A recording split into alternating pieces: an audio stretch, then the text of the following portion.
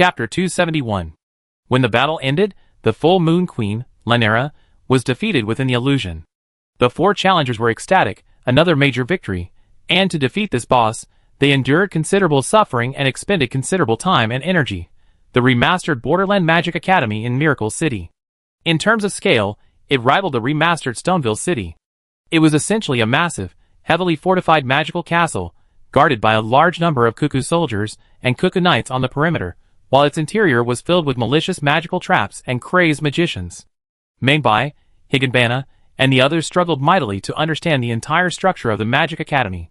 Finally, they fought their way through to the innermost chamber, finding the imprisoned, mentally disturbed Full Moon Queen. The Full Moon Queen was relatively easy to defeat at first. After all, she was delirious and lacked a strong desire to attack. In her second state, under Lonnie's remote control, the Full Moon Queen, though unable to unleash her full magic and power, was a genuine, highly valuable, fourth-tier rare character. Full Moon Queen Lanera was far more powerful than reattached Greg. Despite their significant strength gains, the four adventurers still spent the better part of a day just to barely clear the stage. It was difficult, but it was also engaging and refreshing. The moment of victory was a profound sense of accomplishment. After the battle, the four adventurers returned to their respective dimensions, still in the vast study deepest within the Magic Academy. The vast study was littered with scattered books, and Full Moon Queen Lanera had regained some semblance of consciousness. Lanera, unlike the other bosses, was not a demigod herself. The amber egg she held was. This was because within the egg was Lanera's fourth child, who had never been born. Each great rune had a corresponding relationship with a demigod. Even if this child is never born, a great rune unique to him will form. After the adventurer wins the battle, Lanera will give this great rune to the adventurer. In other words, there's no need to kill him to obtain the great rune. You obtain the great rune of the unborn and the memories of Lanera, the Full Moon Queen. The adventurers have obtained two secret realm items. One is the Full Moon Queen's memories of the powerful, and the other is the great rune, the purpose of their journey.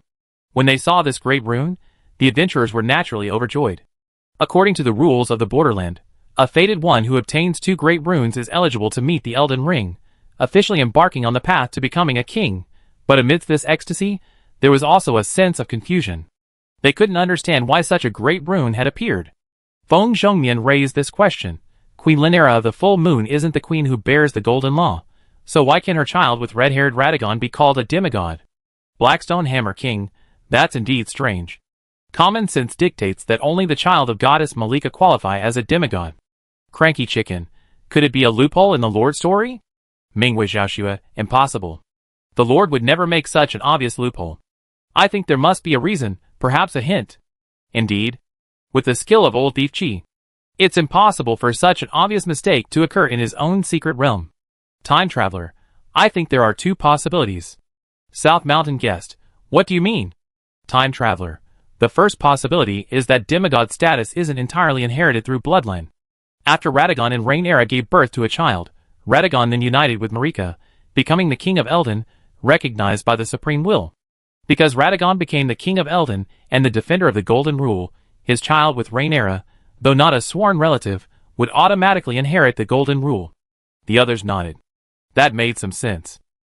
The great runes created by the Elden Ring are the embodiment of the Golden Rule.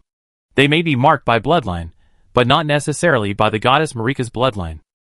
It's possible that as long as one possesses the bloodline of either god or king, their offspring will automatically be blessed by the Golden Rule. Time Traveler, there's another possibility. There's something fishy about red-haired Radagon, and his identity is more complex than we imagined. How do you say that? Malika's ability to become a goddess isn't due to her innate nature, but rather to the status bestowed upon her by the Golden Rule. The others nodded again. Vazaros agreed. He said, since the Eternal Queen and the status of goddess are inherently granted, why can't they be transferred? If the Golden Rule finds a better vehicle, it could completely abandon goddess Malika and create a more perfect god. After all, there are precedents for this kind of thing in the history of the Junction. Even before the founding of the Golden Tree Dynasty, the Junction had seen more than one Elden King. In the Junction system, gods typically represent the law, while kings are its guardians. Both are indispensable. Indeed, all signs indicate so. The Golden Rule in ancient times was vastly different from today. This clearly demonstrates that the Golden Rule itself is constantly evolving. Goddess Marika and Godfrey were merely the most suitable pairing at the time. This doesn't mean there won't be further evolution. When the Golden Rule finds a more suitable vessel, it's entirely possible it will shift again. Cat Ming Ming. Could Marika's shattering of the ring be related to this incident? Perhaps she felt abandoned by the Golden Rule and shattered it in a fit of rage. Elsa, I think it's unlikely. Marika wouldn't be such an impulsive person. But it can't be completely ruled out. After all, everyone has selfish motives. Marika was the greatest contributor to the founding of the Golden Tree dynasty. If abandoned by the Supreme Will, she might indeed take extreme measures. I feel there's more to it than meets the eye. Anything is possible. Adventurers and viewers alike have been discussing the plot, trying to uncover the truth beneath the surface. However, information is still scarce, making it difficult to fully reconstruct the events of this ancient and mysterious land. However, it is precisely this sense of mystery that makes this world feel more real. And as everyone was discussing this, the adventurers within the secret realm had already had a conversation with the Full Moon Queen. The Full Moon Queen had regained some of her sanity and become a functional NPC. The amber egg she held possessed the magical power of rebirth, allowing adventurers to reset their abilities and even reshape their appearance. Furthermore, Rhaenyra decided to reclaim power over the Magic Academy and the Kalia royal family, ending the years of hostility between the two local factions and reducing unnecessary bloodshed. However, in the process, several thorny obstacles must be overcome, including the hawkish ministers of the Kingdom of Kalia, the stubborn acting dean of the Magic Academy, and the ambitious leader of the Azalea Knights. This is a linear branch quest originally created by Miracle City. While the plot is lengthy, it offers several mini-bosses to challenge. After completing the relevant quests, adventurers can learn magic from Rhaenyra and receive generous rewards. Of course, this is optional. This has no impact on the main storyline. Although the adventurers still wanted to continue exploring and fighting to learn more, they had no time or energy left today, so they had to exit the secret realm to rest and recuperate. Soon after, Miracle Territory entered its closure phase again. The adventurers all exited their respective secret realms and continued their discussion. Higanbana's harvest in the secret realm today was quite impressive, with numerous third-tier spirits of various types. She immediately went to the territory altar and sacrificed all the third-tier spirits she no longer needed. You sacrificed the Kalia Mountain Goblin Knight spirit. You sacrificed the Royal Ghost spirit. After sacrificing several high-quality third-tier spirits, the energy they generated surged into her body, allowing her cultivation, already nearing critical mass, to finally reach 100%. Excellent! Higanbana beamed with joy. She then applied for advancement. The application was quickly approved. Higanbana will become the first contracted adventurer in Miracle Territory to reach the 4th level, closely followed by White Crane Monk. This veteran adventurer had previously reached the 4th level, and his cultivation growth rate was already several times faster than a normal breakthrough. Coupled with the massive sacrifice of spirits, he recovered to 4th level strength faster than expected. In other words, today alone, Miracle City will have 2 4th level contracted adventurers, unlike the 4th level adventurers who recently arrived and joined Miracle City, such as Zhang Shanhai and Wanshan Guhong. Higanbana and White Crane Monk can be considered 4th level adventurers cultivated by Miracle City itself. This is especially true for Higanbana. This is a milestone. From her, Miracle City's 4th level adventurers will only continue to grow. Higanbana possesses several exceptional 4th level spirits, such as Phantom Xingtian and Demon King Chen Fu, each of whom has immense potential for cultivation. After careful consideration, they ultimately chose Demon King Chen Fu. First, Demon King Chen Fu is a rare and precious 4th level spirit. Low-grade treasures are still treasures, much stronger than rare ones. Secondly, Demon King Chen Fu is a named spirit that can greatly increase the spiritual power of Higanbana. Finally, although Demon King Chen Fu has transformed into a monster and is no longer human, he possesses some of the characteristics of a demonized human and can use some human martial arts and spells. As the final boss of the Sui and Tang chapters of the 10 Kingdoms Chronicles, this spirit does have its merits. Currently, the only spirit in the hands of Miracle City adventurers that can compare or even slightly surpass it is probably Alex's spirit in Mingwei Xue's possession. The Alex spirit Mingwei Xiaoxue obtained is lower in spirit level, but while equally rare, it can reach the mid-grade rare quality. Through future star upgrades, its upper limit will be higher than Chen Fu's. Higanbana planned to use Demon King Chen Fu as a transitional spirit.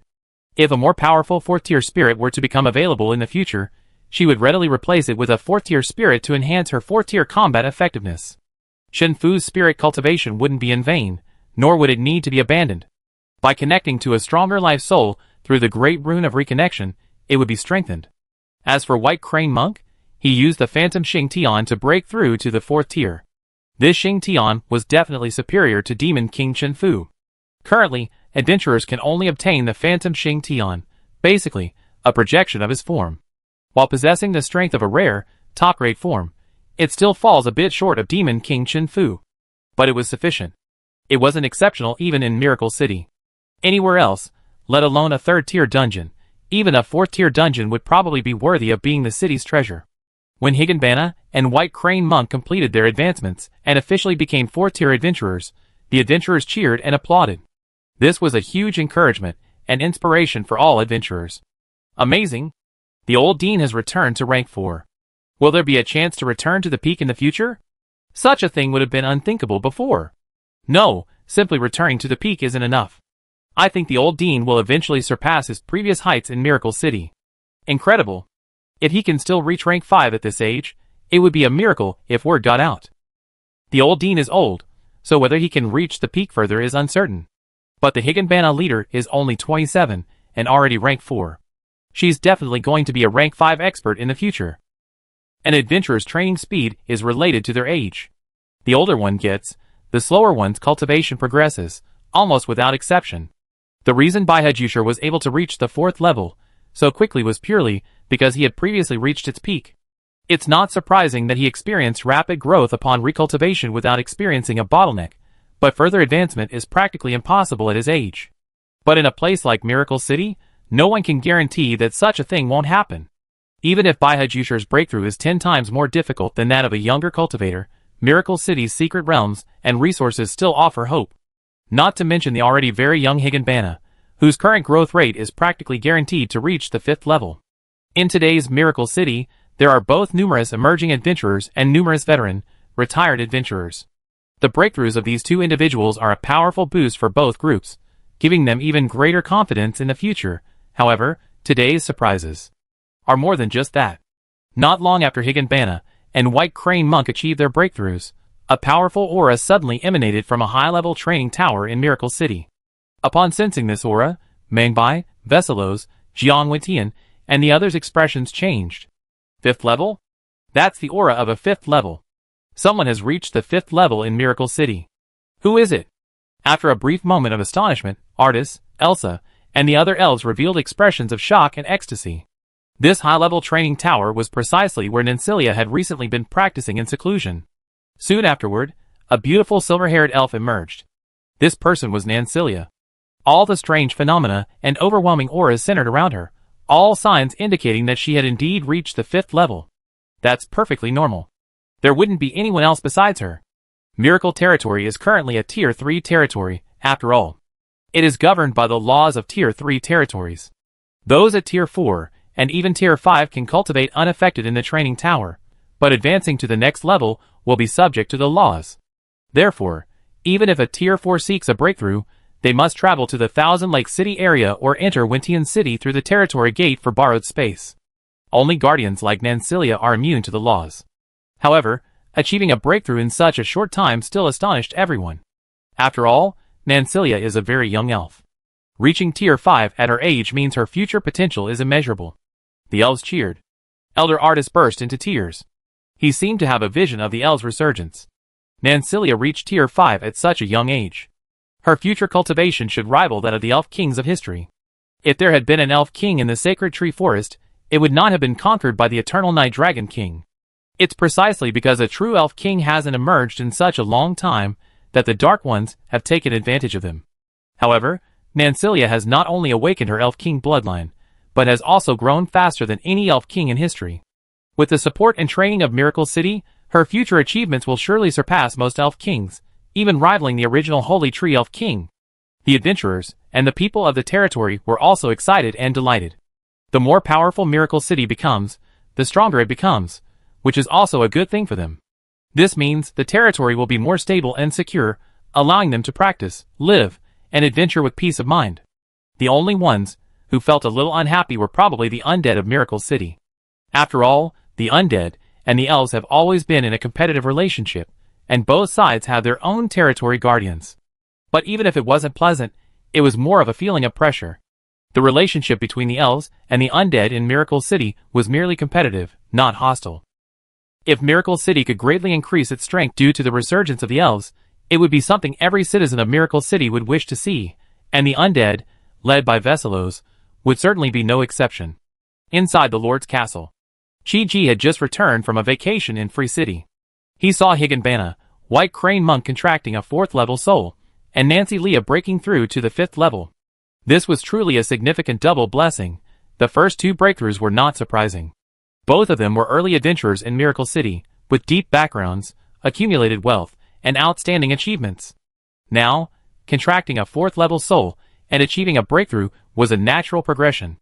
As for Nancy Leah, although she had reached the peak of the 4th level, the peak of the 4th level seemed only a step away from the 5th level, but in reality, it was a very long way off. If Nancy Leah had been left to cultivate on her own, it would have taken her 10 to 20 years to achieve this breakthrough. Yet, after less than 10 days of training in the training tower, she had already achieved a breakthrough from level 4 to level 5. This was clearly not entirely due to the training tower, but also the territory increase she gained as a hero unit, as well as Chi-Ji's investment of mental energy and resources in support. Nancy Leah's breakthrough speed and efficiency still exceeded expectations. This elf girl, possessing epic luck, had even greater potential than expected. Chi-Ji spared no effort in cultivating Nancy Leah, not only to gain another level 5 combatant, but also to maximize the development of her inherent luck.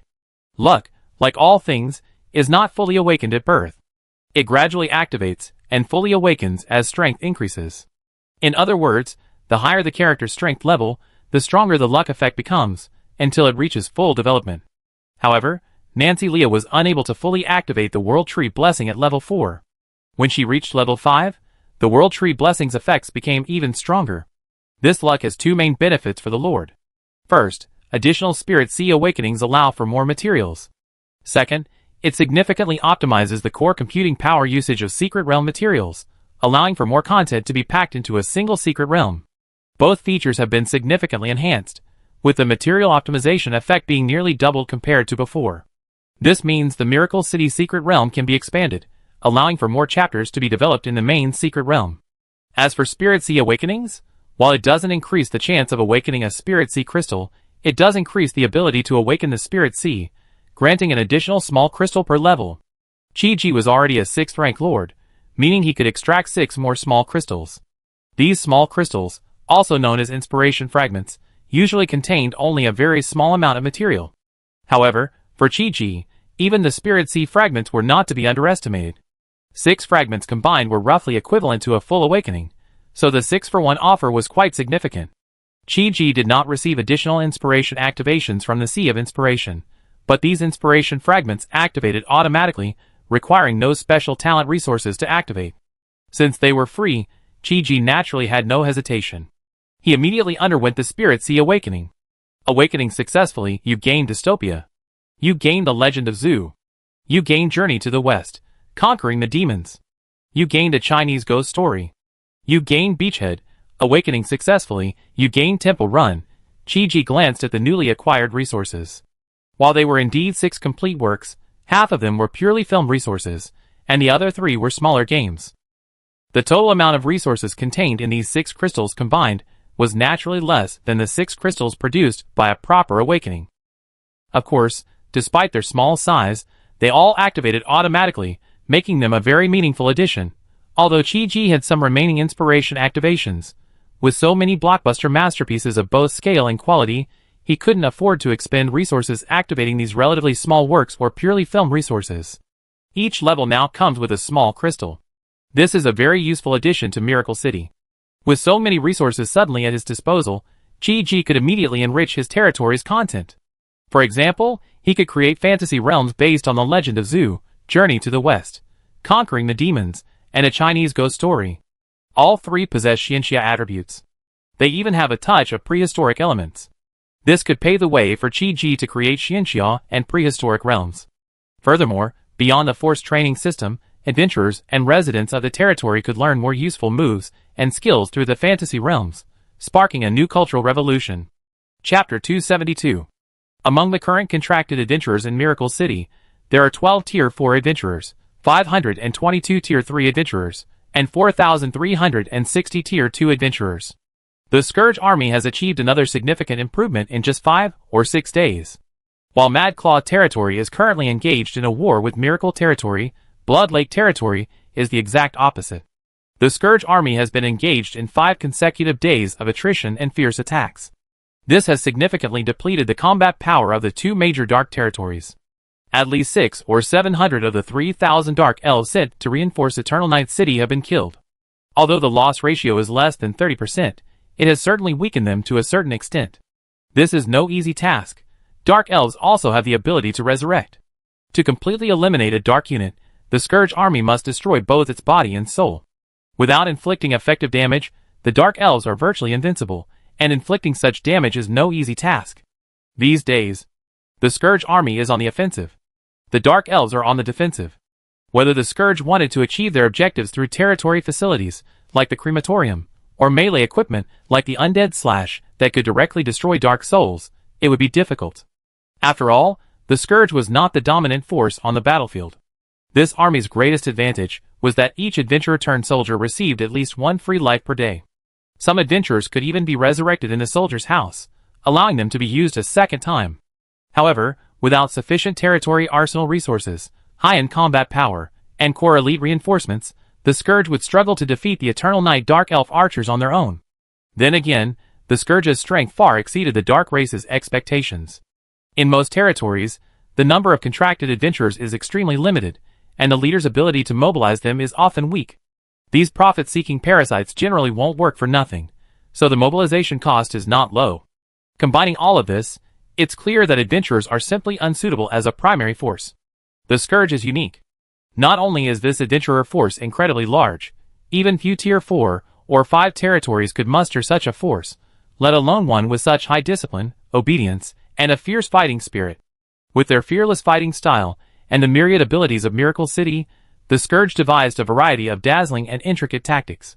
Under overwhelming odds, they fought over a dozen battles, both large and small, nibbling away at a small amount each day, yet inflicted significant losses on the 2 Dark territories.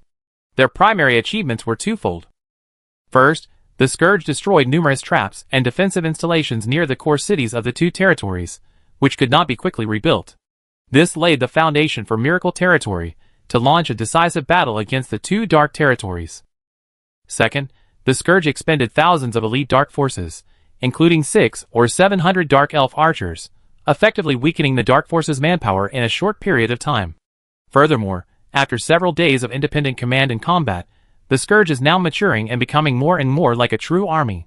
The intervention of reinforcements from Eternal Night City was indeed effective, turning the 2 Dark territories, which could have been dealt with in a day or 2, into 2 formidable foes. However, it also provided a valuable opportunity for training and aligning the Scourge army during its initial establishment in Miracle City. Chi-Ji was initially satisfied with the current Scourge army, both in terms of command and combat prowess. He felt that this force was becoming increasingly mature. Over the past 5 or 6 days, Miracle City's advantage over both sides had become increasingly pronounced. However, this boiling frog in warm water approach to consumption was unsustainable. If the Black Elite's elite were depleted excessively, or if Miracle City's true strength were exposed, Eternal Night City would undoubtedly send more reinforcements and even more powerful warriors. Chi-Ji even suspected that more Eternal Night City elites were on the way. If the 2 Dark territories' Tier 3 forces increased several times, it would be a problem even for Miracle City at this point. Delays can lead to changes.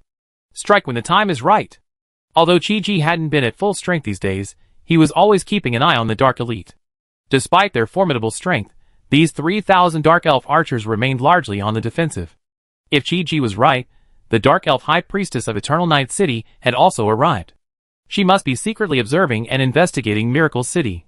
Chi-Ji decided to strike first, and since the time was ripe, he ordered Vazaros and Nancilia to each lead a territorial force to join and assist the Scourge army in their all-out assault on the 2 Dark Lord cities. Nancilia and Vazaros were both Tier 5. Although their primary strength came from their own cultivation, not from Miracle City's power, and would normally be suppressed by the laws of the territory, they had been contracted to become hero units, guardians of the territory. Chi-Ji had already been gradually upgrading the Hall of Heroes to a Tier 3 facility. Higher tier facilities granted greater enhancements to hero units, and one of the privileges and benefits was exemption from the constraints of territorial laws.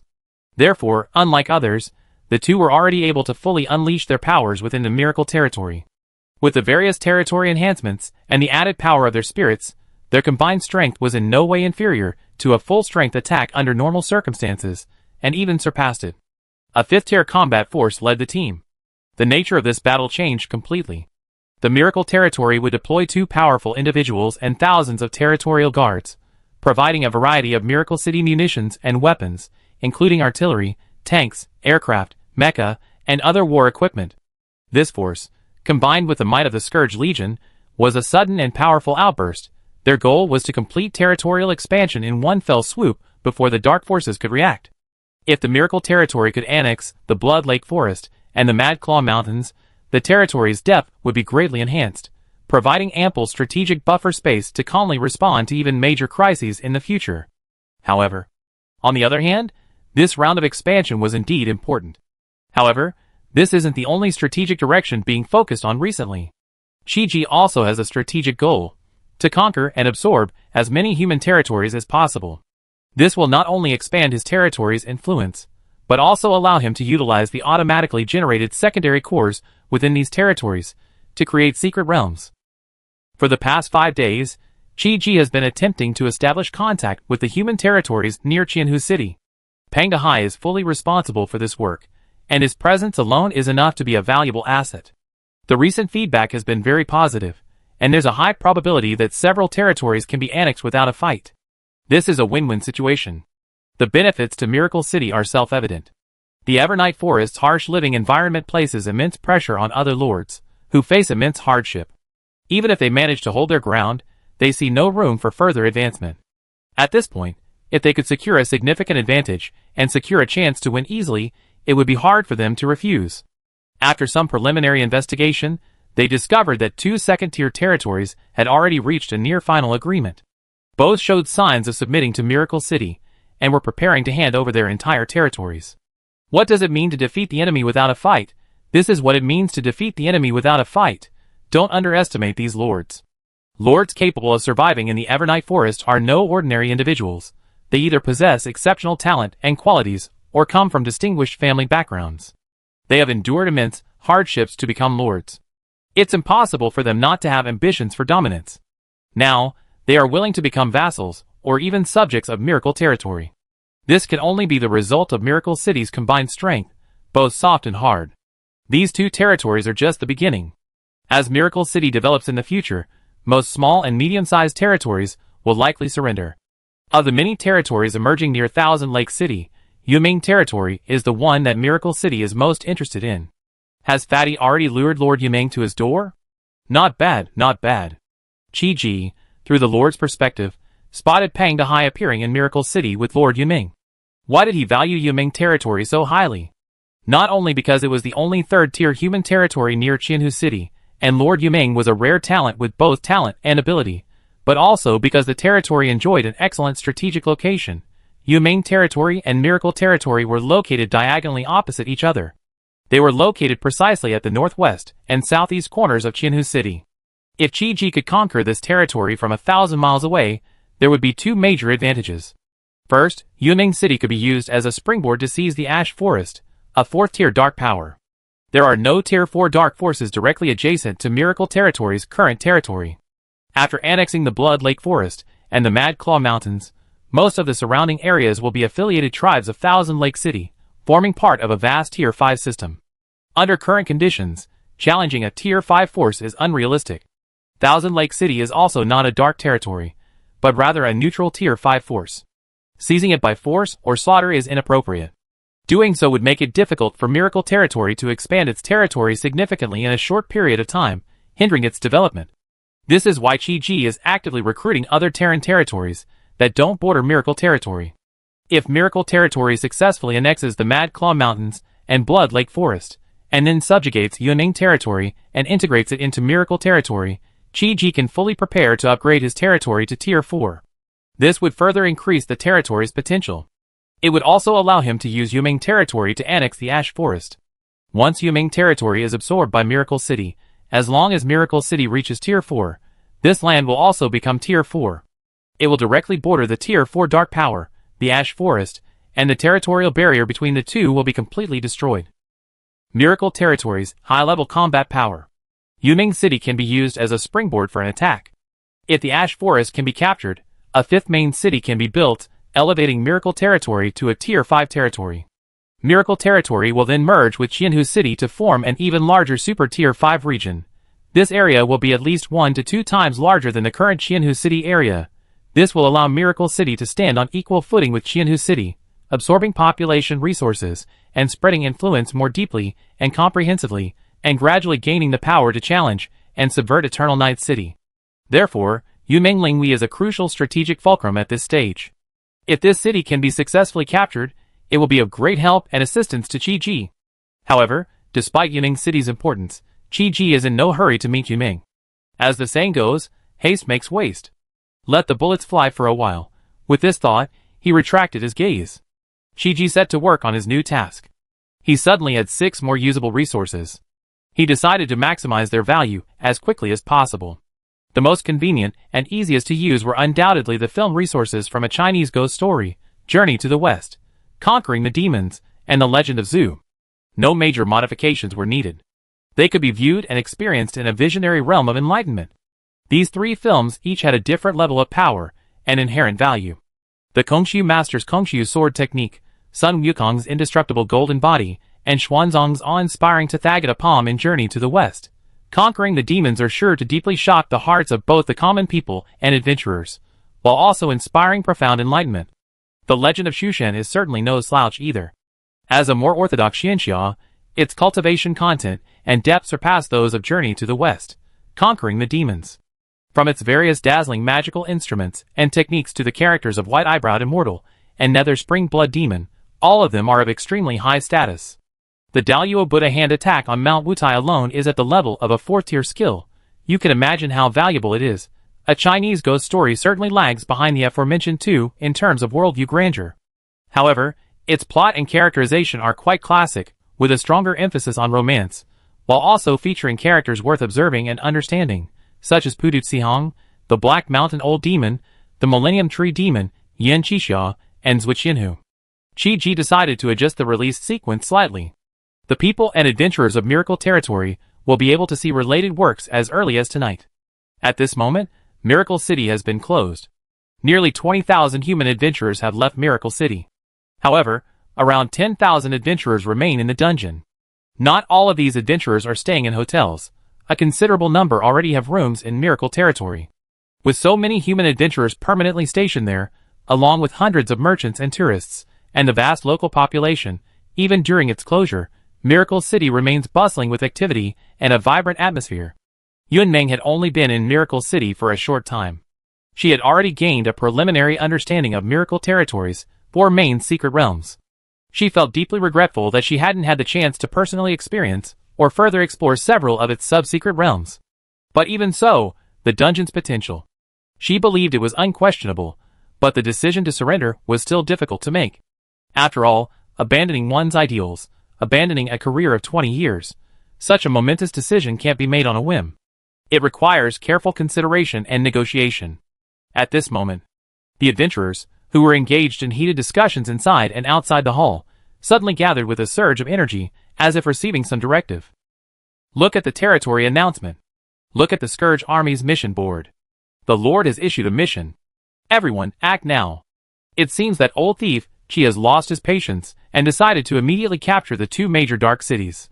This is undoubtedly a loss for our Scourge Army, but now that things have come to this, we can only strive to gain more merit and benefits in the decisive battle. The adventurers saw the new mission issued by Qiji. Miracle City not only dispatched the Scourge, but also deployed forces from other territories. This was mixed news for the adventurers. The good news was that the battle was finally over, potentially ending in a stalemate. The bad news was that the strong intervention of territorial forces would reduce the Scourge's chances of achieving military success. Yunming couldn't help but ask curiously, why are all these adventurers suddenly gathering? Pang Dehai explained, Miracle Territory is simultaneously battling the dark forces of the Wild Claw Mountains and the Blood Lake Forest. These adventurers are essentially members of the Scourge Army. They must have received new combat orders. An army of adventurers?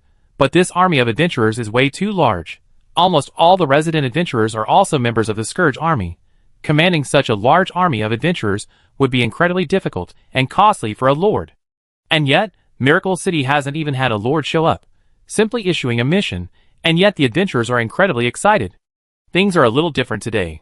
Panghai quickly noticed that not only were the Scourge army rapidly gathering, but the territory's guards were also gathering, and hundreds of Titan mechs and attack helicopters were being mobilized. Is a decisive battle about to begin? This is incredibly fast. Even Panghai, who knew the territory intimately, was impressed. Yuan Ming was initially shocked and impressed by the simultaneous challenge to two Tier 3 dark territories, but she didn't think much of it. However, when she learned that Eternal Night City had deployed 3,000 Dark Elf archers to the two territories, she completely lost her composure. 3,000 Dark Elf archers? All of them Tier 3 strength.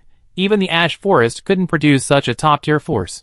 The Miracle Territory, despite being connected to two Tier 3 dark forces under these circumstances, was still able to mount such a powerful attack, demonstrating that the territory's current strength is already capable of breaking through to Tier 4. This territory is absolutely capable of confronting the Ash Forest. Although Panghai was also interested and excited about this round of battle, territorial development was not his job after all, so he quickly refocused his attention on Yuan Ming. Lord Yuan didn't have time to experience the Miracle Secret Realm. Why not experience the Miracle City Illusionary Realm first? I think it will be an equally unforgettable and wonderful experience. Today, the Scourge Army and the territory's experts are heading out in large numbers. The number of powerful figures in Miracle City has drastically decreased, and the price of tickets to the Illusionary Realm has been significantly reduced. As a special envoy of Miracle City, Panghai naturally had no trouble getting tickets. There were currently 5 Fantasy World tickets available, including one for the new Resident Evil Fantasy, and the other 4 were all Star Wars movies, with only one showing of Star Wars, Episode 1, The Phantom Menace, and the remaining 3 all being Episode 2, Attack of the Clones. Of course, all the data had to be multiplied by 2. After all, Miracle City currently boasts 2 Fantasy World Enlightenment Towers. He had already seen Resident Evil and Star Wars, The Phantom Menace. Yuan Ming was captivated by the exquisite production and thrilling plots of both films, which led her to Miracle City so quickly to learn the truth. Even though she had seen them before, the fantasy world was definitely different. She rewatched Star Wars, The Phantom Menace. After watching this authentic Miracle movie, Yuan Ming was completely stunned. If watching the Miracle world on a TV or other electronic device was only a 100% experience, then entering the Fantasy Tower directly was a 100% experience. Even though the plot is exactly the same, it's completely different. Forget having only seen it once before. Even if you've seen it offline 100 times, you'd still be amazed. Yuan Ming was not only stunned by the magnificent interstellar scenes and battle scenes, but also learned the basics of lightsaber swordsmanship and the Force through Master Kagan and Padawan Obi-Wan. Miracle Vision is amazing. I never imagined Vision could be this amazing. Yuan Ming didn't express much emotion, because any fancy words were meaningless at that moment. Miracle Vision itself was an indescribable miracle, one of the greatest inventions in the history of the Lords, of course. There was another reason. Yuan Ming couldn't wait to watch Star Wars 2. As a newly launched Secret Realm, Star Wars 2 naturally wouldn't appear on mobile phones or TVs. Adventurers or locals who wanted to experience it could only bid for a Vision ticket and enter it in person. I seen Star Wars 2. The plot, the scenes, the characters are all way superior to the first. Panghai briefly described the characteristics of Star Wars 2 to Yuan Ming, which was enough to pique Yuan Ming's curiosity and anticipation. Panghai quickly secured a ticket for Star Wars 2. Yuan Ming quickly entered the story of Star Wars, Attack of the Clones. No doubt about it, Panghai wasn't exaggerating. Attack of the Clones is truly eye-opening, with its depth of plot, various conspiracies, grand scenes, and imaginative planets and cities. In Chi-Ji's previous life. This is the second part of the Star Wars prequel. Attack of the Clones is a favorite of many Star Wars fans. This series continues the story of the previous film, but the timeline is set 10 years later. Thus, Obi-Wan, the young Jedi Padawan from the first film, has now ascended to become a Jedi Master, appearing more mature in both appearance and demeanor. At the same time, Anakin Skywalker, the 9-year-old boy who, through many unexpected successes in the first film, was believed by Master Kagan to be the child of prophecy, has become a young Jedi Padawan. Obi-Wan has clearly fulfilled his master's last wish. He takes Anakin as his apprentice, and Anakin figures prominently in this series, possessing both a kind and courageous side and a rebellious and violent side. This raises concerns about his fate. However, in terms of the Force, at such a young age, he has already approached and even surpassed Obi-Wan. This work features scenes where more than a dozen Jedi Knights simultaneously engage an entire droid army with lightsabers. There's also a scene where several Jedi elders, including Master Yoda and Mace Windu, clash with Count Dooku, who has defected to the Sith faction. A feast of lightsabers and the Force. This already classic and powerful story is brought to life through a fantastical world. It's not only more stunning and magnificent, but also more detailed and realistic, and it evokes deeper insights. Master Yoda is particularly impressive. This seemingly insignificant, green-skinned goblin-like figure possesses the ability to unleash Force lightning to instantly decimate hundreds of people, and possesses unpredictable and incredibly fast lightsaber skills. Just watching him fight is enough to teach you a lot. Chapter 273. Today is the second day of Miracle City's launch of the second episode of Star Wars Fantasy. The two fantasy towers can host a total of 20 fantasy events daily. Currently, 14 or 15 of these events are dedicated to Star Wars Episode 2. Every session is packed, with no empty seats. This process alone generates substantial revenue for Miracle City. Because Star Wars is Miracle City's first work integrating the secret realm and the fantasy realm, it's easy to establish a cultural ecosystem. Adventurers can spend their days fighting in the Star Wars Arc of the Star Sea secret realm, experiencing firsthand the joy of wielding the Force and lightsaber combat, or becoming commanders to launch territory wars. At night, they can enjoy immersive fantasy and master various skills and knowledge. Currently, Ming Bai, Jiang Wentian, Ran Tianyun, and others. They are all veteran Star Wars fans at Miracle City. Enlightenment is complete, you mastered Advanced Force. Enlightenment is complete, you mastered Advanced Jedi Swordsmanship. Enlightenment is complete, you mastered Intermediate Force Telekinesis. Enlightenment is complete, you mastered Force Lightning. The illusion ended. Everyone left the Enlightenment Tower one after another. This time, they experienced various insights. Among them, Minbai had even mastered Force Lightning. After research, she discovered that Force Lightning is a type of instantaneous lightning whose power increases with Force level, equivalent to a skill with significant growth potential. When a practitioner possesses level 2 Force, they can unleash Force Lightning with the strength of a level 2 skill. When a practitioner attains level 3 Force, they can unleash Force Lightning with the strength of a level 3 skill, and so on. Force Lightning itself can also improve in quality. The higher the level of Force Lightning mastered, the better. The more powerful the effect in actual combat, the stronger it will be.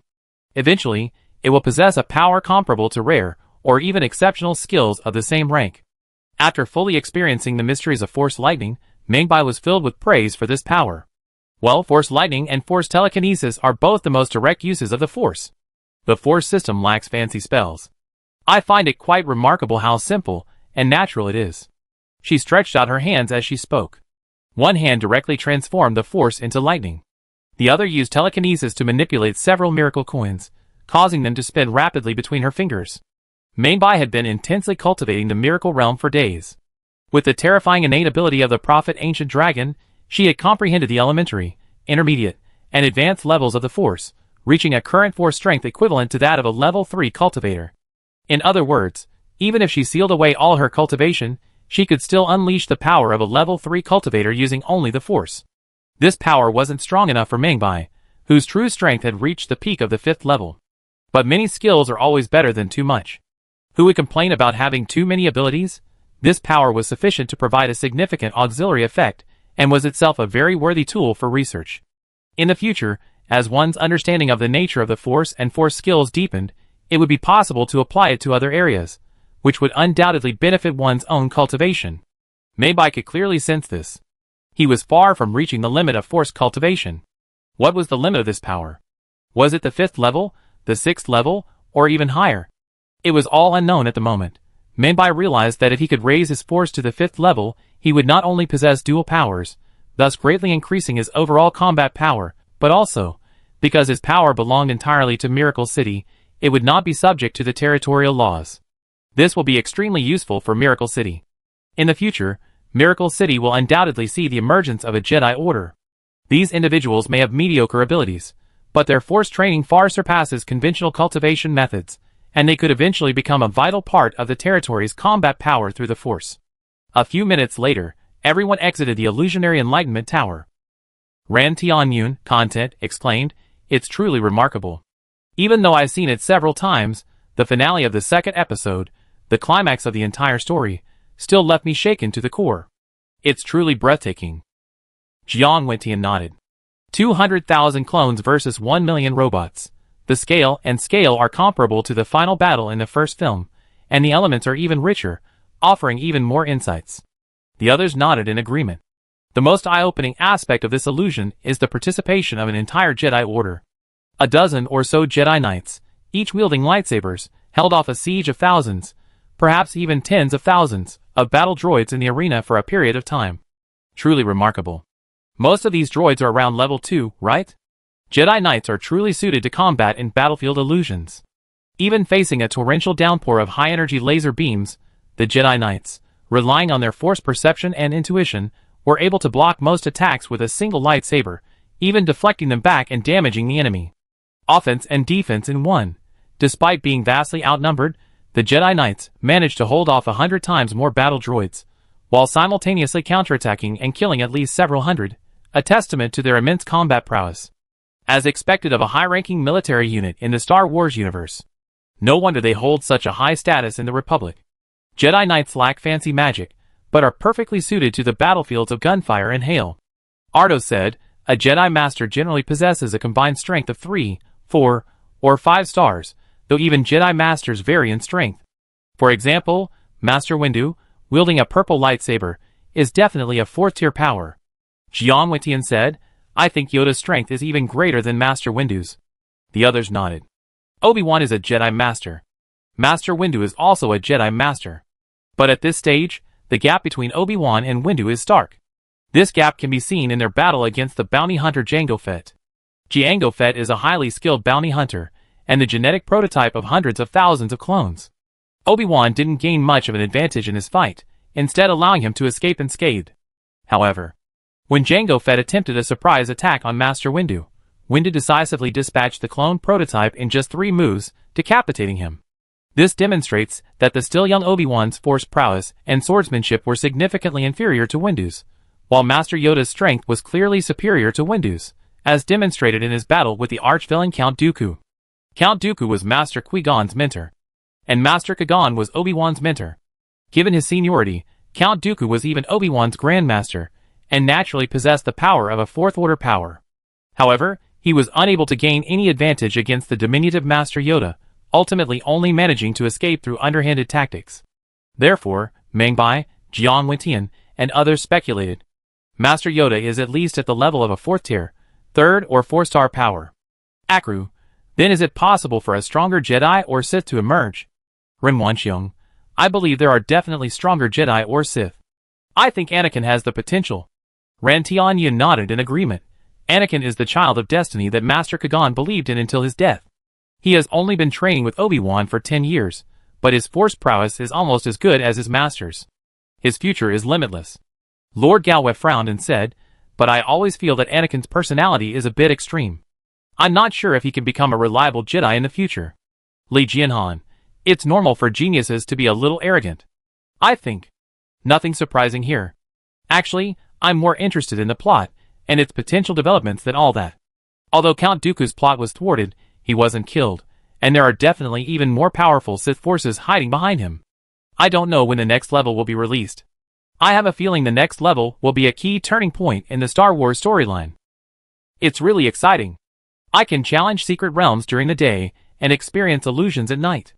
There's no wasting time all day long. I feel like my life is so fulfilling now. Everyone was discussing the topic. They were expressing their opinions on the plot, the characters, and the Force training system. Suddenly, someone exclaimed. The Flower Fairy Elise shouted, tonight's 5th illusion has been scheduled. The elf Evelyn asked, the 5th? Is it a Biohazard or a Star Wars? Huh? That's strange. It's neither Resident Evil nor Star Wars, but a new fantasy world called A Chinese Ghost Story. What? A new fantasy world. That's great. Another new fantasy world has appeared. Everyone was ecstatic. To ensure the maximum accessibility of the fantasy world enlightenment, Miracle City has been adjusting its purchase restrictions based on supply and demand. Currently, each person can enter a maximum of 3 fantasy worlds per day, and entry to each fantasy world is temporarily limited to 1 per day. Currently, the Fantasy Enlightenment Tower only has Star Wars 1 and 2 and Resident Evil 1. While Resident Evil is somewhat interesting, its appeal lies more in the plot itself. The screenings are also very limited, typically only one per day. If you're not looking for quality, you can watch it offline. Another new fantasy world has been released. It's definitely a surprise for these people. Jiang Wentian, Ran Tianyun, Ming Bai, and the others didn't hesitate. They immediately spent their contribution points to buy tickets to a Chinese ghost story. By this time, Lord Yunning had finished watching Star Wars 2. She was completely captivated by the immense, exotic world and captivating storyline. The illusionary Enlightenment Tower was originally intended for cultivation, but Miracle City transformed cultivation into a form of enjoyment. In the illusionary Enlightenment Tower, one could immerse themselves in the fascinating storyline. This focus and dedication itself increased the success rate of enlightenment. Even the most mediocre talents and understanding could gain some insights from watching 1 or 2 Star Wars episodes. It truly transformed something ordinary into something miraculous and incredible. At this point, Yuming also noticed the release of the Chinese ghost story Illusion. She had already experienced the illusion twice in Miracle City, and according to the rules, she could only enter it once more. Naturally, she took the opportunity to enter a Chinese ghost story without hesitation. Pang Dehai was quite impressed. Although a Chinese ghost story, as a new game, had attracted many wealthy individuals to try it out, the competition wasn't as intense as expected, as the top adventurers were all away. For the next few hours, Yuming wandered around Miracle Territory for a field trip. In the process, she gained a deeper understanding of the territory's construction, industries, and population distribution. Although Miracle Territory had only recently been promoted to Tier 3, its total population had already soared to hundreds of thousands, and was still increasing at an astonishing rate. Many tribes, races, and even human territories were in contact with Miracle City. If this trend continues, the population could reach 1 million in a month at most. A population of over 1 million is extremely rare among senior Tier 4 territories. These territories have not only been operating steadily for decades, but are also likely located in densely populated areas. Miracle Territory had been established less than a year ago, and despite its vast territory, the Eternal Night Forest's population density was not high, demonstrating its terrifying potential.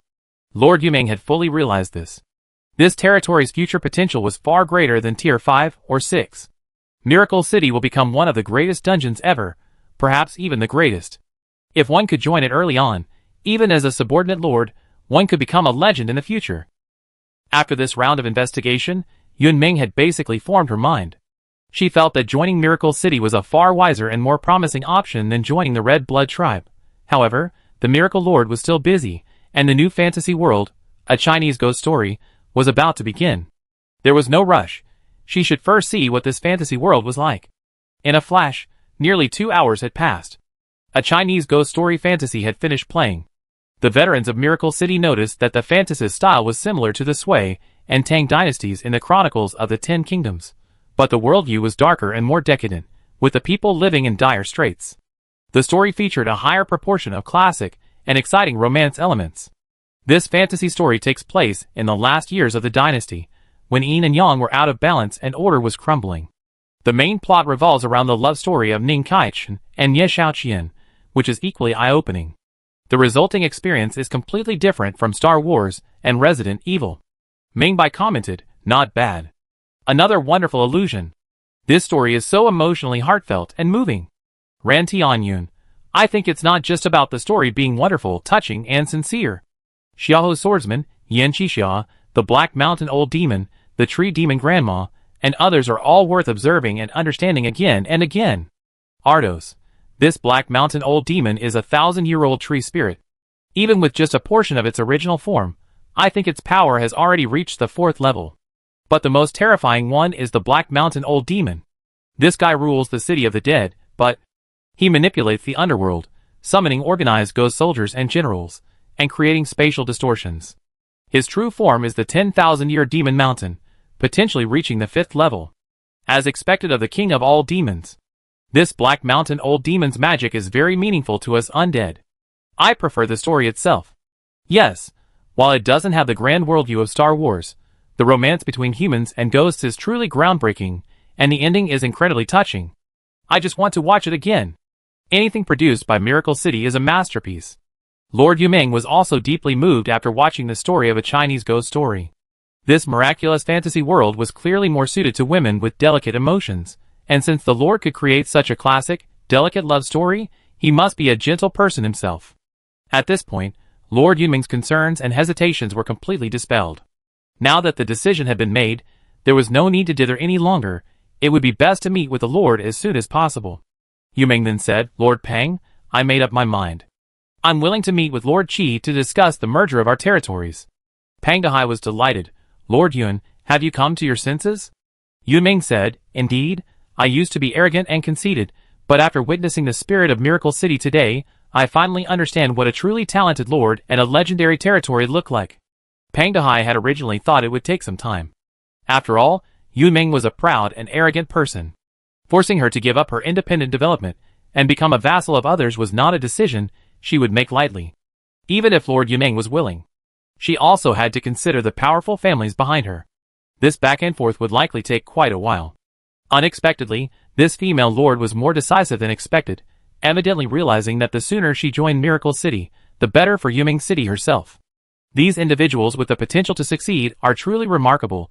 Pang Dehai immediately said, "All right, since Lord Yun has made his decision, I will report this to you, my lord."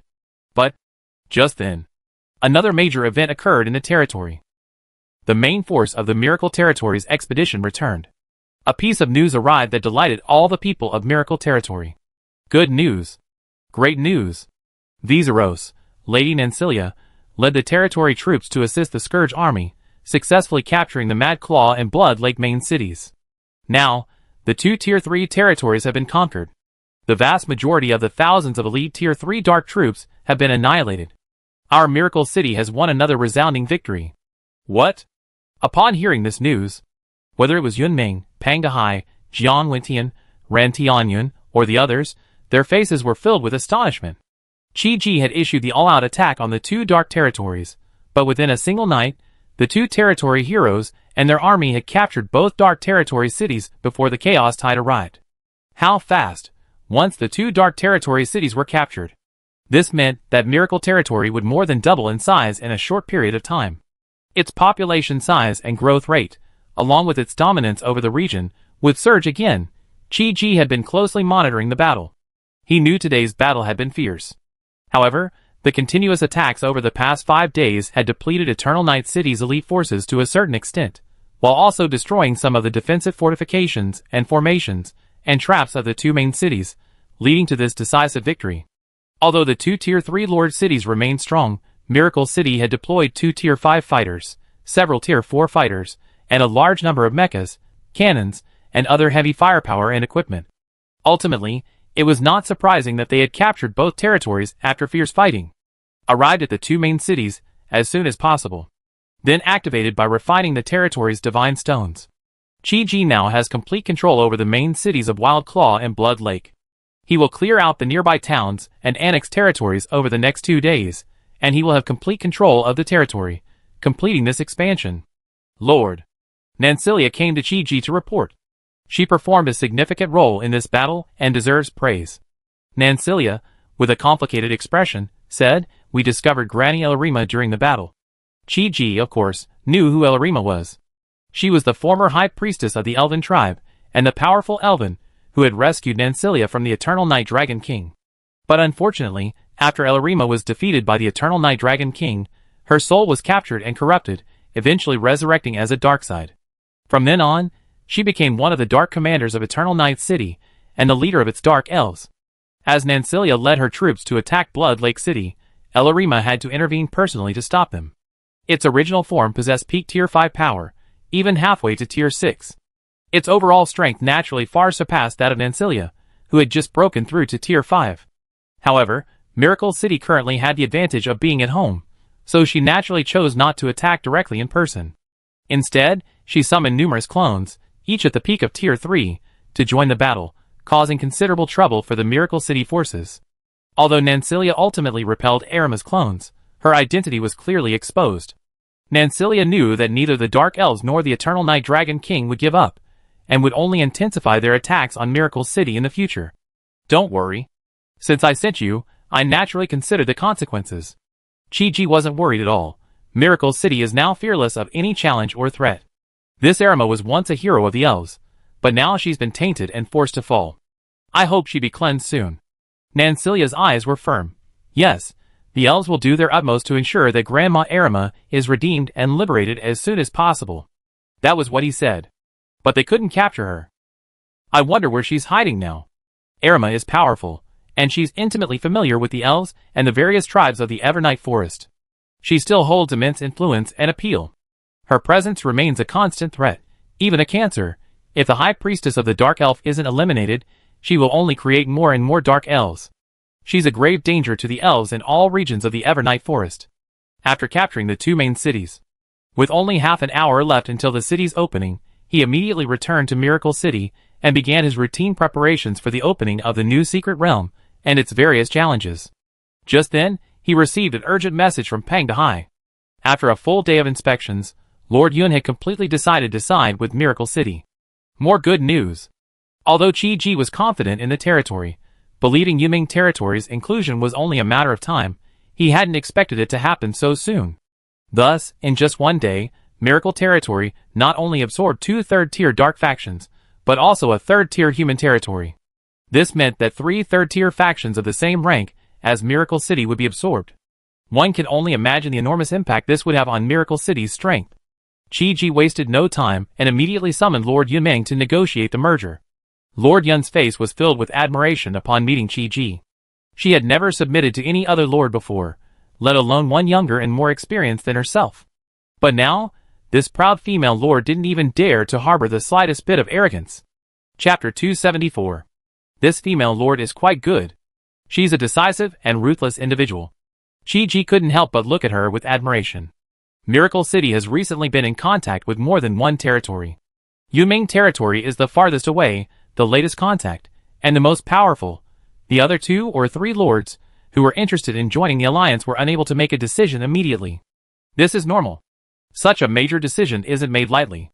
A single thought can mean 2 completely different destinies. Even knowing Miracle City's immense potential, it's not easy to completely abandon one's career ambitions. They had to return and carefully consider the situation, inevitably experiencing a period of struggle and internal conflict. Ultimately, they would have to hold an internal meeting and discuss with their closest confidants, family members, and other stakeholders before a definitive final decision could be made. Yumeng was different. After only one day of research and investigation, after understanding Miracle City's foundation and strength, she unexpectedly met Qi Ji without any hesitation and immediately expressed her submission. Based solely on this decisiveness, judgment, and ability to act, I believe this lord is a rare talent. The secret realm had already been opened. Qi Ji did not meet with Yun Meng in the Lord's Hall, but instead took her into the Free City secret realm and found a particularly pleasant cafe. Yun Meng had heard of the Free City secret realm. But before this, she had not had enough time to explore it. This is also a secret realm in Miracle territory. Not only is it vast and populous, but it's also a secret realm that will never reset. Now that she understood the nature of the Free City, she immediately realized its astonishing value and potential. Qi Ji used to collect core upgrade materials. He successively upgraded the Free City and the Inn Arena to level 2, and the Arad continent to level 3. The higher the level of the secret realm core, the more content it can run. Today, the Free City encompasses not only Los Santos, but also several other large cities, with a total population exceeding 10 million. This large-scale information society, seemingly devoid of any extraordinary systems and built entirely by mortals, is a vast intelligent entity, providing significant support for the development of Miracle City because it never resets. Qi Ji took a sip of coffee and said, Lord Yun's decision to join Miracle City is absolutely the right one. Now, let's discuss your most pressing concerns and demands. What would Yun Meng's biggest demand be? The answer is obvious: treatment and future prospects. With Pang Dahai's generous donation to his bones, this obscure and unconnected lord, precisely because he joined Miracle City early, obtained the agency rights to the Arad continent, a top-tier secret realm. Although over 90% of Arad's revenue belongs entirely to the territory, even a few percentage points of commission would be enough to turn things around for him. A big part of Yun Meng's willingness to join Miracle City was due to the example of Pang Dahai. She reasoned that although she hadn't joined as early as Pang Dahai, she possessed greater personal abilities, territory foundation, and connections than the fat man, so it wasn't impossible to negotiate. She didn't wait for the initiative to speak. Qi snapped his fingers. 6 books appeared out of thin air before him. Yunming asked, "What are these?" Qi calmly explained, sipping his coffee, "Here are the plans and detailed information for 6 future miracle secret realms. You can study them slowly and choose one for the core of Yunming's city." "This is my sincerity. Is this even possible?" Yunming was astonished. She scanned the 6 books. Each had a title on the cover. They were Legend of Mir 2, Fantasy Westward Journey, Naruto, One Piece, The Legend of Zelda, and Zhu Xian. These were the crystallizations of Qi's inspiration. They were likely to be part of future secondary secret realm creations. Now Qi presented them to Yunming, asking her to choose one and gain the operating and agency rights for the corresponding secret realm. Such an approach could not fail to shock and disbelieve Yunming. She had seen generosity before. She had never seen such generosity. "I never seen anything like this before. How much more secrets did Lord Qi have hidden? Is creating a secret realm as easy as drinking water for this lord?" However, before seeing the contents of these secret realms, Lord Yunming didn't know if they were as powerful as the others. She immediately picked up the books containing information about the secret realms and began to read them. Qi didn't interrupt her. He gave her plenty of time to study. Yunming spent the next day studying the 6 secret realms. After seeing the settings, worldviews, plot plans, character layouts, and power systems of each secret realm, she was deeply moved. Although I had been mentally prepared, the worldview was still a huge shock. First, it's clear that the plans for these 6 secret realms are highly complete. Any one of them could be a top-tier secret realm, and even the worst would be hundreds of times richer than my own creation. For example, Legend of Mir 2 will be designed to be a social and cooperative secret realm similar to the one in Arad. However, unlike Arad, which focuses more on the single-player experience, Miracle City plans to create a massively multiplayer online open world, where all adventurers will be in the same world and dimension. Thus, although both are online secret realms, there are significant differences between Legend of Mir 2 and Arad. The plot design and worldview of Legend of Mir 2 have been weakened, while a greater emphasis is placed on social cooperation among adventurers. Not only can Legend 2 form factions to challenge various dangerous monster areas, but all bosses and monster resources are publicly available and need to be fought over. There are also gameplay elements, like the Siege of Shabak. With such a mechanism, disputes are inevitable. Adventurers can even find each other's equipment when they slaughter each other.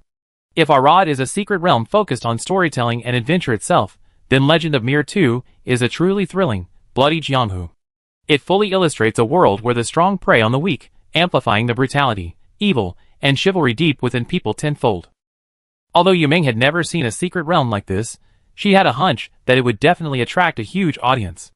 Judging by its abundance of monsters and the size of the world, it had the potential to remain a long-lasting and popular secret, just like Arad. Excellent. Absolutely excellent.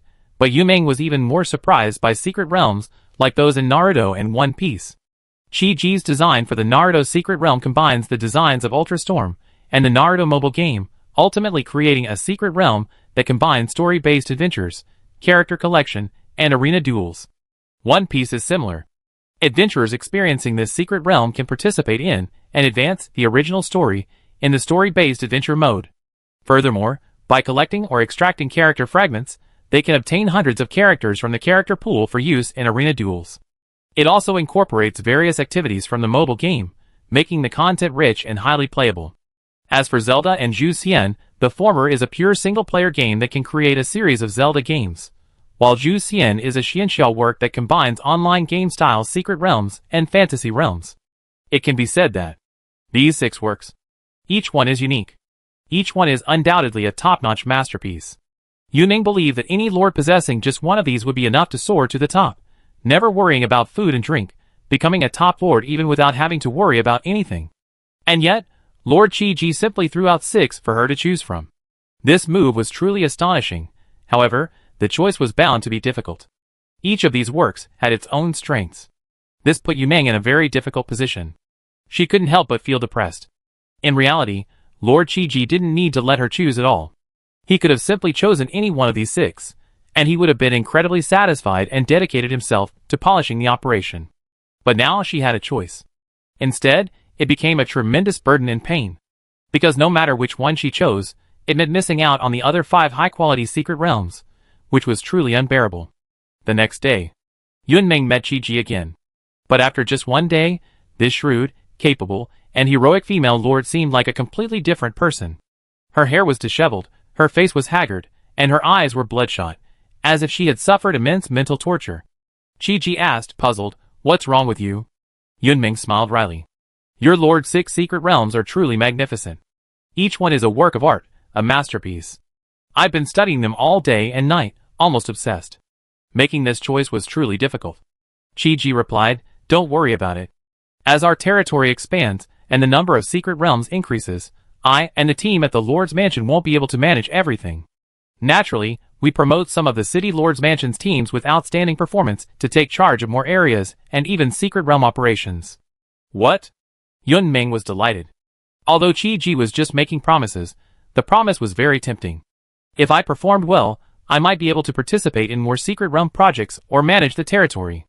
Although I lose my status as an independent lord, if I performed well enough, I still had the opportunity to become a high-ranking official. If the miracle territory expanded sufficiently, I could simultaneously rule over several territories, like the Eternal Night Forest. That provincial governor's status and power were no different from those of an independent 5th or 6th rank lord. Yunming caught this information. She immediately said, "Yunming City is willing to distribute the Naruto secret realm. Why not choose a secret realm like Legend of Mirror 2 or Zhu Xian? While the design concept of Legend of Mirror 2 is bound to be a hit, its story is relatively weak, its power system is relatively outdated, and its power cap isn't very high. Compared to other secret realms, its combat, magic, and cultivation system lacks sufficient highlights. The variety of equipment, items, and skills appears to be quite large, but overall, they aren't irreplaceable. Zhu Xian is in a better position. Its Xianxia system is relatively novel, its power cap is high enough, and it also boasts a large number of unique rewards. However, its uniqueness isn't strong enough, and it may not offer a significant advantage over the Arad continent.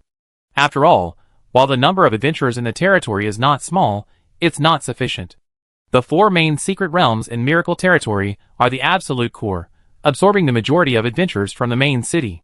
Therefore, the soil for this type of multiplayer interactive secret realm to flourish isn't fertile enough, making it not the best choice at this moment. As for why Naruto? Because its worldview and storyline are vast and well-rounded. The secret realm can simultaneously develop a main storyline mode, gladiatorial competitions, and time travel role-playing. The character pool fragment collection mechanism and arena battles will undoubtedly give this secret realm a long operational lifespan, of course. Most importantly, its worldview, style, and power system are unlike any other secret realm currently in Miracle City. This combat system, centered around ninjutsu, taijutsu, jinjutsu, and chakra training, is likely a unique and independent training system, just like the Force system. This alone makes this secret realm incredibly valuable and uniquely competitive. The level cap in the secret realm is incredibly high. There are beings who can crush planets with their bare hands. No matter how you look at it, this person must be above level 6. This brand new cultivation system and powerful strength alone are enough to make a foray. Yunming City is far enough from the main city. She is confident that she can start with this secret realm. She can also explore new avenues within existing secret realm products and break new ground. Chi-Ji was slightly surprised that Yunming chose Naruto. He had originally expected her to choose Legend of Mirror 2 or Zhu Xian. But after closer examination, he could guess her competitive differentiation strategy. She wanted to achieve results quickly, and then improve her status in the territory. This woman's ambitions were clearly significant. However, as a top leader, she naturally wouldn't begrudge her subordinates' ambition and ability. Yunming certainly had the talent to expand territory, and Naruto's style was very different from other Miracle secret realms, which also fit in with Chi-Ji's diversification strategy. Okay. Chi-Ji nodded. Since you've chosen the Naruto secret realm, I, the Lord, will create this secret realm and hand it over to Yunming City for operation. You will be the personal agent, and 1/10 of the net revenue generated will be your personal commission. Yunming immediately clasped his fists and said, "Thank you, Lord. I go back and make preparations." Yunming territory is a fairly large, third-tier territory with a large population. Although it has decided to submit to Miracle Territory, some transition and preparation are still required, and this is expected to take several days. Chi-Ji expressed his understanding. After all, he didn't need that little time. The blink of an eye. 3 days later. Miracle Territory had undergone significant changes in those 3 days. Chi-Ji had thoroughly completed the cleanup and integration of his new territory. Not only had he completely captured and controlled all the strongholds in the two third-tier territories of Blood Lake Forest and Mad Claw Mountains, he had also begun to absorb the population and other resources in these areas. At this point, the two third-level areas were completely integrated with the Evilwood Forest area controlled by Miracle City. This formed a super-large core territory of Miracle Territory. The harvest of Chaos treasure chests alone reached hundreds. Seeing that the expansion had come to an end, and that no more treasure chests could be obtained for the time being, at least for the time being, Chi-Ji decisively combined the treasure chests he had obtained during this phase, consuming a cumulative total of tens of thousands of mental power points. Of course, this amount of mental power, for him now, is nothing. Nowadays, his net mental power income is over 300,000 points per day. When the Chaos Synthesis formation was activated, over 100 treasure chests were successfully combined, and a brand new treasure chest appeared before him. This treasure chest had a blue halo with a slight purple tint, almost reaching the peak quality of a blue treasure chest. If it were to improve further, it would probably transform into a purple treasure chest. Of course, Miracle City's synthesis formation is basic. It is impossible to directly synthesize a purple quality treasure chest. The current quality of this treasure chest has basically reached its maximum. You opened a Chaos treasure chest, Extreme Blue, gaining 350,000 soul crystals, 1 skill secret crystal, myriad souls, 1 territory construction token, secondary core resonance array, and 1 inspiration stone. Dark Elf Archer, facing the harvest, Chi-Ji couldn't help but beam with joy. Although the quantity wasn't excessive, combining hundreds of treasure chests would undoubtedly result in considerable losses. But the quality was absolutely worth it. A 5th tier Lord skill secret crystal, a 3rd tier construction token, and a 4th tier rare inspiration stone. Each one of these is a once-in-a-lifetime treasure, a treasure that even money can't buy. Of all the items, the most useless to Chi-Ji was the inspiration stone. It was true that the Dark Elf Archer was a top-tier, rare, 4th tier elite. Chi-Ji had as many monsters of this caliber as he needed. He had more materials than he could ever use, and he had more than enough to use. He had materials 100 or 1,000 times more powerful than this one, but he couldn't use them all.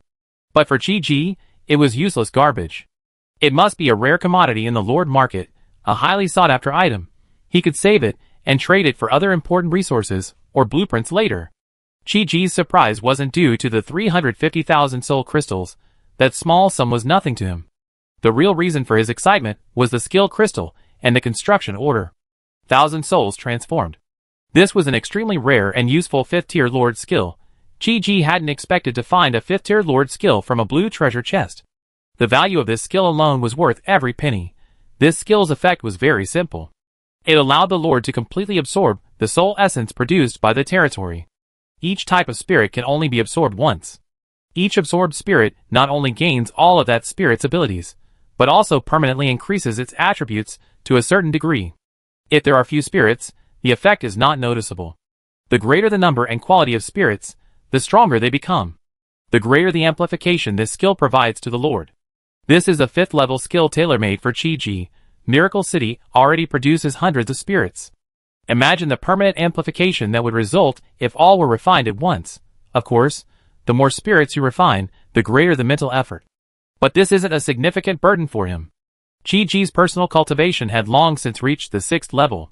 While his level was high, without mobilizing the power of his territory, fighting alone was far from reaching the 6th level.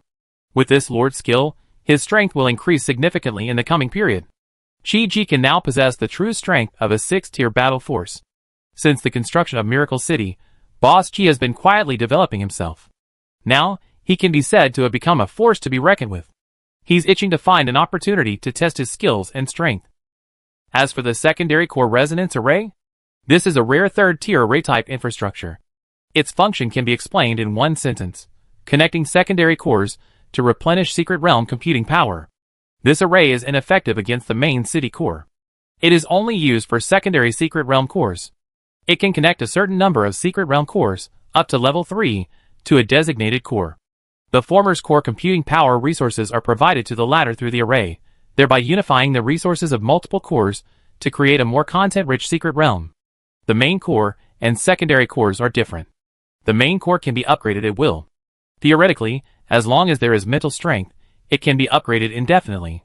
Miracle City's 4 main cores have already been upgraded to level 5, and the other 3 cores have also been upgraded to level 4. The resulting computing power is sufficient to run the current Secret Realm and short-term planning. Secondary Secret Realm cores not only cost several times more to upgrade, but also require the purchase of core materials of the corresponding level for each upgrade. Thus, even for Chi-Ji, building a secondary core is a significant challenge. This formation is a very good solution, and it will be of great use to Miracle City right now. For example, Chi-Ji is currently preparing to build a miracle farm. This miracle farm is a physical secret realm. Each activated adventurer will generate a farm, which limits the number of miracle farms that can be generated by the core. The problem is, there are so many adventurers. Even if a few tenth of them open farms, the number would be staggering. How could the agricultural output generated by a single secret realm core be sufficient? Since one wasn't enough, the only option was to build more miracle farms. Chi-Ji had originally planned to transform all the recently conquered first and second tier territory cores into miracle farms. This would kill 2 birds with 1 stone, because as more territories were conquered, the number of first and second tier secondary secret realm cores, especially first tier cores, would increase. These first tier secret realm cores are useless and a pity to discard. They're not enough to build a large secret realm, but leaving them unused would be a waste.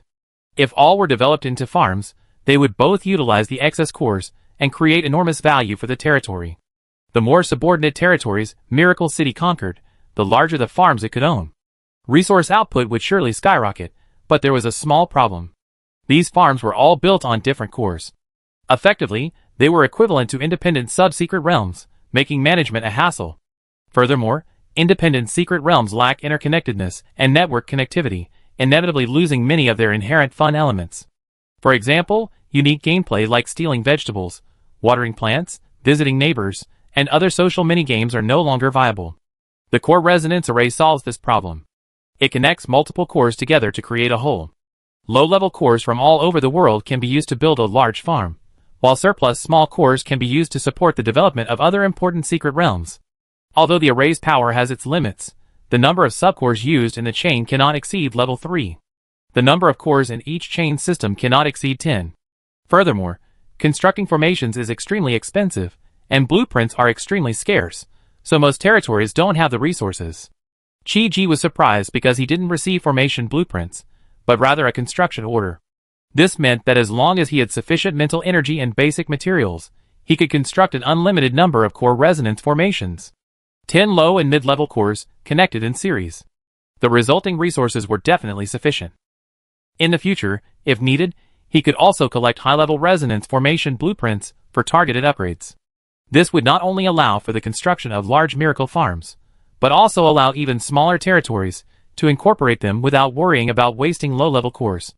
They could either build farms or connect to important secret realms to strengthen the corresponding secret realms. This would greatly boost territory production. It would also help the miracle territory build stronger secret realms. There's actually a hidden function beyond this. It would increase the number of entrances to secret realms, which is also very important. Take the Arad continent as an example. Currently, there are only 3 entrances: Miracle City, Jinsei City, and the Thousand Lakes City Adventure Hall. This greatly limits the audience and promotion of secret realms. If a first-level secondary core is constructed in the Great Forest or in a key area outside of it, then the cores can be connected together through a resonance formation. This core will also have the ability to enter the Arad continent. Unlike a territorial formation, a resonance formation has no distance restrictions and can be effective even across tens of thousands of miles. Chapter 275. The core territory controlled by Chi-Ji. Its total size is comparable to that of a Tier 4 faction. In addition to the core territory formed by the merger of the 3 major regions of Evilwood Forest, Blood Lake Forest, and Mad Claw Mountains, Miracle Territory also possesses 5 enclaves. These are the 5 lords, led by Lord Yuning, who were successively subdued over the past 10 days through the exertion of territorial influence and a series of diplomatic maneuvers. Lord Yumeng is the only Tier 3 lord among them. There are also 2 Tier 2 lords and 2 Tier 1 lords. These territories do not border Miracle Territory's main urban area, but are scattered in various directions within the Thousand Lakes City area. Unless the entire Thousand Lakes City area is opened up, there is no direct connection from Miracle City itself, traveling to any of the external territories. At least requires passing through Thousand Lakes City, or the territory of several major and minor factions, which is very troublesome. However, While these enclaves lack direct access to the core area of Miracle City, they haven't maintained independent operations, forming territorial barriers. Instead, they've been integrated into Miracle City, along with their people and land. Because of this, they effectively become part of Miracle Territory. Regardless of their previous tier, they're now unified, third-tier territories, and can be teleported to each other using divine teleportation stones, making both personnel and troop transport extremely convenient, of course. Because of the vast distances, there are no teleportation points along the way.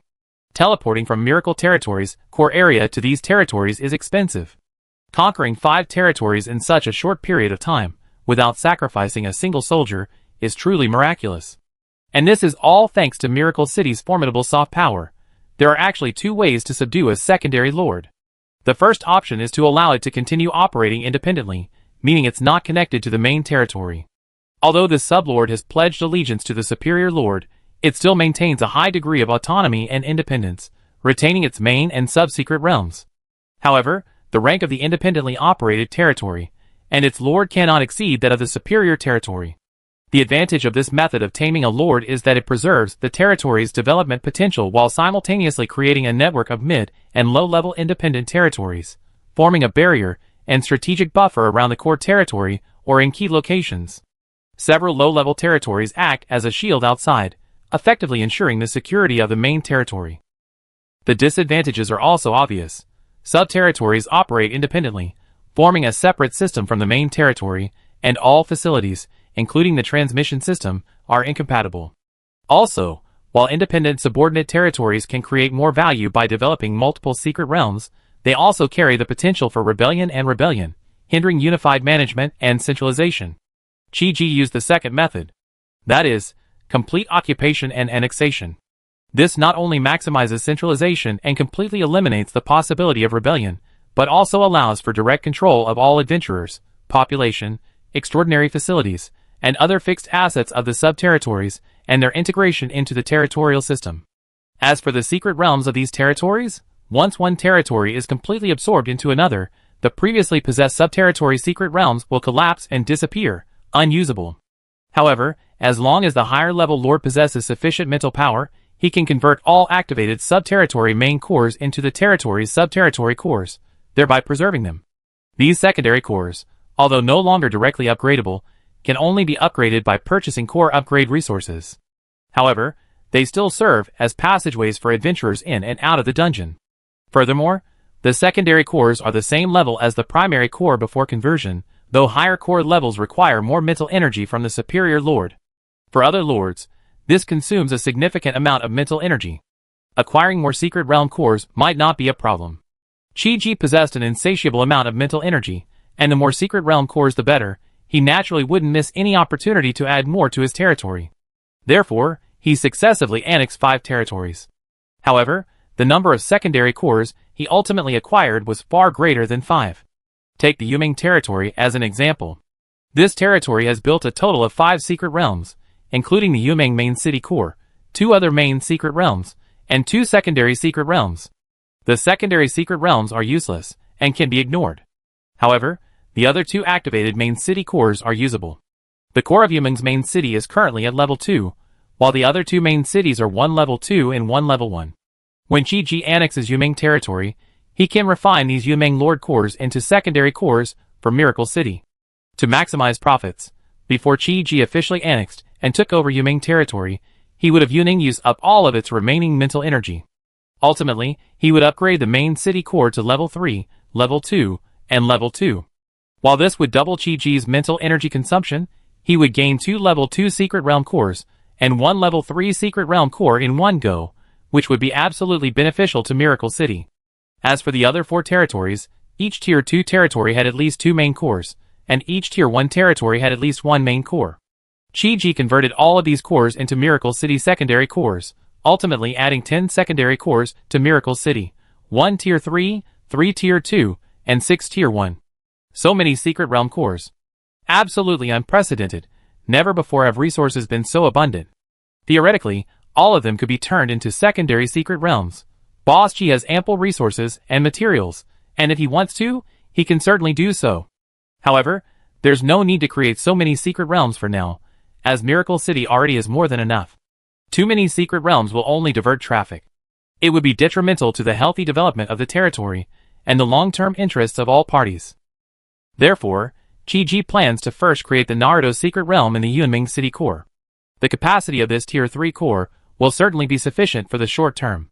The other Tier 1 and Tier 2 cores will be temporarily planned as miracle farms, with the opportunity to create secret realms in the future if needed. Territory annexation. There are too many things involved.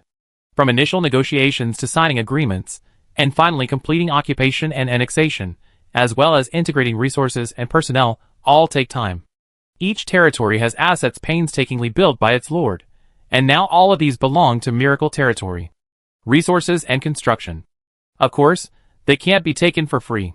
Chi-Ji will convert a portion of the value into Miracle Coins, territory property, and other benefits to the lord. In Yunming Territory alone, the average daily flow of adventurers is 4,000 to 5,000, and they have recruited 70,000 to 80,000 indigenous people, over 8,000 monster soldiers, and nearly 10,000 well-trained indigenous troops. Its territory boasts over 480 extraordinary buildings, including no fewer than 30 Tier 3 structures. It also boasts adventure halls in places like Thousand Lake City, and its caravans and other assets are substantial. Because of this, she secured agency rights to the Hokage's secret realm, along with a 10% share of its profits, and also received a staggering amount of miracle coins. Each dungeon has its own source of adventurers, including territory dwellers, hero units, and so on, involving a considerable number of people. Chi-Ji estimated that full integration would take at least a week, and the official launch of Miracle Farm and the Hokage's secret realm would also require some time to prepare. But it wasn't a major problem. These were minor details. Until Miracle City's new secret realm launched, each subordinate lord could continue to operate their own secret realm. Miracle City's capture of 5 human territories and 2 Tier 3 dark factions brought immediate benefits and profits. First and foremost, population growth. Although a complete count hasn't been completed yet, and many people haven't yet been converted, it's estimated that the population of Miracle Territory has reached 500,000 to 600,000. This is a massive number. It will continue to grow in the future. In addition, 10 additional small and medium-sized adventurer towns have been added as sources of human adventurers. Although these adventurer towns are only connected to secondary secret realms, the influence of Miracle City will undoubtedly be weakened, not as significant as that of Blackstone City, Chishan City, or White Cloud City. But over time, it will inevitably attract a large number of adventurers. This will easily double the number of adventurers entering the Miracle Territory. The vast expansion of Miracle City's territory, coupled with the emergence of scattered enclaves, will significantly increase its influence and reach on the tribes of the Evernight Forest. In the future, more and more tribes will surely flock to the Miracle Territory, and more talented natives will transition into adventurers. Miracle City's development will enter a rapid growth phase, and its meteoric rise is inevitable. Even a powerful city like Eternal Night City is now difficult to suppress. Chi-Ji is very satisfied with the territory's development and expansion efficiency, and it's almost time to reopen the city. Lately, there's been so much going on. Chi-Ji has paid less attention to the secret realms. In recent days, adventurers have made significant breakthroughs in exploring various secret realms. For example, the relatively complex border areas. More and more adventurers, playing the role of fated ones, are breaking through Linia of the lake. Some explore westward and northward into the Yaten Plateau, heading towards the royal city of Rodel. Others accidentally enter the volcano residence during this process. Furthermore, some adventurers, after acquiring 2 great runes, did not rush to explore the royal city of Rodel, or, due to setbacks on the Yaten Plateau and the outskirts of the royal city, returned to Linia and turned eastward into the Galad region. Nearly half of the border area has been explored by adventurers. Every day brings new discoveries, surprises, and breakthroughs. Distinctive equipment and powerful combat techniques and magic are constantly emerging. Thanks to the concerted efforts of adventurers, the veil of this mysterious world is gradually being lifted. 20 minutes later, the Miracle City's secret realm will soon open. The last miracle illusion ends.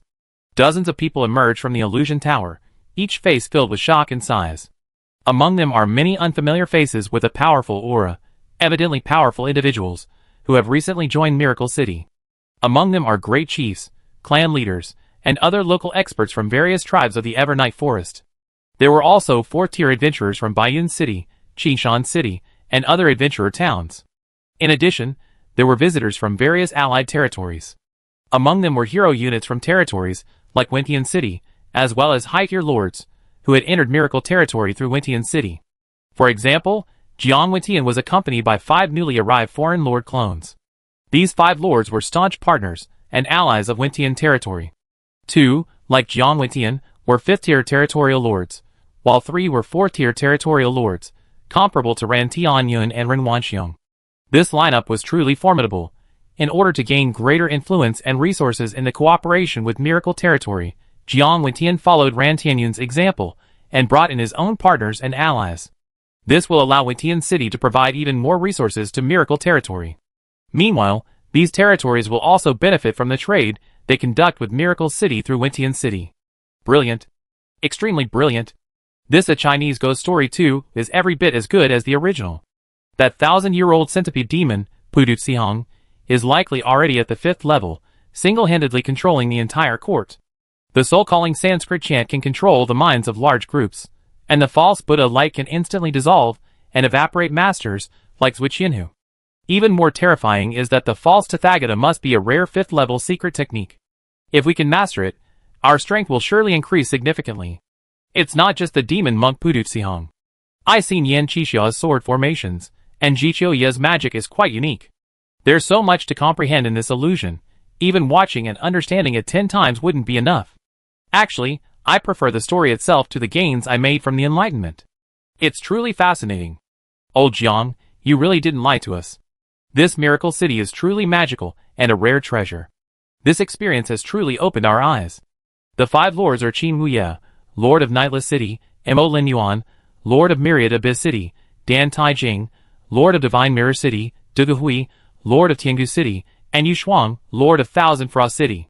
Each of them is a veteran lord. They are all very busy, so getting them together is not easy.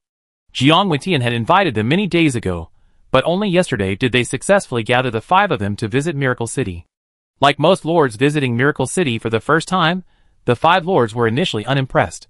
Although this territory is unusually large, it is ultimately only a 3rd-tier territory. How powerful could such a territory be? Even if it rivaled or even surpassed a typical 4th-tier territory, it was still nothing in their eyes, unworthy of their dedicated research. But now, they hadn't even experienced the secrets of this territory yet. The miracle illusion alone had completely convinced them. A new illusion was released in Miracle City today. It was none other than the 2nd installment of A Chinese Ghost Story, sparking considerable discussion. After leaving the Illusion Tower, Mumbai, Vesilos, Nancilia, and other local powerhouses seemed unsatisfied. Such a fascinating story could be read a dozen times without getting tired of it, and its interpretation in illusionary form was 100 times more powerful than a movie. Higginbana commented, according to the territory's announcement yesterday, Star Wars Episode 3 will be released tonight? Baijushar showed an interested expression. Yes, actually, compared to A Chinese Ghost Story, I'm personally more interested in Star Wars. I wonder what the plot will unfold in the 3rd episode. Feng Zhongmian also said, the Star Wars universe is more expansive, the scenes are bigger, and there are secret realms to explore. The overall experience is definitely more comprehensive. I'm really looking forward to it. Miracle City is getting more and more content. It's a pity we have so few contribution points. We simply can't spend them all. Haha, there's nothing much to say. The secret realm is about to open, and a new day of adventure begins. We must earn more contribution points today. When the Chaos Tide General, the Secret Realm core activated with energy. Tens of thousands of adventurers streamed into the Secret Realm Hall. Mumbai immediately occupied a Secret Realm crystal. After activating it, without hesitation, she decisively entered the border area. The Fated One she portrayed had significantly improved in strength, even in normal conditions, possessing the power of a level 3, 1-star, these past few days. Mumbai not only explored most of Lake Linnea, but also found the elevator to the Yatan Plateau. She successfully entered the plateau and arrived near the royal city of Rodel. However, the Miracle City version of the royal city, Rodel, was heavily guarded. The Yatan Plateau was swarming with royal troops and night cavalry hunting the Fated One. Rodel's entrances were guarded by organized dragon-clad tree guards, along with flying dragons, ancient dragons, furnace knights, and various giant golems.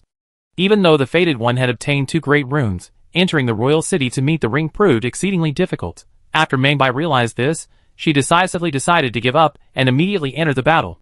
She decided to continue training for a while to grow stronger, while waiting for other adventurers to gather more intelligence. It wouldn't be too late to launch an attack on the royal city. After exiting the Yatan Plateau, Meibai had two options. The first was to head west to the volcano residence, and the second was to head east to Galad.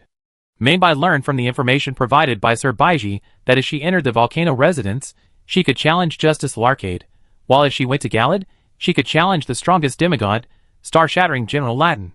It sounded like Latin would be easier to deal with. However, this was not the case. The adventurer learned from the information that although Latin was known as the strongest demigod, he had been severely injured by the Crimson Corruption in a battle with the Valkyrie Marilena several years ago. Before he completely lost consciousness, he even cut off his legs and exiled himself to the desert. Under these circumstances, Latin's strength was naturally far below his peak.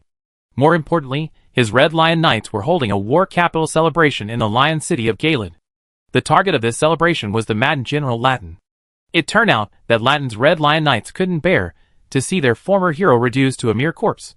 To protect General Shatterstar's honor, they decided to summon the world's most powerful heroes to a duel to bury Latin, freeing him from the corruption and taint of his body.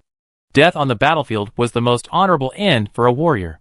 All heroes of the Borderlands, regardless of origin, background, or status, as long as they could traverse the treacherous land of Galad. Anyone who could reach Red Lion City with their own strength was eligible to participate in the celebration. In other words, adventurers didn't need to concoct alliances for this battle. A large group of powerful allies would naturally aid them in a group fight against star-smashing General Rutten, no matter how powerful the supreme demigod may have been in the past. When crippled and severely injured, his body corroded and his mind nearly lost, how much strength could he unleash? Under such circumstances, facing a combined attack from powerful forces from all sides of the borderland, wouldn't it be easy to capture him? There was another reason for challenging Rutten. After conquering Kalia Castle and the Magic Academy, Meibai had already triggered the storyline with Lonnie, learning that star-smashing General Rutten had single-handedly sealed the starry sky. Killing Rutten would allow the stars to flow again. Only in this way could the subsequent developments be advanced. Meibai then set out for Galad.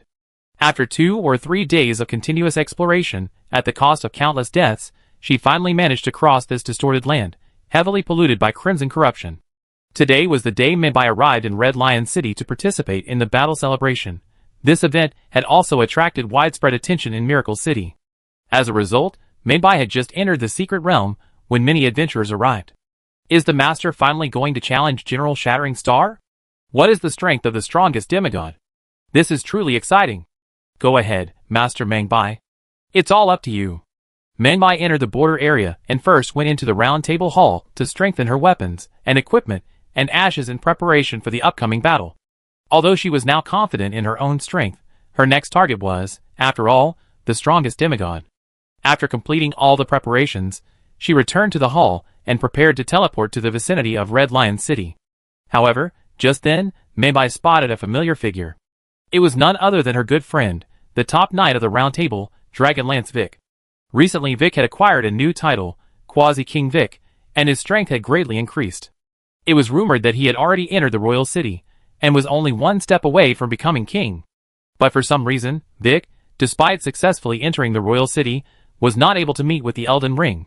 He had recently traveled to the northern snowfields, and no one knew what he was doing. Vic, what's wrong with you? You're so listless. Have you encountered any difficulties? Meibai and Vic were both mentor and friend, and after spending so many days together, they had become very familiar with each other. This knight possessed an indomitable fighting spirit. No matter what opponent or challenge he faced, he never gave up. But now, his face was dejected, his hair disheveled, and his eyes were bloodshot. It's you? Vic saw Meibai. He forced a smile. But it seemed a bit forced. Vic said, I do have some difficult problems, but I seem to have found a solution.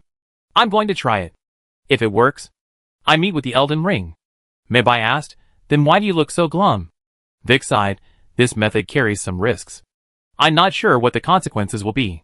Maybe this will be the last time we meet. Meibai didn't expect to hear such words from Vic. Without waiting for her to ask for details, Vic said, I heard you were going to challenge Latin. Although he's gone mad, he's no match for an ordinary fated. I have a few hidden prayers here. Want to learn them? What? A new skill to learn. Meibai looked surprised and checked. Ancient Thunder Dragon Strike, Secret Realm skill, a 4th tier rare skill. Description. The ancient dragons of the royal city believe in an unknown prayer that summons a large-scale shower of crimson lightning. According to ancient legends, crimson lightning is the weapon wielded by the ancient dragons. Fool Shanks' Thunder Spear, Secret Realm Skill, a 4th-tier rare skill. Description: a prayer that unleashes the power of the ancient dragon Fool Shanks. It summons 2 crimson thunder spears that pierce the ground continuously from the air. Upon rebounding, the thunder spears release lightning in the surrounding area. In the ancient dragon war, the twin crimson thunderbolts are the symbol of the ancient dragon known as the strongest rock. Lance Shanks' Blade, Secret Realm Skill, a 4th-tier rare skill. Description: a prayer that unleashes the power of the ancient dragon Lance Shanks. It summons a red thunder blade, sweeping through the air. Each slash unleashes lightning. Lance Shanks is Fool Shanks' sister. It's said that she transforms into a humanoid form and interacts with the knights as a priestess of the ancient dragon faith. Maybai was stunned. Vic had truly unleashed all his hidden talents. These are undoubtedly the top prayer spells of the ancient dragon faith. Even among all the prayers in the entire borderland, their destructive power and lethality would surely rank among the top. And these 3 spells, they are absolutely extremely valuable ancient dragon spells. Mastering and understanding their essence would be of great use to Maybai. Unfortunately, the runes required for these 3 prayers are immense. Despite saving up runes for a long time, Maybai couldn't even afford to learn any of them. She probably guessed that the Fated One couldn't afford so much rune. Vic said calmly, "It's okay. I'm running out of time. I lend you the runes I need. Now, try learning one of these 3 prayers." Is that even possible? Concentrating prayers require a large amount of runes. Vic is not only willing to teach skills, but he's also willing to spend his own runes? The adventurer speculated that this must require a certain level of favorability with Vic. A fated person couldn't learn all 3 skills, so they could only choose one. Maybai had a foreboding feeling. Vic's behavior was a little off today. It even felt like he was making arrangements for his final resting place. This guy must have encountered unimaginable dangers and troubles in the royal city. Chapter 276. Maybai ultimately chose to learn Fool Shanks' Thunder Spear. To do so, he purged himself of all his runes. After imparting this powerful ancient dragon prayer, Vic left the round table hall without explaining his difficulties. Maybai wondered and felt a little worried for Vic. But how could the path to becoming a king be smooth sailing? His goal was the same as Vic's. He believed that the difficulties he faced would soon be his own, and then he would naturally understand what was going on. Leaving the round table hall, returning to the Galad region. The sky was blood red, the earth was rotten and diseased, riddled with holes and fungus, the air filled with the smell of decay, and everything he could see was decaying and festering. When this scene played out before him once again, many adventurers couldn't help but sigh. No matter how many times I see the plight of Galad, I feel a chill down my spine. Yes, who could have imagined that a single duel between Valkyrie Marilena and star-shattering General Latarn would forever change this land? Although the Red Lions are desperately trying to stem the spread of the crimson corruption with incense, tens of thousands of square kilometers of land remain corrupted and show signs of spreading further. This force, called Crimson Corruption, is likely a terrifying force of at least the 5th-tier rare or 6th-tier rare.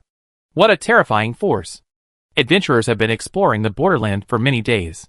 Nimfu, Linia, the Volcano Residence, the Yatin Plateau, and Galad have all been visited by many adventurers. After hearing about various scenes, relics, equipment, and skills, and the history that adventurers have deciphered and interpreted continues to grow, some details from the Fragment War are no longer secrets. However, they are unfamiliar to new visitors to Miracle City. Qin Muya, the 5th-tier dungeon lord, asked, "Brother Jiang, why is the scene in this secret realm so bizarre? I haven't explored the ring world, so I don't know much about the junction, but I have heard some rumors." Jiang Wentian explained, "This place called Galad is part of the junction. Years ago, it was a prosperous and thriving area, far from what it is today." Qin Muya, "Then why has it changed so drastically in just a few years?" Jiang Wentian nodded. "Galad's changes stem from the battle between Marinia and Latin." Lord Mo Linyuan expressed surprise. Because a duel between 2 people could permanently alter the land and environment over such a large area, could it be that these 2 individuals have reached the 6th tier or higher? No, although both are among the strongest in the junction, their strength shouldn't be higher than the 5th tier. Around the 5th tier, they're definitely powerful. But they wouldn't cause permanent changes to the terrain. No matter what, they couldn't possibly have beaten Galad like this. Several lords and other newcomers to Miracle City, unsure of the situation, were surprised and curious. Although Valkyrie Marinia's swordsmanship is among the best in the Borderlands, she is still outmatched against the strongest demigod, star-breaking General Latarn. However, Marinia possesses an innate ability that has wrecked both sides and led to Galad's current catastrophe. Jiang Wentian explained, this power doesn't belong to Marinia herself. It originates from a mysterious deity who wields a power that corrupts all things, hence the name Scarlet Corruption. These people finally realized the reason. Marinia broke the seal at a crucial moment, when the Scarlet Corruption flower blossomed on Latin. This power not only infused the strongest demigod, irreversibly corroding his body and mind, but also thoroughly contaminated the entirety of Galad. Its reach and destructive power rivaled that of a super high-yield nuclear bomb. When the whole story was understood, amidst fear and shock, one inevitably felt a surge of anticipation and greed. If this power could be harnessed for one's own benefit, it would undoubtedly be a top-tier skill. Even among Tier 6 skills, few could compare. Red Lion City is located on a cliff in the southeastern part of the Galad region. Adventurers would have to traverse the entirety of Galad to reach it, a difficult task. Menbai had paid a heavy price to reach this point, defeating several powerful wild bosses. Finally, Galad's adventure and battles reached their climax. When Menbai arrived at Red Lion City, he was immediately spotted by the soldiers and knights of the Red Lion Legion guarding the area. However, unlike other places, the defenders here did not attack. When they learned that Menbai was the one who defeated Greg the Limitacher, the entire Red Lion Legion stood in awe and welcomed him. Finally, a Red Lion Knight personally led Menbai into the heavily guarded Red Lion City, which had been ravaged by war and looked in ruins. Are you the fated one, Menbai, who defeated the limb-joining Greg? A man dressed as a knight, but wearing a hood resembling that of an exiled soldier met Menbai.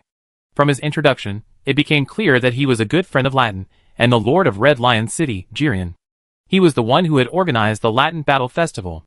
Menbai asked, I'm here for General Latin's great rune. I'm sure you won't welcome me. Lord Jirian said, Fated one, don't worry. The Red Lions value honor. All the strong who have made it this far, regardless of birth, origin, position, or purpose, are eligible to participate in the celebration and bid General Latin a final farewell. Menbai had traveled to so many places along the border. This seemingly murderous, barbaric Red Lion City was actually the friendliest of places. These Latin men not only did not protect Latin, but they actually helped the Fated Ones hunt him down. This was truly surprising. Menbai asked, so when does the celebration begin? City Lord Jirian replied, according to the rules of the battle celebration, we need to gather 18 powerful warriors. Only then will we be qualified to attack General Rutten and deliver him a glorious death on the battlefield. Menbai asked, so how many powerful warriors are there now? City Lord Jirian laughed heartily and said, if you include you, it's exactly 18. I was the 10th powerful warrior to arrive in Red Lion City? This was probably a secret realm mechanism. As soon as adventurers arrived in Red Lion City, the battle celebration began. Jirian said, please rest for a while in the Red Lion City celebration square. The other powerful warriors participating in the celebration are also in the square. Perhaps one of your old friends is among them. Okay. Menbai entered Red Lion City. The city looked war-torn, its scars everywhere. Thousands of Red Lion soldiers and dozens of Red Lion knights were stationed there, along with some sheltered locals. In the center of the city stood a square with activated blessings, forming a blessing camp. Nearly 100 Fated Ones gathered, many of whom were familiar faces to Menbai. For example, a tall, werewolf-like warrior. Black Stonehammer King. Isn't that Brother Wolf? He's Lonnie's shadow guard. Lonnie was the witch who gifted the adventurers with the summoning bell and the ashes of the wild wolf upon entering the borderland. She claimed to be Witch Reyna, but Reyna was actually the shadow of her teacher. Lonnie's true identity was one of the 3 children of Full Moon Queen Reynala and Radagon. Cat Ming, Lonnie and Rutten, the one Menbai is about to fight, are siblings. Why would she send her henchmen to kill her own brother with the Fader? Is she just trying to give him a quick death after he's fallen into madness? It's not that simple. From all indications, although Lonnie is a demigod, she doesn't intend to abide by the Golden Rule.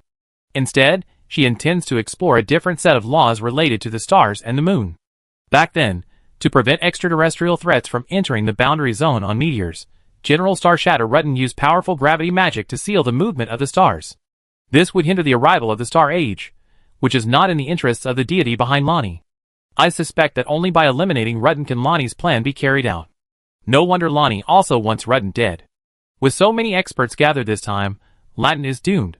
As everyone was discussing this, Mobai had already begun a conversation with Blaze.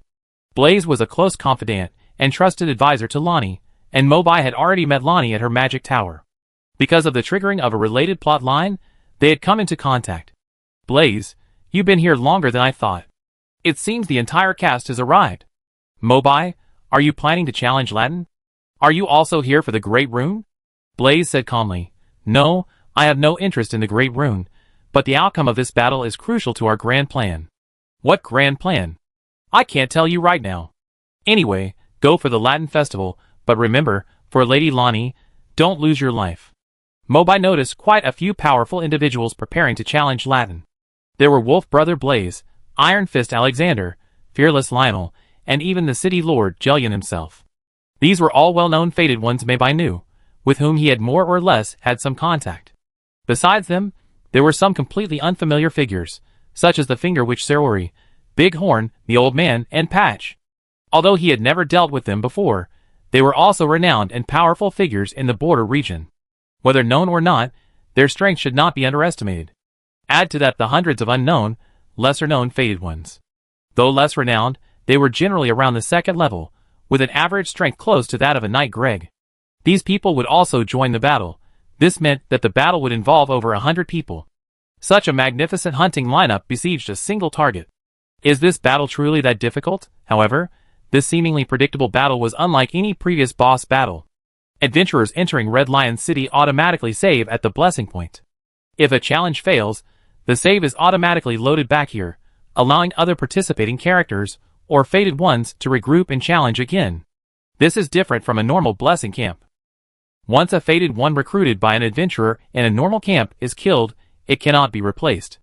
If the number of characters is used up within a short period of time, no more can be recruited, and the corresponding fated one character will be permanently lost. From all the signs, it's clear that this battle is definitely not as easy as imagined.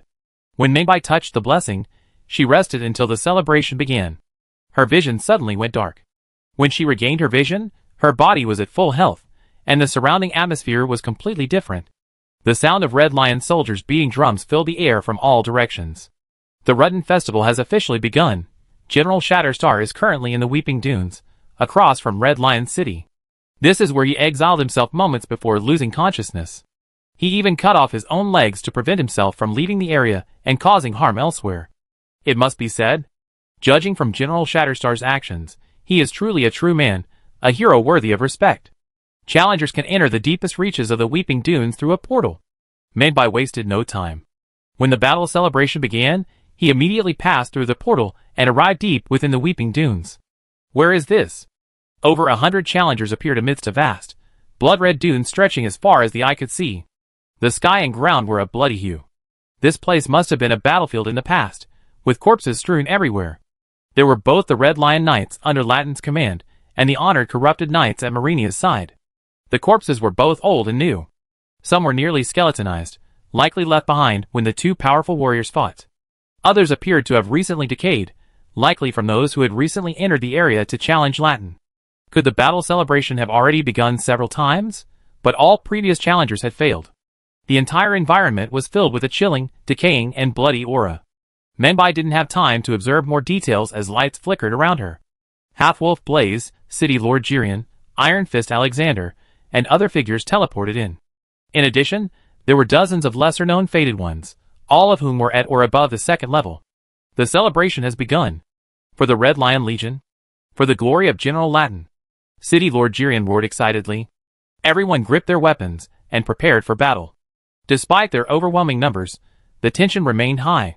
After all, this time they were dealing with no ordinary people. They hadn't found Rutten. Even before they could discuss their tactics, a shrill whistle echoed overhead. When Mobai looked up at the sky, his pupils constricted in shock. Hundreds, thousands of javelin-like arrows rained down like a barrage, each one carrying terrifying power. Not good. Scatter. Everyone was horrified the moment they noticed the barrage. But by then, it was too late to react and dodge. Each arrow possessed the power of a siege crossbow. When 1,800 of these massive arrows rained down simultaneously with astonishing force, they caused dozens of casualties. The adventurers outside also looked surprised upon seeing this. What kind of archery? To summon so many at once. That's an outrageous range. It was Rudden's attack. General Star Shatter had no weaknesses. He excelled in both close combat and long-range attacks, possessing both powerful combat skills and some of the world's finest magic. Mainbai realized she couldn't just sit there and wait for death, but before she could locate Rudden's position, another massive arrow flew in from the distant sand dunes. Unlike the previous rain of arrows, this time, only one arrow was fired. This arrow was a flat shot, not a projectile. Wrapped in a purple, lightning-like light, its speed surpassed the speed of sound several times over, instantly piercing the battle formation of the Fated Ones. 5 minor Fated Ones were ripped apart and pierced through.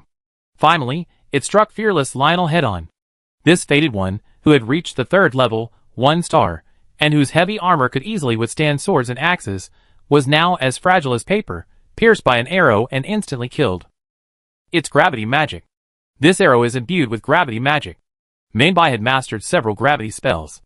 She knew that the purple energy was a manifestation of gravity magic, and that Latin must have imbued the arrow with it. The lethality of such a heavy arrow was already astonishing. When its mass was increased 1,000-fold by magic, one could imagine the devastating effect. Furthermore, gravity magic not only increased the arrow's mass, but also made it immune to the effects of natural gravity, greatly increasing its range. It could accurately hit its target even at distances of thousands, or even tens of thousands of meters. What a terrifying attack! Even Miracle City's 20mm anti-material heavy sniper rifle was far inferior to it. General Rudden's attacks continued, with a barrage of gravity arrows hurling across thousands of meters, followed by 2 waves of widespread arrow rain, instantly killing or wounding over half the challenge team. The group finally located Rudden and approached. Mainbai and the adventurers finally laid eyes on the Borderlands' most powerful demigod. He towered over 4 or 5 meters tall, clad in his signature red lion armor, and his thick, fiery red hair gave him an imposing and commanding presence. Rudden's eyes were wild, his mind completely gone. His body was covered in scars and battle marks. Both legs had been amputated below the knees, and his back was pierced with more than 10 spears left behind by the Xuanfu Knights during their siege. But strangely, Rudden's warhorse was thin and small. Logically, such a warhorse would have been unable to bear the immense weight of Latin. However, a closer look revealed that Latin's body, ravaged by corruption, was entwined with a purple gravity magic that negated its weight.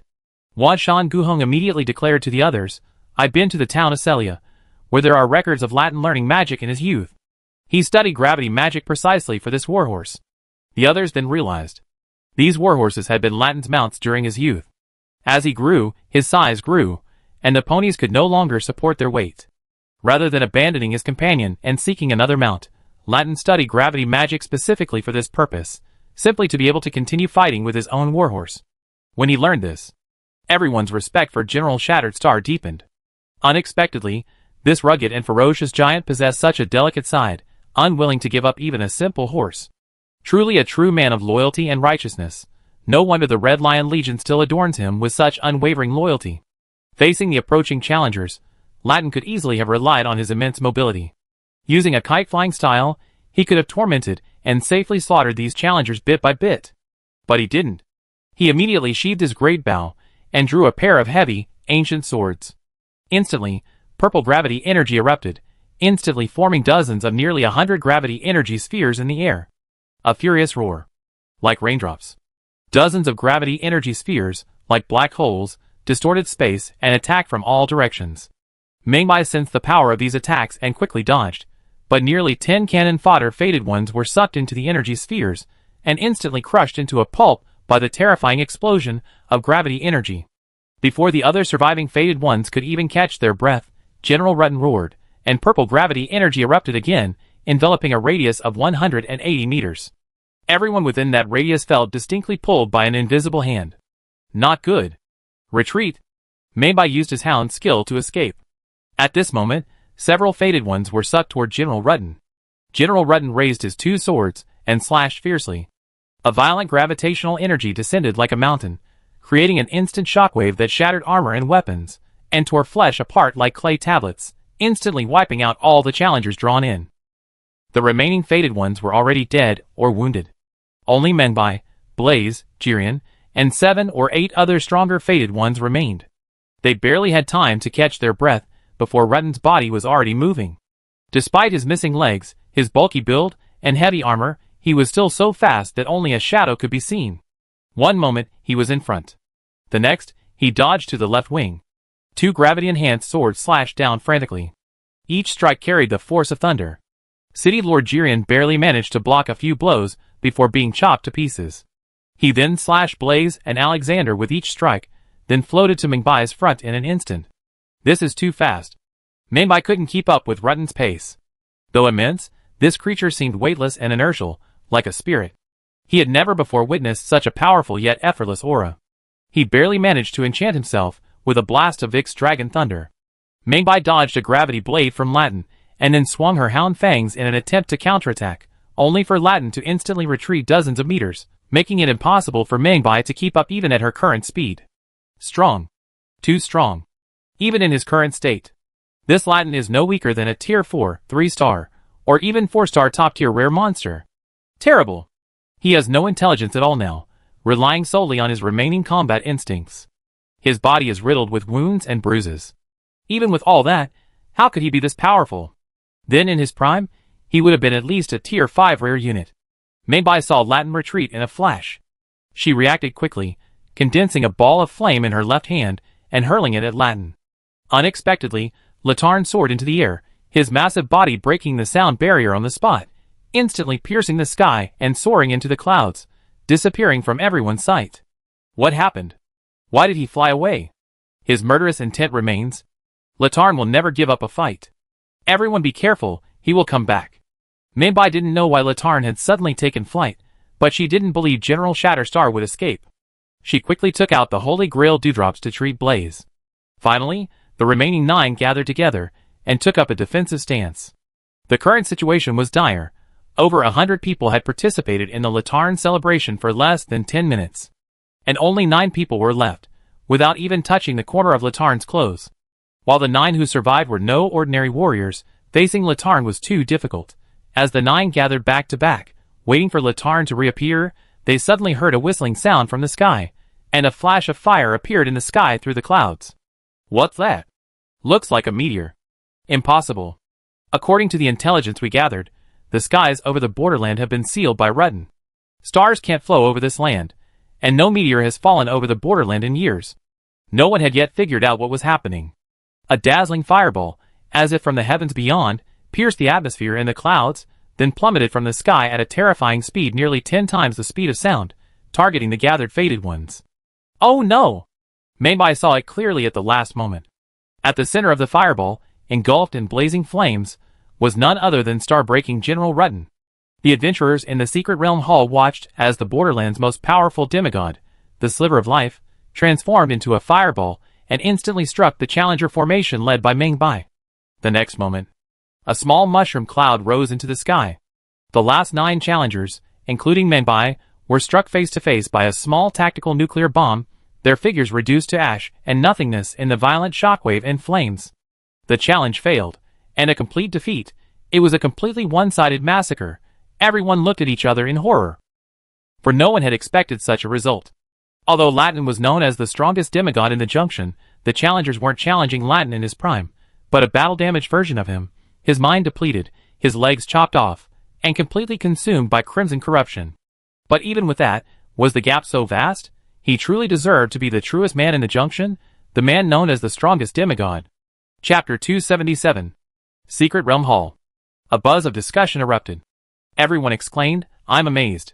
Pig King, that strike from the sky is truly impressive. Blackstone Hammer King, it's incredibly ferocious, the power is outrageous. That old thief Chi is as ruthless as ever. Lone Wolf, General Rutten is so massive, yet he can instantly soar above the clouds. Sleeping in the wind, a single strike can cause widespread damage. This move is definitely at the power of a tier 5 skill." Cranky Chicken exclaimed, "Rutten's moves are so powerful. I absolutely love them. I must obtain his spirit." Mingwei Xiaoxue, the Valkyrie Marinia can hold a near tie against General Shattering Star at his peak strength. That's truly remarkable. The battle ended with the challenger's defeat without a doubt. Everyone witnessed the terror of the Borderland's most powerful demigod. Rutten didn't have a single line of dialogue. Yet, this character left a lasting impression on adventurers. First, General Star Shatter was designed to be the strongest demigod, and all characters worthy of the title possess an inherent aura of charisma. Second, he possessed a legendary and story-filled character. To care for his frail old horse, General Starshatter traveled to the magical town of Celia to learn gravity magic. The borderland was once frequently plagued by malevolent attacks from the starry sky. Since ancient times, numerous monsters from the universe, such as falling star beasts or alien gods, have descended upon the land via meteors, bringing disaster upon the land. After mastering gravity magic, Latin single-handedly sealed the skies of the borderland. Even now, Latin has gone mad, yet he still maintains the operation of gravity magic, preventing stars from moving and falling in this land. His title, Star-Shattering General, is well-deserved. As for General Starshatter's battle with the Valkyrie, it's also worthy of praise. Latin not only severed his own legs and exiled himself to the deepest reaches of the Weeping Dunes, but also ordered his Red Lions to station themselves in Gilead and create a smoke wall to prevent the spread of the plague. This character's various actions. The epic, glorious many-on-one battle. All of them convey a sense of a powerful yet gentle and tragic figure. Mainbai was not discouraged. She wasn't very proficient the first time. She re-entered the secret realm and challenged again. Mainbai re-entered the borderland and found herself in the Red Lion City Square, back to before the battle celebration began. Excellent! Mainbai was relieved. This place truly offered endless challenges. Otherwise, who knows when the next battle celebration would be held? Over a dozen powerful warriors, along with 100 fated ones, whose strength rivaled that of ordinary knights, once again entered the Weeping Dunes amidst the celebration. The sky and earth shone like blood, and the wind blew sand. The tragic and doomedly brutal battle began once again. Mainbai, having learned his lesson, immediately shouted to those around him upon entering the Weeping Dunes, "Scatter! Everyone scatter! Rutten is to the north. He's spotted us. Watch out overhead. Rutten's hail of arrows is imminent. Everyone, defend and evade." Mainbai's words had barely left their lips when a sharp, piercing sound echoed through the air. Rutten's hail of arrows arrived, as expected. This time, thanks to Mainbai's warning, everyone was prepared, immediately spreading out in all directions and deploying their defenses. Although the 2 waves of arrows still caused some casualties, it was far less severe than the previous one. Mainbai led the group deeper into the dunes where Rutten was. When they approached a certain distance, Rutten stopped hurling arrows and instead drew his bow and began to gather power. Purple gravity energy rapidly condensed around the arrowhead. Mainbai quickly shouted, "Don't stand in a straight line. Don't try to block Rutten's gravity arrows. With our strength, shields and magic alone are not enough to stop him." Everyone immediately adjusted their formation. Rutten unleashed 3 powerful gravity arrows in succession. Each one left a dark trail in the air as it streaked across thousands of meters. Bang, bang, bang. Almost every arrow hit its mark. Each arrow killed at least 1 or 2 fated ones, but more than a dozen strong 3rd-level fated ones survived. This is the current battle force preservation situation. But it was much better than last time. When challenged by the 8-front challenger, Latin decisively abandoned his bow and drew his swords. 2 rough, rock-textured broadswords plunged fiercely into the sand dunes beneath his feet. A burst of purple gravity energy erupted. Countless sand and rocks flew into the air. These sand and rocks were compressed by the purple energy into hundreds of gravity spheres, which then swarmed around him like hundreds of artillery shells. Several fated ones were struck by the gravity spheres as they approached Latin, their armor shattered and bones and tendons broken. Even if they survived, they were effectively useless. Bang, bang, bang, screams echoed in succession. Mainbai's expression grew even more solemn at this. General Shattering Star truly possessed profound skills. This was a skill never before seen. After summoning the spheres, Latin unleashed gravity energy once more, summoning dozens of gravity spheres resembling black holes. Immediately, his figure moved like the wind.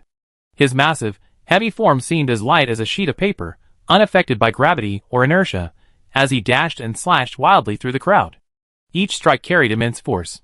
Each strike was enough to cause a small explosion of gravitational energy. Although the challengers were numerous, few could get close, so they could only attack with magic or bows and arrows. Although attacks continued to strike Latin, his thick skin and high defenses were not enough to cause a fatal blow. Through repeated attacks, Latin was struck by dozens of blows, but he had decimated the challengers. The next moment, he suddenly soared into the sky. He struck again as a meteor.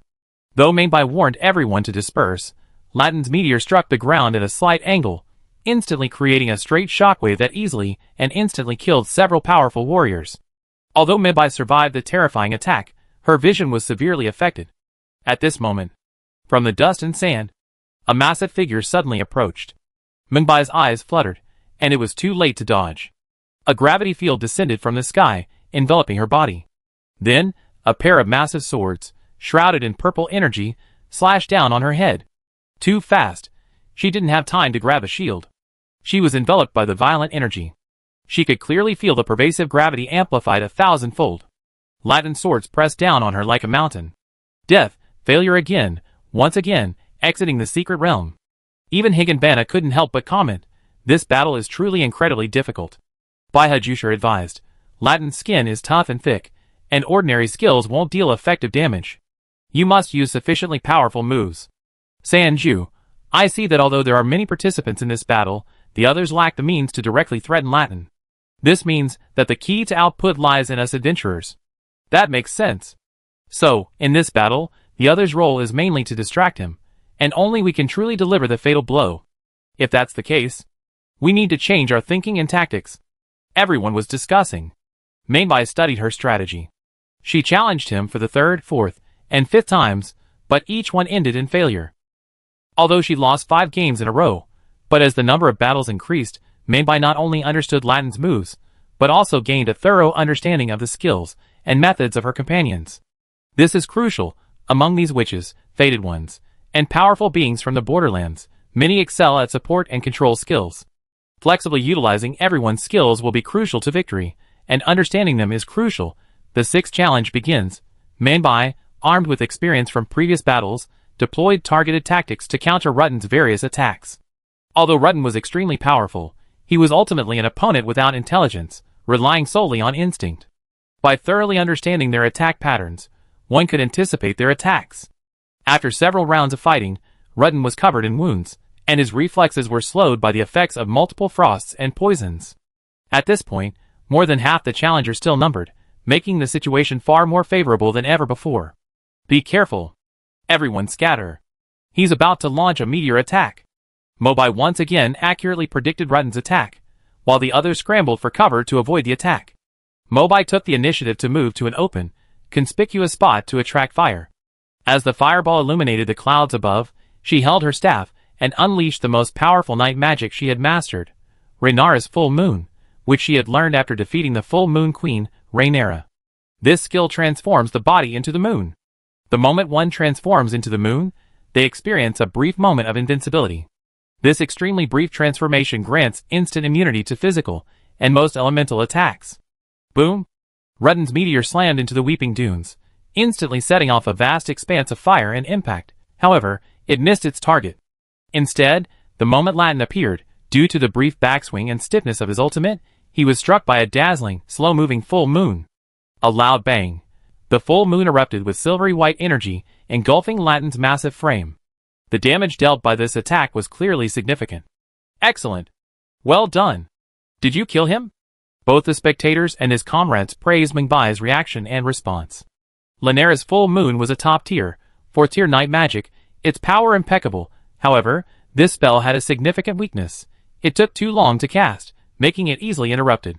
Even if it was successfully cast, the full moon's slow movement made it easy to dodge. This move is only effective against slow-moving, slow-reacting, or simply immobile opponents, but Rutten is a highly mobile foe, making it difficult to hit. However, Mainbai used the perks of his skill to dodge Rutten's meteors, and then took advantage of Rutten's backswing to complete a close-range attack. But unfortunately, this move alone wasn't enough. Although Rutten suffered heavy damage, with large areas of his armor ripped apart, he still retained his fighting ability.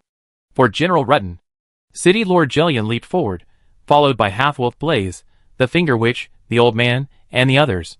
They all unleashed their strongest skills, bombarding Rutten with a barrage of attacks.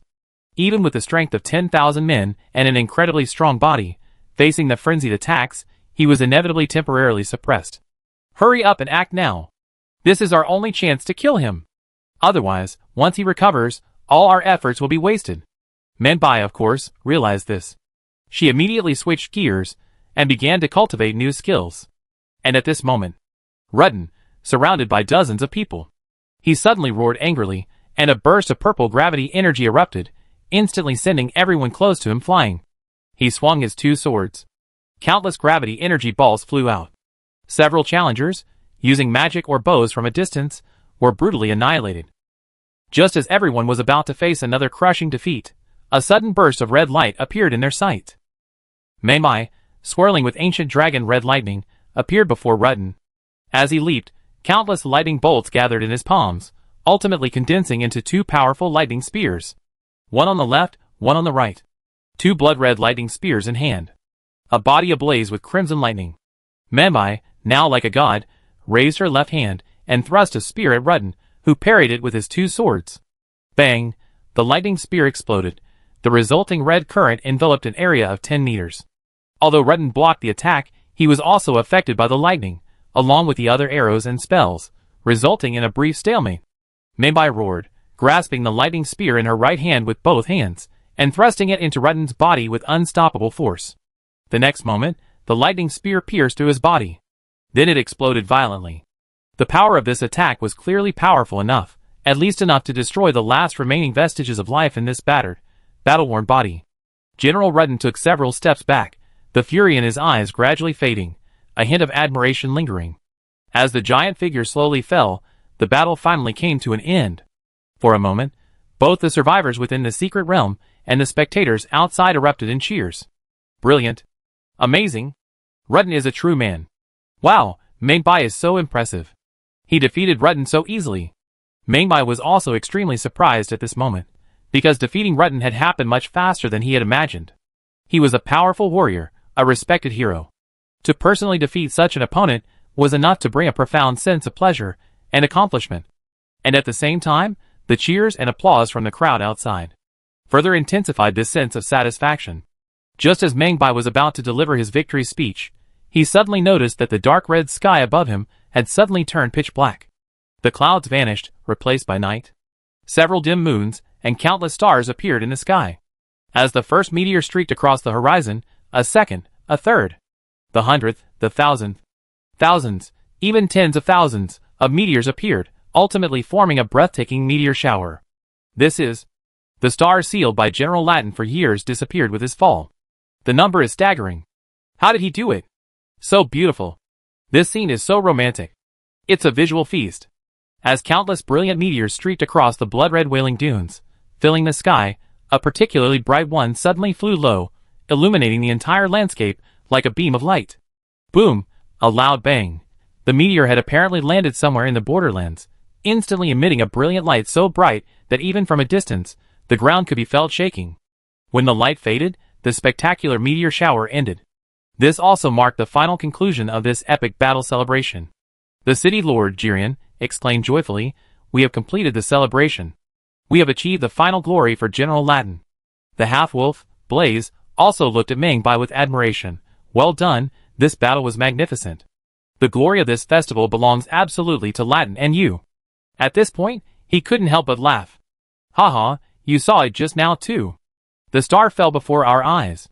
This opens a path forward. You done a great service to Lady Lonnie." Although Mei didn't know what Wolf Brother was referring to specifically, she realized that this battle wasn't just about Latarn, but also about the storyline surrounding Lonnie. She then spoke to the others present. For example, the warrior pot, Iron Fist Pressure Mountain, had a very strange appearance. A large pot with arms.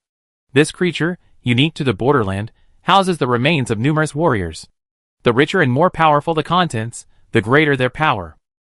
Although his appearance was somewhat bizarre, Alexander was a character with a strong personality and a generous spirit, and was quite popular among adventurers in the borderland. Mei was very relieved that he had survived this battle. Alexander grabbed the corpses from the ground and stuffed them into his body, praising them. "Ah, this battle was beautiful. You are truly a hero. Compared to me, I am a useless pot. I cracked after just one blow, and the contents leaked out." Mobai said, "To survive General Latin's blow is quite a remarkable achievement." Alexander laughed heartily. "That's true. After all, not everyone is worthy of fighting Latin.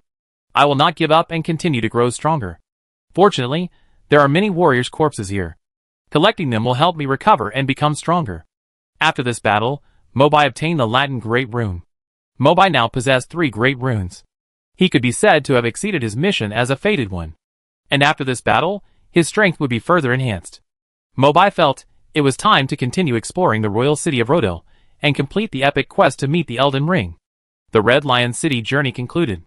First, she returned to the Round Table Hall through the blessing. She prepared to return to digest her spoils and search for her good friend, Vic, who had played an invaluable role in their victory over Rutten. This move, Fullshanks's Thunder Spear, was truly immensely powerful, its range and destructive power astonishing, capable of piercing even General Rutten's body. Without it, Maybai wasn't sure if she could defeat General Shatterstar. Even if she did, she'd have to endure a dozen or so more painful rounds.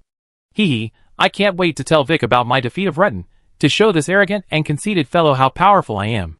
Maybai said this to the audience outside, but then she noticed the Round Table Hall was no longer as lively as before. Hey, what's going on? The atmosphere in the Round Table Hall is strange today. Sir Baiji slowly emerged, leaning on his cane. Upon seeing Maybai, he immediately said, "Congratulations. I heard about you. Defeating General Rutten is a remarkable feat." How well informed he was. As expected of Sir Baiji, Maybai thoroughly enjoyed the adoring and astonished looks from the others, but she was even more curious about the changes taking place. The atmosphere seems off today. Could something bad have happened? There's nothing to hide. Sir Baiji sighed. Something's happened to Vic. What? Minbai's eyes widened. Sir Baiji said, Vic has been corrupted by her pursuit of the forbidden power of the Mad Flame. Her witches attempted to bring her to the Church of Tranquility, but they were unable to suppress her boundless madness. What? Impossible. Minbai's eyes widened. Her first thought was disbelief. Vic's power is already strong enough. There's no reason for him to pursue the mad fire. Sir Baiji said, even I don't know the exact details, but what is certain is that Vic has completely strayed and fallen into madness.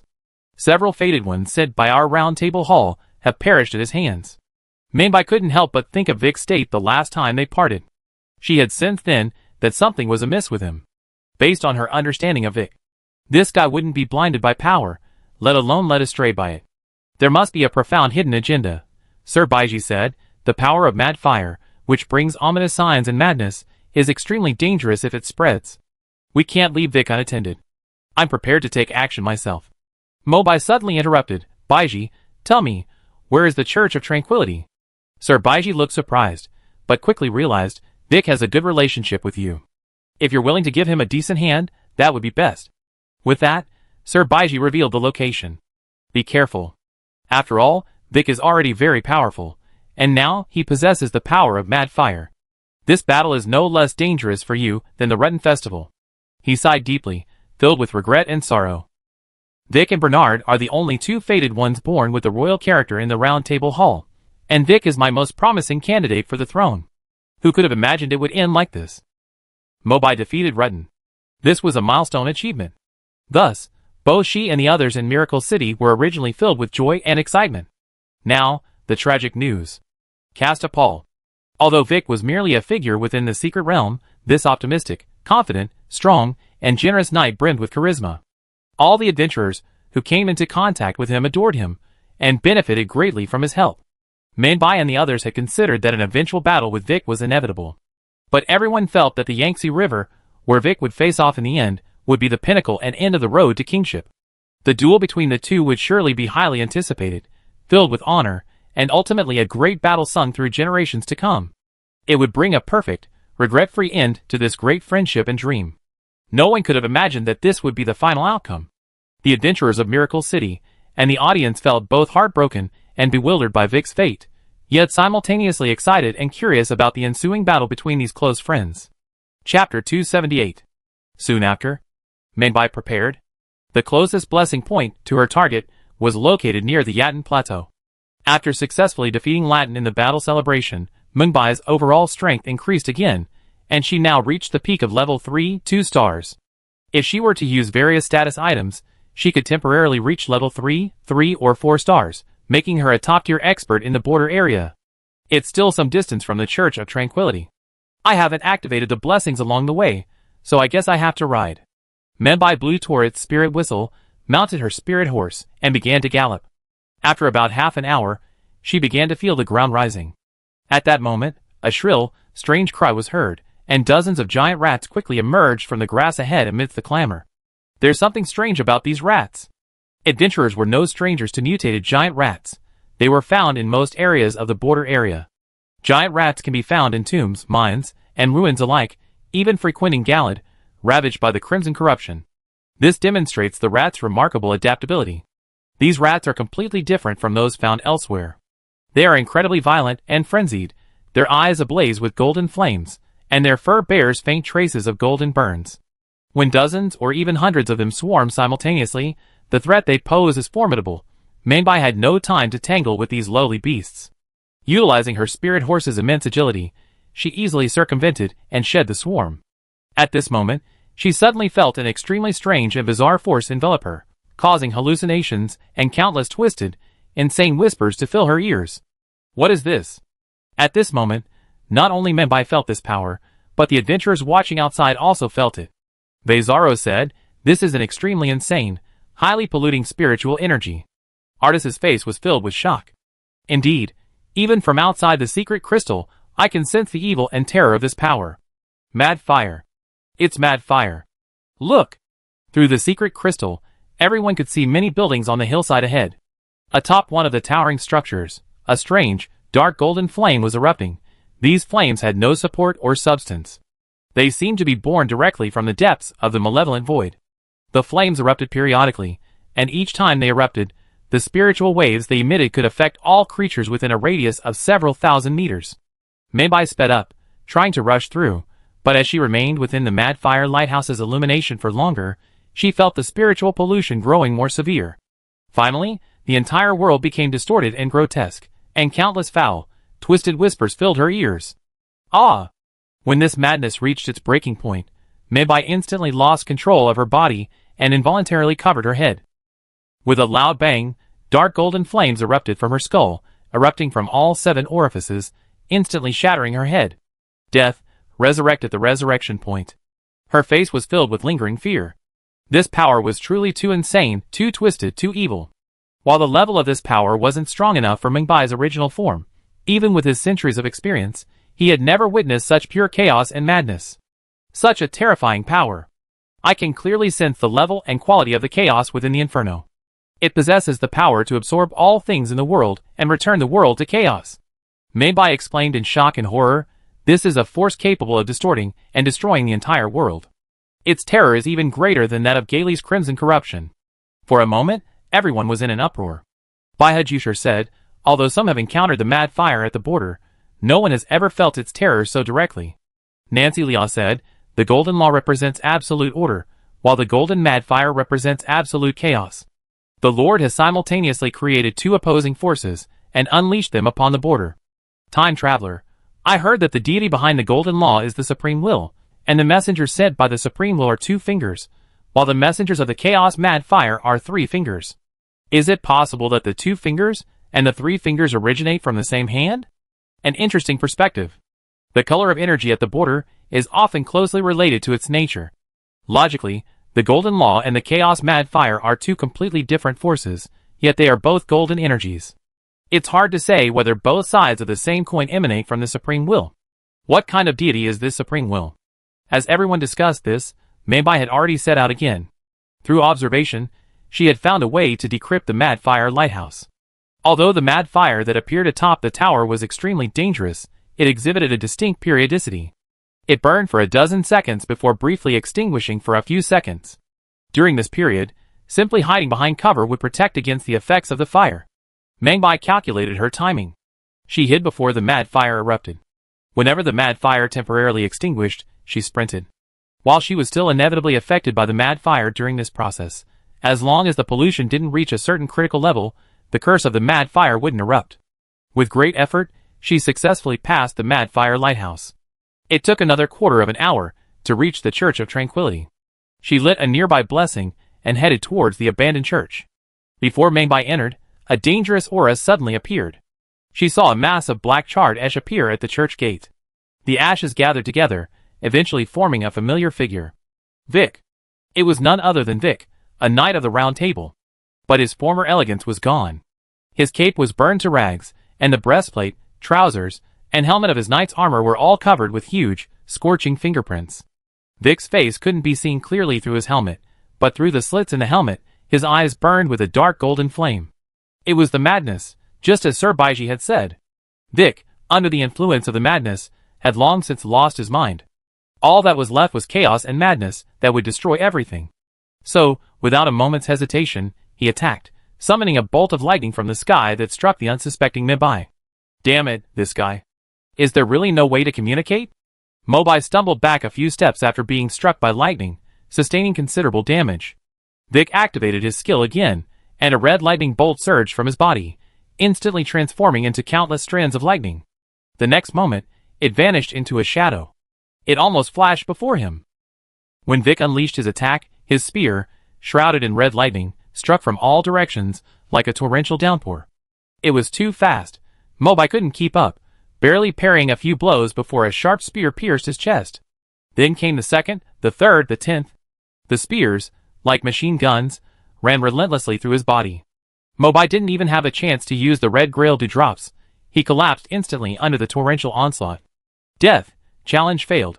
Everyone gasped at the sight.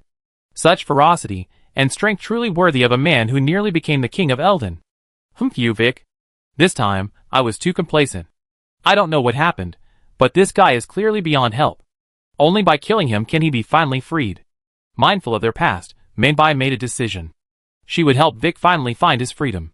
Come again! Mobai challenged again, not rushing and rashly. She had previously empowered Vic with Dragon Thunder, Golden Tree Vow, Vengeance Vow, and other amplification items. With this set of enhancements, Mobai's strength had reached at least the peak of level 3, for stars. She then took out the summoning bell and swung it. Amidst the crisp ringing, a spirit knight clad in armor and wielding dual swords was summoned. Oreg, the Lost Knight. This was one of the ashes he possessed. In life, it had been a top-tier Lost Knight, skilled in two-handed swordsmanship, possessing a strength of level 3, 2 stars that should not be underestimated. After Mobai prepared, he re-entered the battlefield, triggering Quasi-King Vic and reigniting the battle. Vic immediately unleashed ancient dragon lightning, summoning dozens, even hundreds, of red lightning bolts that rained down in all directions.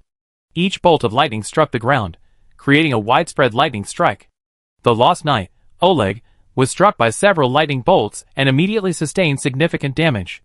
Vic's left hand grasped a bolt of lightning from thin air, instantly condensing it into a lightning spear, which he hurled at the Lost Knight, Oleg. The lightning spear pierced through his body at a speed indiscernible to the naked eye. This formidable Lost Knight was slain before he even had a chance to engage Vic head-on. After slaying the Lost Knight's spirit, Vic summoned lightning to condense into a red lightning blade, approximately 2 or 3 meters long. This was the ancient dragon's prayer, Lance Sanx's blade. In his right hand, he wielded a spear shrouded in red lightning, and in his left, a lightning blade imbued with concentrated lightning. He launched another torrent of attacks at Mobai. Mobai dared not take the lightning blade's blows head-on, barely dodging several of its slashes and blocking the spear's thrusts. Vic suddenly leaped high, slashing through the air with his left-handed sword at lightning speed. A wave of lightning emanated from the blade, fanning out in a forward direction. Mobai had no time to dodge, and was instantly engulfed by the fan-shaped red lightning. The violent lightning pounded and ripped through her body from all directions. It wasn't fatal, but it was excruciatingly painful, paralyzing her. Vic reappeared as a shadow, and with the unstoppable momentum to pierce through all obstacles, his spear pierced Mobai's vitals once again. Death, another loss. As expected of Quasi-King Vic, destined to be another painful round, Mobai fought 5 more rounds, each time failing to last more than 10 rounds against Vic. This guy is too strong. He possesses top-tier combat skills, supreme technique, and possesses a variety of powerful ancient dragon prayers. Even though his brain has been burned by the infernal fire, leaving him unable to think, he remains incredibly formidable, fighting on instinct. Of course, any opponent. There must be weaknesses. An adventurer's greatest strength is the stamina to repeatedly experiment and fail. After 7 or 8 consecutive battles, she had mastered all of Vic's moves. This guy is too fast, and his moves are numerous, especially his ancient dragon prayers, which are unstoppable. Mobai held several meetings with other experienced adventurers to discuss the matter. Finally, 2 countermeasures came to mind. First, find a way to wear down Vic and avoid his attack. For example, use high defense Ash-like shield soldier to hold him back for a while, draining most of Vic's mana and reducing his ability output, creating an opening. Second, find a way to reduce his speed and status. Vic's most challenging aspect isn't his Dragon Thunder, but his incredible speed. To slow him down, you can use poison or ice attacks. Meibai pondered for a moment. Decided on option 2. Although she had obtained the shield soldier ash and could summon shield soldiers, the ash hadn't been enhanced, so the soldier's strength was limited. Rely on a few giant shield soldiers. How to stop a quasi-king? Meibai rang the bell again, and the soul she summoned this time was none other than a soul jellyfish. Compared to the corrupted hound, the latter's accompanying crimson corruption also inflicts poisonous damage, but it only attacks at close range. Getting close to Vic is a challenge, and the hound will be quickly defeated. The soul jellyfish has undergone multiple enhancements, reaching a 3rd level 2-star strength. While inherently fragile, it can attack from a considerable distance. The battle begins again. Meibai this time directly draws his shield and steps forward to personally contain Vic. As Vic's torrent of lightning and attacks rain down upon him, although Meibai sustains considerable damage, as long as it's not instantly fatal, he can recover with the Holy Grail dewdrops. During this process, the soul jellyfish continuously sprays venom from a distance, successfully striking Vic several times. Although not fatal, the poison has already spread throughout Vic. Despite his impressive strength, Vic is still a human being. After being poisoned, his reaction and speed have noticeably decreased, which gives Meibai an opportunity. There's hope. Meibai decisively abandons his shield, dual-wielding the hound's fangs, and quickly closes in with the hound's agility. Dang! A sword blade shrouded in red lightning struck a spear also shrouded in red lightning. The two sides engaged in close combat. Meibai could see through Vic's helmet that the Knight of the Round Table's eyes were now irrational, his face and body covered in burns and cracks, and beneath his skin were traces of dark golden flames. What on earth have you been through? Meibai, though filled with grief and anger over Vic's fate, knew that now was not the time to be sad. Intensify the attack. Several exchanges followed. The jellyfish provided continuous remote support. Vic's poison deepened, his speed slowed, and the two sides gradually became evenly matched. Meibai had already made it through the most difficult phase. She believed that as long as she continued to advance steadily, relying on the Holy Grail due to recover her losses, she had at least a 60% chance of victory. However, when she seized her opportunity, she struck Vic with a single blow. Finally, she seized the initiative for the first time. Vic let out a shrill and painful roar, the cracks in his skin deepening as a torrent of insanity erupted from his body. The insanity erupted from his 7 orifices, shattering his helmet, and scattering it in all directions. Not good. Meibai could clearly feel the insanity erupting within Vic, transforming him into a humanoid beacon of insanity. Mental pollution was rapidly accumulating. If she couldn't defeat and kill him within 10 seconds, she would surely perish in the eruption of the insanity curse. The problem was, in just 10 seconds, how could she possibly defeat him? Although this guy was becoming increasingly uncontrollable and insane, he still retained a fierce desire for battle and destruction. Countless red ancient dragon thunders rained down around them, combining with the erupting inferno to form a powerful offensive. Vic swung his spear again. The spear was not only swathed in red dragon thunder, but also blazed with burning dark red inferno. This spear possessed not only powerful physical destructive power, but also a terrifying mental assault. It's over, unstoppable, the moment Meibai had this thought. Vic. A soft female voice rang out from the calm church, and a translucent, witch spirit appeared near the battlefield. Vic's utterly frantic state abruptly ended, and a brief moment of trance and struggle suddenly appeared. Kill. Meibai realized that his friend had created a fleeting opportunity for him before his last vestiges of consciousness faded. Meibai decisively switched to the Sword of Night and Fire. She stabbed Vic's heart with a move called Night Comet. Boom! All the remaining magic power in Meibai's body was transformed by the Sword of Night and Fire into a black energy beam, instantly tearing through armor and flesh, inflicting a fatal wound. The crimson thunder and frenzy finally ceased. Vic's body slowly collapsed, his flesh once again reduced to black ash, leaving only his weapons and armor. It was finally over. Meibai had defeated this powerful enemy. When she entered the Church of Tranquility, she saw the corpse of a witch in a corner. Vic's witch. It was her spirit that helped me, otherwise, I would have had no chance of killing Vic. Meibai's emotions were mixed. Although she had defeated this powerful opponent, this was clearly not the occasion and method she had hoped for. Besides, why had Vic become like this? The whole story remained a mystery for a short time after Vic's death. Soon after, the challenge ended. She exited the secret realm. Challenge over. This rating, B+. You obtained Skill Stone, Fool Shanks' Thunder Lance. A big find. A top tier, rare 4th tier skill. Meibai beamed with joy, feeling satisfied with the rewards of this adventure, having endured so much hardship. Ancient dragon spells hold great value to her. They're not only practical but also offer inspiration and enlightenment. But he hesitated for a second. She didn't take the loot. You activated Mark of Plenty X3. This adventure rating, double armor plus. You obtained Quasi-King Vic's spirit. Great. The gamble paid off. Mainbai was overjoyed again. Everyone else also expressed envy. Higanbana said, Quasi-King Vic? This is definitely a rare 4th-tier spirit, bordering on rare treasure.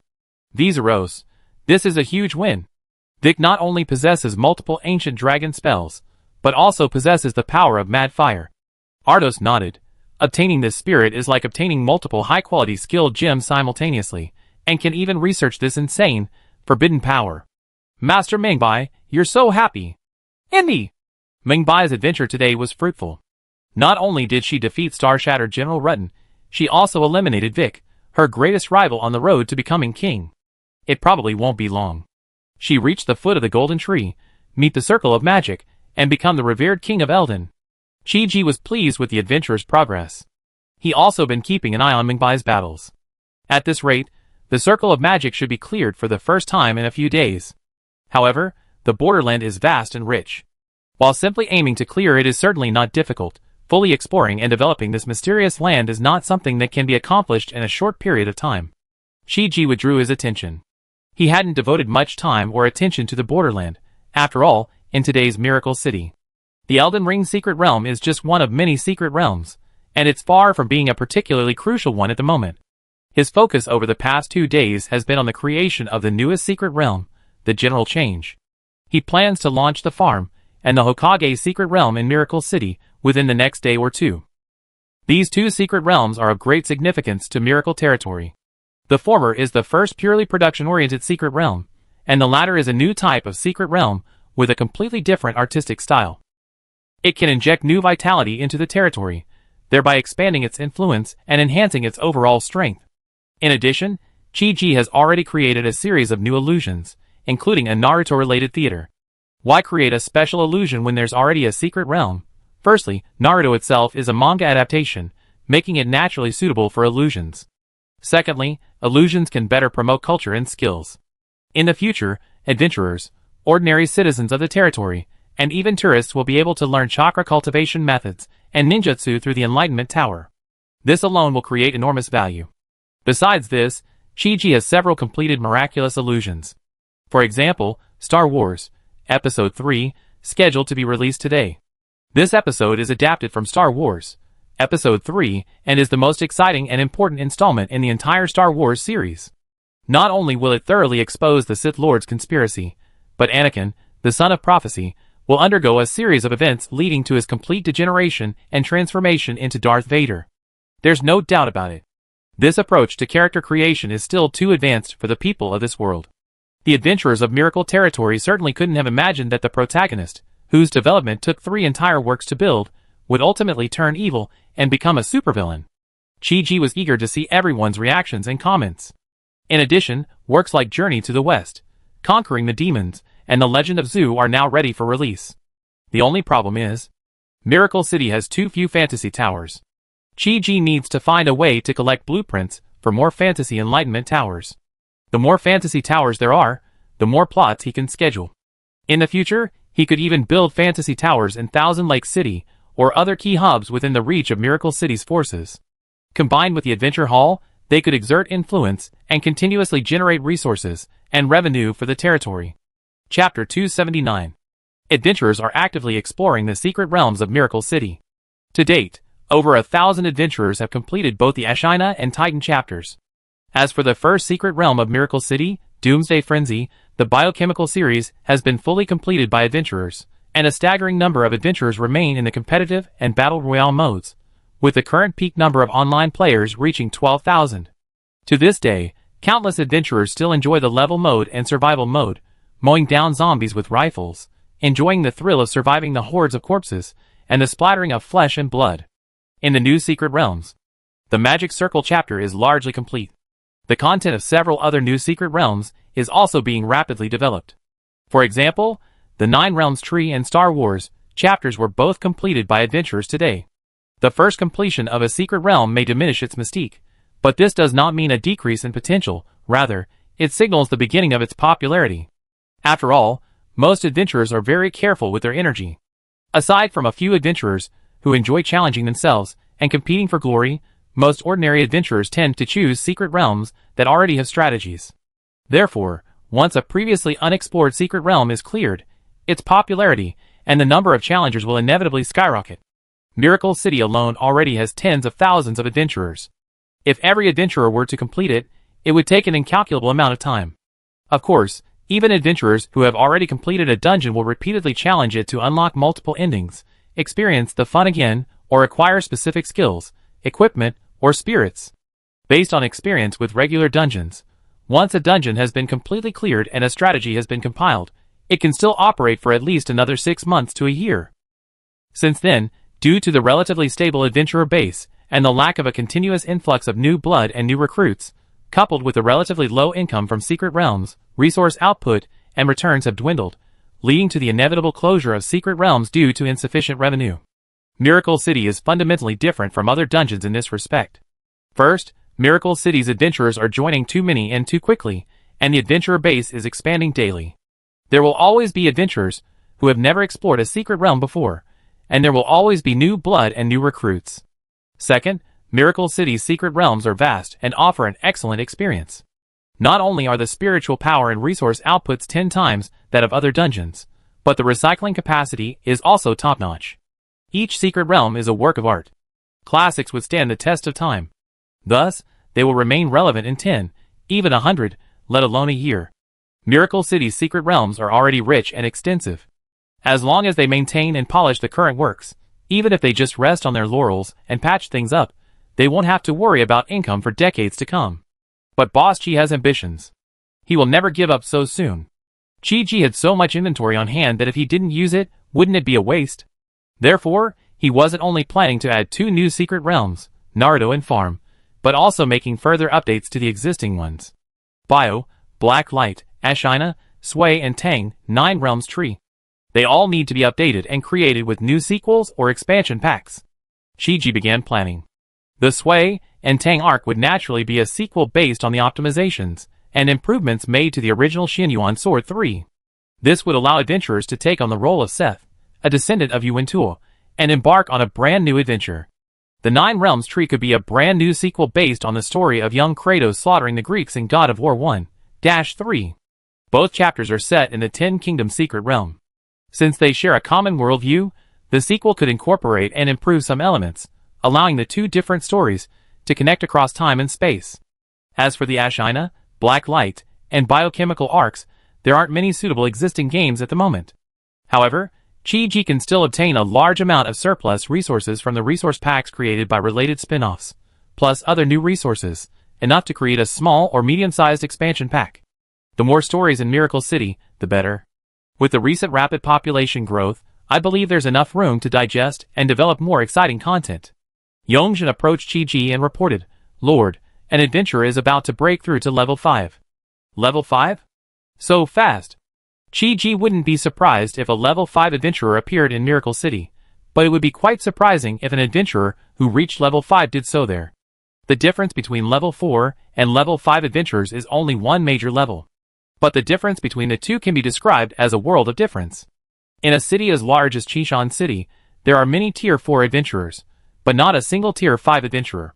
This is not only because Tier 5 spirits are extremely rare, but also because Tier 4 soul cultivation is extremely difficult. About 80% to 90% of Tier 4 adventurers are stuck in the last 10% of their cultivation, unable to make any progress. This is because this stage requires a stronger spiritual resonance to break through. Furthermore, even adventurers who reach Tier 4 in their prime are usually already old by the time they have cultivated their soul to 90%. The difficulty of breaking through increases exponentially as adventurers age. Miracle City lacked any young or middle-aged adventurers at the peak of the 4th level. Chi was curious about who could reach the 5th level at this stage. When he found the adventurer Yongjin had mentioned, he couldn't help but show surprise. It was none other than Zhang Shanhai, the foremost adventurer from Qinshan City. Half an hour ago, the 9 Realms Tree secret realm was opened. The first person to do so was none other than adventurer Zhang Shanhai. He had opened the secret realm before it closed. Ultimately, he became the first adventurer in Miracle City to clear the Nine Realms Tree secret realm. This journey, which lasted over 10 days, left a profound impression on the veteran adventurer Zhang Shanhai. He not only witnessed the various customs and culture of the Nine Realms Tree, but also gained a deeper understanding of the charm of Nordic Asur mythology. This journey and its stories were very important to Zhang Shanhai. The most memorable moment wasn't the shock of first encountering Jormungandr, the Midgard serpent, nor the majestic scenery and customs of any of the Nine Realms, nor the battles to defeat Thor, the god of war, or Odin, the god king. It was the journeys, adventures, and battles he shared with his son, Atrus. Zhang Shanhai once had a child around Atrus's age, but due to unfortunate circumstances, he died young. His inability to become a proper father was a deep regret and scar in his heart. However, the story of the Nine Realms Tree helped him make up for this regret.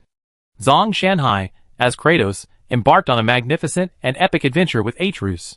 This adventure was not only full of twists and turns and rich in content, but also transformed and grew the father and son, from initial estrangement and misunderstanding to ultimate mutual recognition and trust. Kratos gradually understood how to be a good father and manage his relationship with his children. Zhang Shanhai also felt a deep resonance in this process. He felt that Atrus was his own son. This feeling of emotion lasted until the end of the story, leaving him with a dreamlike feeling, a sense of having experienced a whole new life. It was precisely in this immersion and emotion that Zhang Shanhai's cultivation, which had remained stable for decades, unexpectedly broke through. His fourth-level spirit cultivation reached 100%, which meant that Zhang Shanhai would have the ability to contract a fifth-level spirit, becoming a fifth-level adventurer. This would also make him Miracle City's first quasi-fifth-level adventurer. For adventurers in Miracle City, this was undoubtedly a memorable milestone. Oh my god, is this true? Senior Zhang Shanhai is already so old, and he's still able to achieve a breakthrough. This is incredible. There's nothing to be surprised about. After all, this is Miracle City, a land of miracles and treasures. Just because other dungeons can't do it doesn't mean Miracle City can't. Congratulations, Senior Shanhai. Everyone was shocked by the news. One after another rushed out to congratulate him. Zhang Shanhai clearly hadn't expected such luck and opportunity. He was an old adventurer ready for retirement, and he had never imagined he could reach even greater heights. Miracle City not only fulfilled his deepest regret, but also provided him with opportunities he had never dared to imagine before. Although he was already a quasi-fifth-level adventurer, he was still far from becoming a true fifth-level adventurer. The fifth-level spirits currently produced in Miracle City were extremely rare. Currently, only the Sui and Tang chapters of the 10 Kingdoms secret realms exist. Within the Arad continent, there's a small chance of obtaining a fifth-tier spirit. Other secret realms, such as the Nine Realms Tree and the Magic Ring, also have a chance of fifth-tier beings appearing, but the probability remains unknown at this point. Today's adventure. This concludes. Jiang Wentian and several of his fellow lords left the hall. These lords, new to Miracle City, were reluctant to leave, yet also felt a sense of having their eyes opened.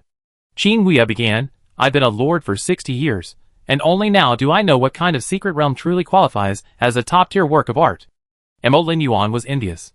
City Lord Jiang is truly fortunate to have the opportunity to collaborate with Miracle City.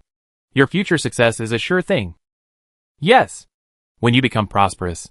Don't forget us, your old friends. Several lords showed signs of fawning over Jiang Wentian. Jiang Wentian knew full well that the connection between his territory and Miracle Territory would give him a stronger position in future dialogues and cooperation with other partners, which would bring immense benefits to the territory.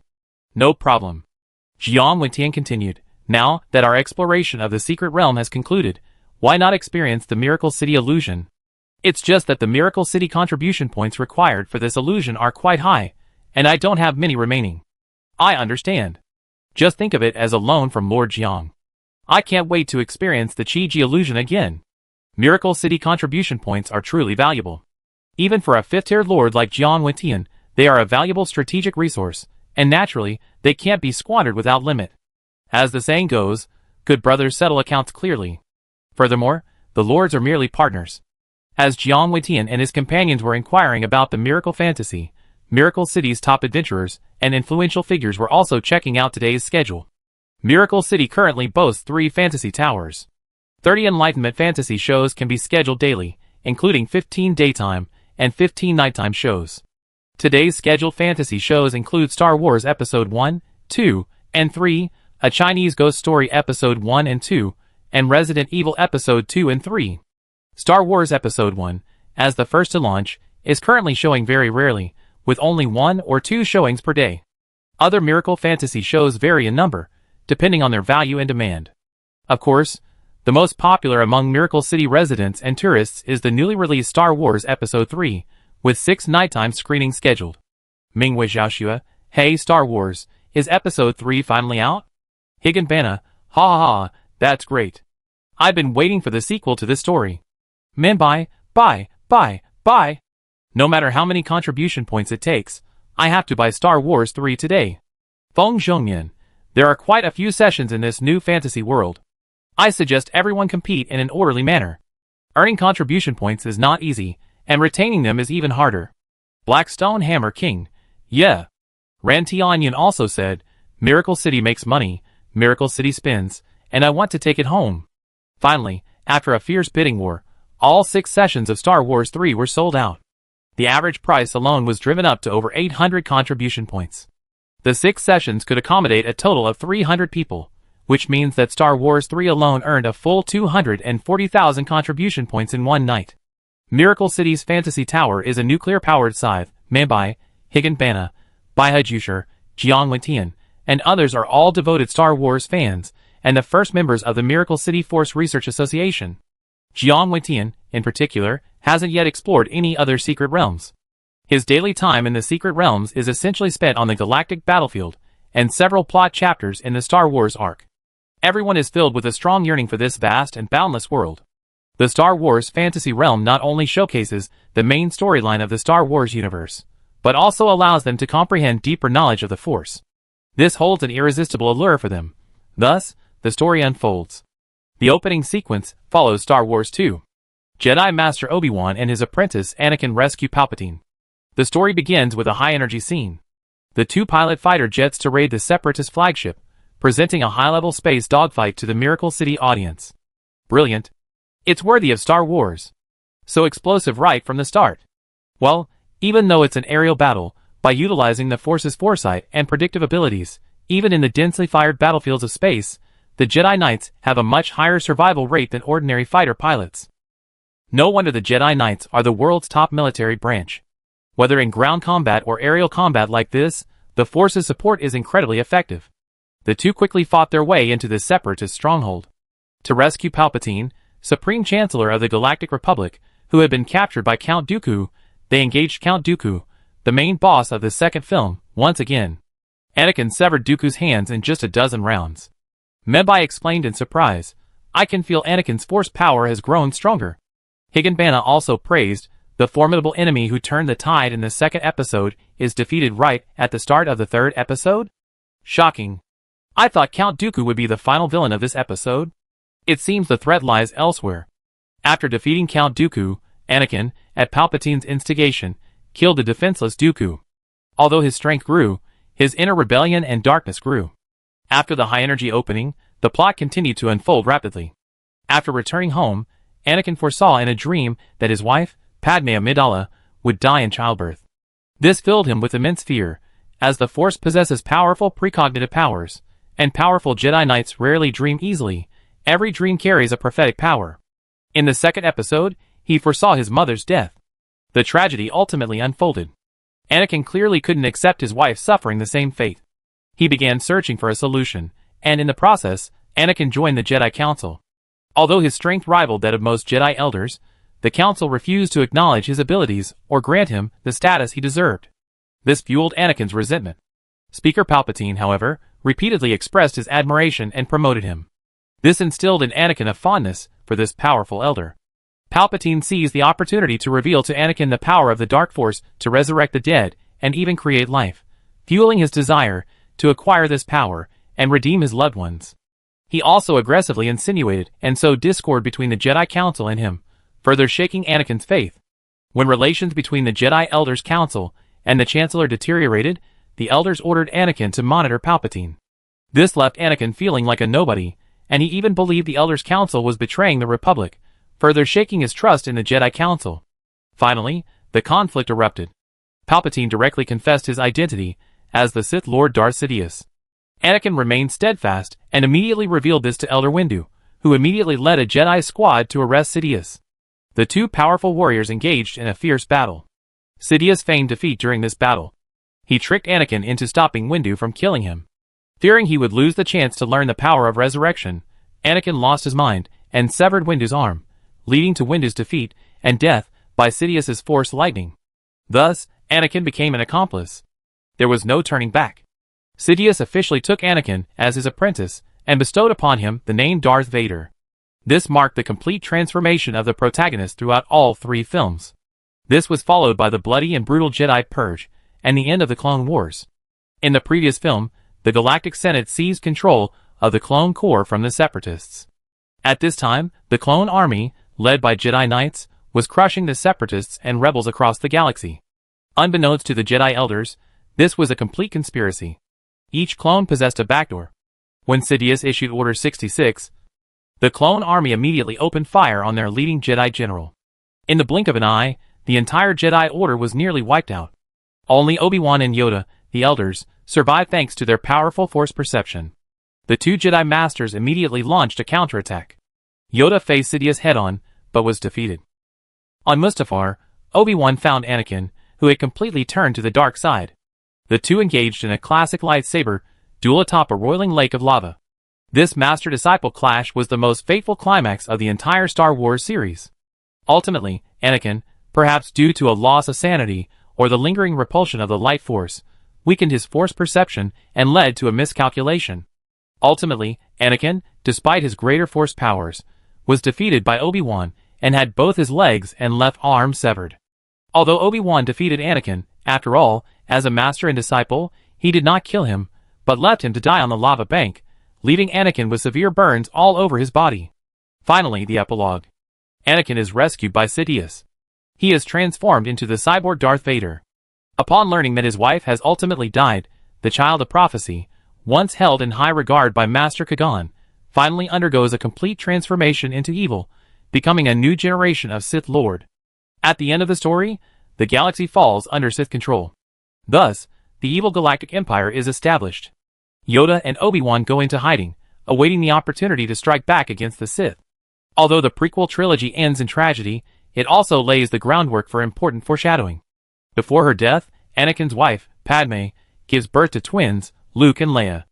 Luke Skywalker, the protagonist of the original Star Wars trilogy, will become the key to defeating the Sith Lord Darth Vader, marking the beginning of a new cycle of fate. After reading this story, everyone in the audience was deeply moved. Jiang Wentian exclaimed, "I never seen a story with such a vast worldview, such dramatic twists and turns, and such an epic feel." Nancy Liao, Anakin, the son of prophecy, actually fell, and fell so completely, from a hero to a demon, directly leading to disaster for the entire galaxy. Ran Tianyun, Lord Qi created 3 magnificent Secret Realm stories, transforming the protagonist, a chosen one who had made great contributions to the galaxy at the age of 9, into Darth Vader, the Sith Lord. This is truly a groundbreaking and unconventional creative approach. Ming Bai commented, deep within Anakin's heart, he was filled with a desire for power, and a fear of loss. So, that's why they were so precisely manipulated by the great conspirator Palpatine. Artos. Although the story ultimately turns to darkness, every choice is filled with human struggle and tragedy, with foreshadowing and hints everywhere, making it full of plausibility, both reasonable and unexpected. It's truly brilliant. Excellent. Excellent. Such a grand story, far from ending, seems only to be just beginning. The story ends with a foreshadowing. Anakin's 2 children, along with Obi-Wan, Master Yoda, and the rest, may become crucial forces in the fight against the Dark Force in the future. Everyone was captivated by the history of the Star Wars universe, and the stories within it. This story blends personal destiny with the magnificent, epic transformations of the galaxy. Its purpose and depth are immense, yet it's only the beginning of a new story. Everyone thought they were on the 1st floor, and the overlords were on the 5th. But in reality, Lord Qi's height had already surpassed the atmosphere. After watching the Miracle City version of Star Wars Episode 3, hundreds of people immediately realized new realms of the Force. Among them, people like Ming Bai and Jiang Wentian not only mastered the 3rd level of the Force, but also comprehended the secrets of the Dark Force. This was a huge help to them. And the discussion and influence of Star Wars quickly spread from Miracle City. This directly led to a significant increase in the popularity of Star Wars-related secret realms after the city opened. The only thing that displeased everyone was that the number of illusion towers in Miracle City was still too small, making it not only extremely difficult to see the film, but also prohibiting more viewing. Consequently, the lords unanimously mobilized all their channels to obtain more blueprints for Miracle City. Chapter 280. The Law Enforcement Hall in Thousand Lakes City. It is presided over by Blood Omar, the third elder of the Guardian Elders Council. This six-winged vampire clan leader of the Scarlet Bloodfeather tribe, is already 1,400 years old this year. As one of Thousand Lake City's core leaders, he is primarily responsible for the region's prisons and punishments. Both within Thousand Lake City and throughout the Eternal Night Forest, Chief Omar is a renowned and influential figure. His cultivation reaches the late 5th stage, and his personal strength is second only to the first and second elders. He appears as a wrinkled old man with pale skin, silver hair, red eyes, long pointed ears, and 6 blood-red wings. The six-winged vampire is a type of vampire. Because they specialize in blood magic and curse magic, and share a resemblance to elves, they are sometimes considered a branch of the blood elves. Omar closed his eyes and rested. Like a dormant vampire. The wait didn't last long. Several unusually powerful auras descended upon the hall. When I opened my eyes, I saw 9 figures of varying sizes appear before me. All of them were level 5, all members of the Elders Council of Thousand Lake City. Though their races varied, they were undoubtedly the most powerful of the Great Forest. A 3-eyed giant elder thundered, "Elder Omar has summoned us suddenly, but he has something important to discuss with us." Chief Omar slowly opened his eyes, and said, "Thousand Lake City and the surrounding area have undergone significant changes recently. I believe everyone here has sensed them to some extent." A golden dwarf chief said, "Could Elder Omar be referring to the Miracle City?" These 9 elders were primarily tribal leaders, and clan leaders native to the Evernight Forest. They were also close to Omar, and had already guessed his purpose for summoning them.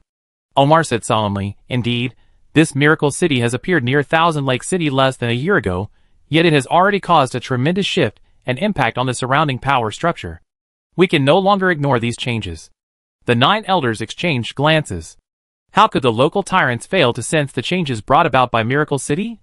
First, all sorts of bizarre yet highly cost-effective Miracle City specialties, skills, and spirits have appeared and become popular within Thousand Lake City and the various tribes. Miracle City's powerful secret realms, and the culture they have spawned have recently become known and talked about by all tribes and communities. Which tribe doesn't have some elements of Miracle City? Not to mention Miracle City's rapid rise, sweeping aside 3 Tier 3 dark factions in such a short period of time. Its current territorial size and power may be approaching that of a Tier 4 power. A territory only at the 3rd level, yet its power rivaled that of a first-rate 4th level power. This was also a very troublesome force for Qianhu City. Most importantly, the elders were not blind or deaf.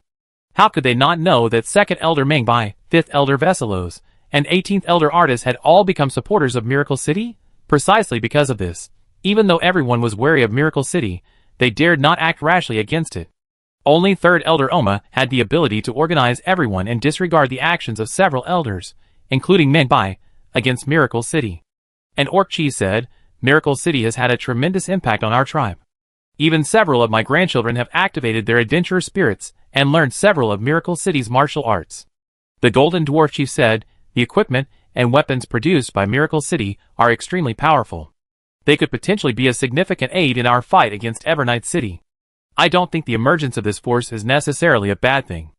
Indeed, Eternal Night City's Eternal Night Dragon King is becoming increasingly formidable. Perhaps we need this fresh blood to strengthen our strength." The 3-eyed giant chief then said, "But Miracle City is rising too quickly. If this trend continues, it won't just be the dark forces that will be affected. How can we protect our territory and the interests of our people?" The other elders all looked solemn. Omar then spoke in a low voice, "Miracle City may become a significant force in the fight against the Eternal Night Dragon King, but this power must be controllable. Otherwise, it will be detrimental to everyone and every force." The other elders pondered this.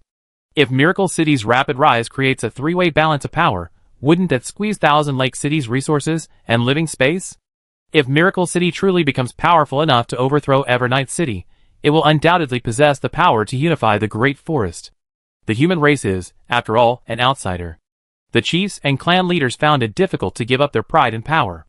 Omar continued, "Miracle City's greatest problem is its rapid rise and overpowering potential. It's a force fraught with uncertainty, and the threats and risks it presents cannot be ignored. We must act immediately to suppress it before the situation becomes controllable and escalates. Omar's message was clear. He wanted to mobilize the forces of Thousand Lake City to suppress Miracle City. The Three-Eyed Giant clan leader said, "I don't object to suppressing Miracle City, but the problem is that even the second elder is with Miracle City, and with the help of the undead and the elves, we're unlikely to put any pressure on Miracle City." The Golden Dwarf elder also looked worried. This matter is of grave importance. If not handled properly, it could cause internal dissipation and unnecessary losses within Thousand Lake City. Then, the forces of darkness would undoubtedly take advantage. Omar snorted coldly. What's there to be afraid of? The second elder has no tribal power in the Great Forest. Bezaros is merely an alien undead force. As for the elves, they long since declined to even 1% of their former glory. As long as our 10 tribes work together, any resistance we might encounter will be negligible. The ninth elder remained somewhat undecided. Omar continued, Miracle City is not only expanding at an extremely rapid pace, having swallowed up 3 third-tier dark forces, but recently several human territories have also surrendered, encircling Thousand Lake City. Their ambitions are clearly exposed, and a conflict of interest will sooner or later erupt between us and them. If we don't make a decisive decision now, it won't be long before Miracle City becomes the most powerful force in the Thousand Lakes region. With the support of the second elder, the undead, and the elves, they will completely overthrow us and rule us. The second elder doesn't care about the fate of the Evernight Forest. The undead, as an outside force, don't care who rules this forest. As for the elves, they want to leverage this opportunity to regain control of the forest.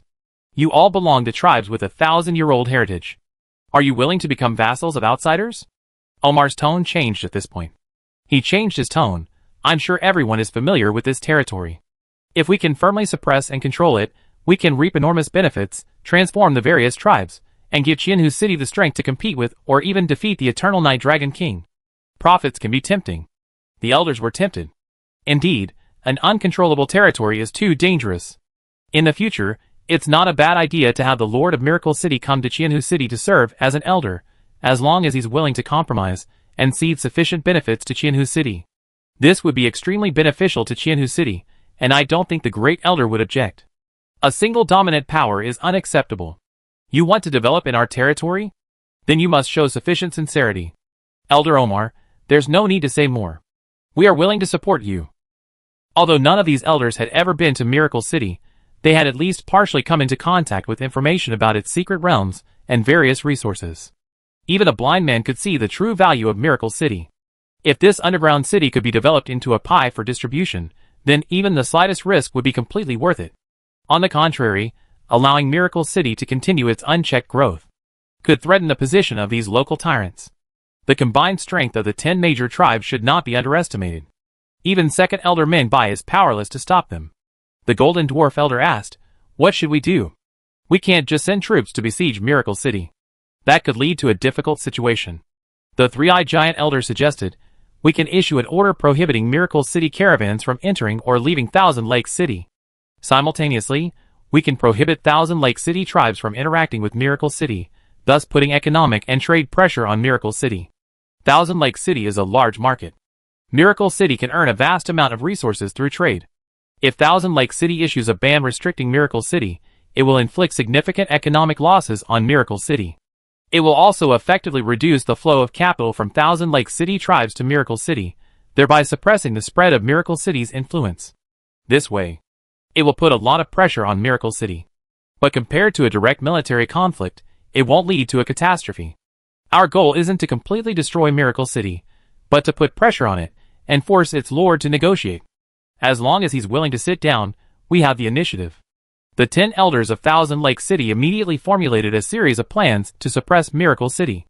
Their goal wasn't to destroy Miracle City, but to force it to integrate with Thousand Lake City and cede its interests. Therefore, economic and trade blockades and pressure were only the first step. They would then send someone into Miracle City to contact Lord Chi-Ji and discuss the stakes. Omar asked, who among you is willing to go as an envoy to Miracle City? The Golden Dwarf Elder thought for a moment and stepped forward. Leave this to me. Omar thought for a moment and nodded. Since Elder Legio has volunteered, the task of communicating with Miracle City will be assigned to the Goldbeard tribe.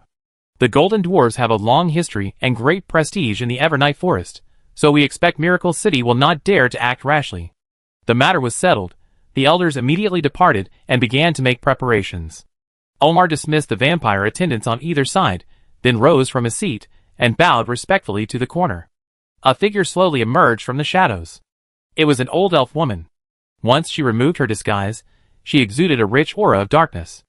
Any elf present would be shocked, for this person was none other than Elrima, the former high priestess of Sacred Tree City, and now one of the 9 Dark Lords of Evernight City. A peak-level 5th-tier darkside appeared directly within Thousand Lakes City. This was something the other elders could never imagine, for even the Great Elder, despite his slumber, would remain vigilant and reactive to any darkside presence. Irma said calmly, "You done well, using the 9 tribes to suppress Miracle City. With just a little manipulation and provoking conflict between them, we can bring about a mutually devastating defeat. Omar, that old under Thousand Lakes City is dying. I wonder when we close the net." Irma said, "Rest assured. His Majesty will soon be out of seclusion, and he will certainly keep his promise. Not only will you become the 10th Dark Commander of the Evernight Forest, but you also claim the throne of Thousand Lakes City Lord." Omar's eyes blazed with ambition. He had long since surrendered to the Evernight Dragon King. Omar would have perished under the terrifying dragon flames years ago. For years, Omar has concealed his half-corrupted soul, and has been working undercover in Thousand Lakes City. His goal is to gain access to the Thousand Lakes City Great Elder, and fulfill the Eternal Night Dragon King's plot and mission. Now, this plan is nearing completion, and the time has come to close the net. Irma said, "Miracle City's strength cannot be underestimated. This human territory has immense potential, and could become the biggest variable in our plans. We must not allow it to continue expanding." Omar was unconcerned about Miracle City. He felt it was ultimately just a minor incident. Using the 9 tribes to suppress Miracle City would be enough to put the underground city in a difficult position. Of course, Omar would not underestimate the enemy. He said solemnly, "I heard that Yuming City has already allied itself with Miracle City. This ignorant and foolish human lord has rejected my offer. If Yuming City is integrated into Miracle territory, Miracle City will be able to circumvent the encirclement of the 9 tribes and expand northward." Irma already knew. Yuming City had just surrendered to Miracle City. The most urgent task was to mobilize the forces of the Ash Forest to intensify the offensive. If Miracle City's new tentacle could be severed before Yuming City gained a foothold, it would be a significant blow to Miracle City. Even if it couldn't be annihilated in time, it would still tie up a significant portion of Miracle City's forces. At this time, Omar and the 9 tribes were exerting pressure on Miracle City. Miracle City would inevitably be caught in a passive position, attacked from all sides. Legio Goldbeard, chief of the Golden Dwarf clan of the Evernight Great Forest. He was also the great chief of the Goldbeard clan, an elder of Thousand Lake City, and a powerful 5th-level dwarf. Of course, Legio's ranking in the Thousand Lake City Elders Council was not high. He was only the 15th-ranked elder, primarily responsible for Thousand Lake City's various forging and casting industries. His personal strength and the size of his tribe were far inferior to Omar's. As one of the 9 elders involved in the conspiracy against Miracle City, after Elder Legio returned to the Dwarven territory, he immediately summoned his 5 trusted confidants, all of whom were rank 4 gold dwarves. "Great Chief, why did you just return? Today, adventurers in the Adventure Hall were challenging Long-Legged Rost. You have no idea how terrifying Long-Legged Rost is. Although in an extremely weakened state, his status is extremely high. His true strength is definitely at the rank 5 level. Today, we received an item called the Heart of Consonance. This item is a level 30 pink item in Arad, but in the real world, it's a rare top-grade, level 3 item. It has immense research value, and will provide immense inspiration for our tribe's forging. In addition, we received blueprints for several pieces of equipment." The moment the Golden Dwarfs saw Legio, they immediately burst into a barrage of chatter. It turned out that these high-ranking dwarves of the Goldbeard tribe, including Legio, had long been warriors of Arad. Legio was not only one of the earliest pioneers of the Goldbeard tribe to explore Arad, but he had also trained a level 31 berserker. Of course, these golden dwarves were disguised when they went to the Adventure Hall. Thus, the others in the Adventure Hall, and even the elves who managed it, were unaware of the dwarves' true identities. "Now is not the time for such discussions," Legio said solemnly to his brothers. "We have a very serious and daunting problem before us. If we don't handle this properly, the consequences will be dire." Several high-ranking dwarves looked astonished. Legio then revealed Omar's plan to them. "What? The 3 elders are uniting the 9 tribes to suppress Miracle City? Wouldn't that mean our Goldbeard tribe and Miracle City would be at loggerheads? I finally reached level 27. What if the Lord of Miracle City gets angry and takes my character away? Many of our tribe members have been exploring Arad lately, investing considerable resources and soul crystals. Currently, at least 100 dwarves from the Goldbeard tribe are adventuring in Arad.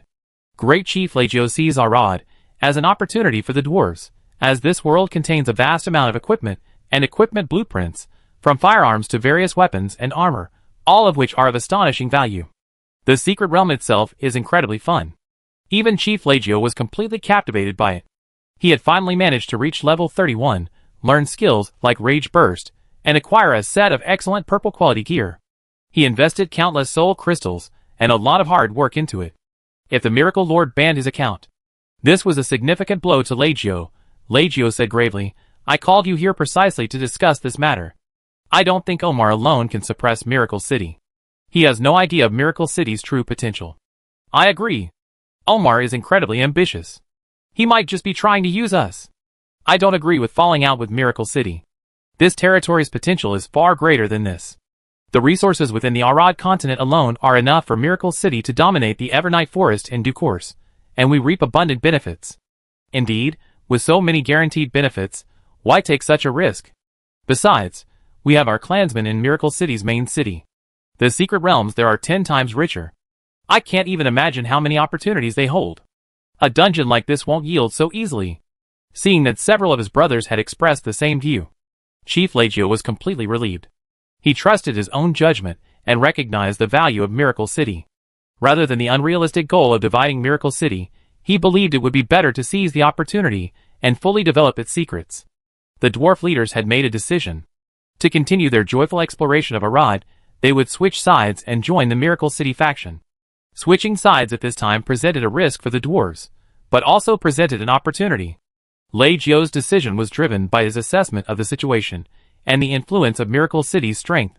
However, there was another factor: Chief Legio's close relationship with Second Elder Mingbai. Mingbai lacked his own tribal power. He could only secretly recruit allies to play a role at a critical moment. Legio happened to be one of Mingbai's allies, allowing him to secretly monitor the various tribes and the Council of Elders. Legio was less than an hour away from the arrival of the Chaos Tide.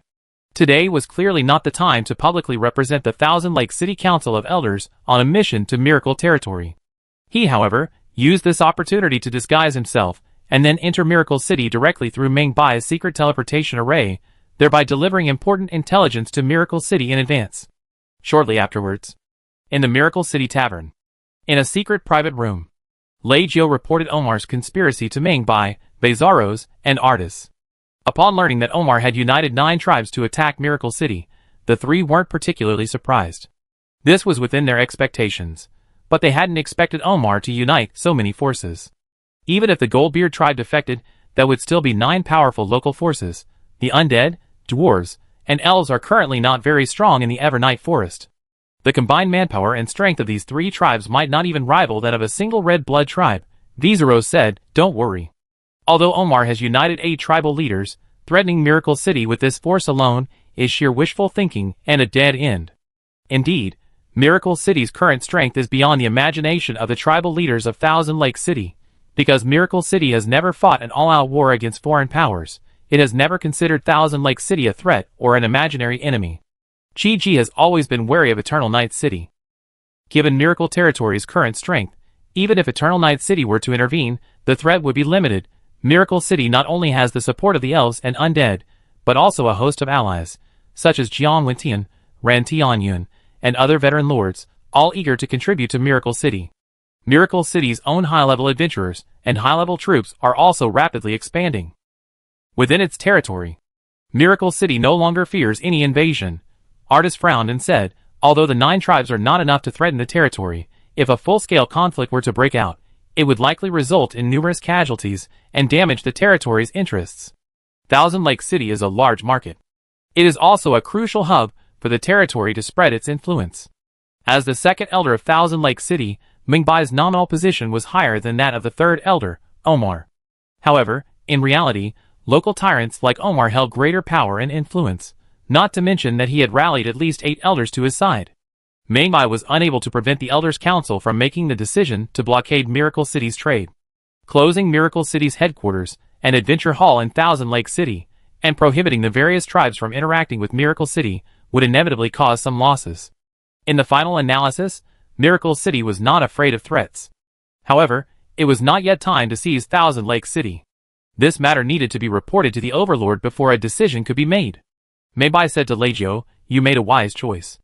Miracle City will remember your contribution." Vazaros also said, "Elder Leggio, don't worry. Miracle City is more powerful than you imagine. Omar's ambitions and schemes will never be realized, and we have ample means to deal with the current situation. Artis, we need to meet with the Overlord to discuss the details." Artis and Vazaros immediately went to the Overlord's castle to report the situation. Mei wasn't yet a high-ranking official in Miracle City. She didn't go to the Overlord's mansion, but instead brought Leggio to the Secret Realm Hall. This was the Golden Dwarf's first time in the Secret Realm Hall of Miracle City's main city. "Is this the main city hall? It's so magnificent." Mei said, "Elder Leggio, since this is your first time here, why not take a look around? Miracle City has undergone a lot of changes recently, with many important updates. Miracle City had just opened. The Secret Realm today had undergone significant changes compared to before. In addition to the 4 main secret realms, 2 new secondary secret realms had been added to the 3 secondary secret realms. One of these secret realms is called Ninja World, and the other is called Miracle Farm. Mei is now extremely curious about these 2 new secret realms. The villains of Qianhu City are not a concern. First, it's important to understand the secret realms of Miracle City. Chapter 281. Flower Fairy Iris. One of the earliest natives to join Miracle City, and one of the first aliens to become Miracle City's exclusive adventurer.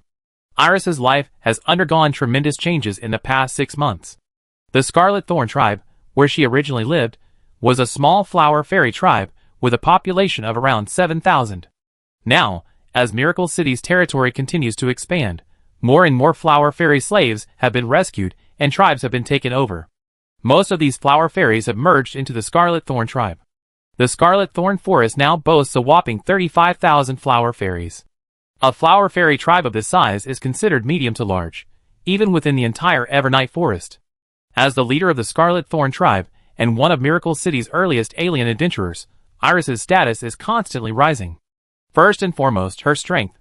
Elise's own cultivation was weak and unworthy of mention, but her adventurer's soul had already reached the peak of the 2nd stage, and she was on the verge of breaking through to become a 3rd stage adventurer.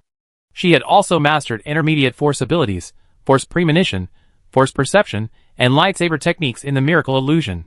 Although her own strength had not yet officially reached the 3rd stage, Elise possessed combat capabilities comparable to those of a 3rd stage. Of course, even more satisfying than her personal growth in cultivation and strength was the rise of her entire tribe.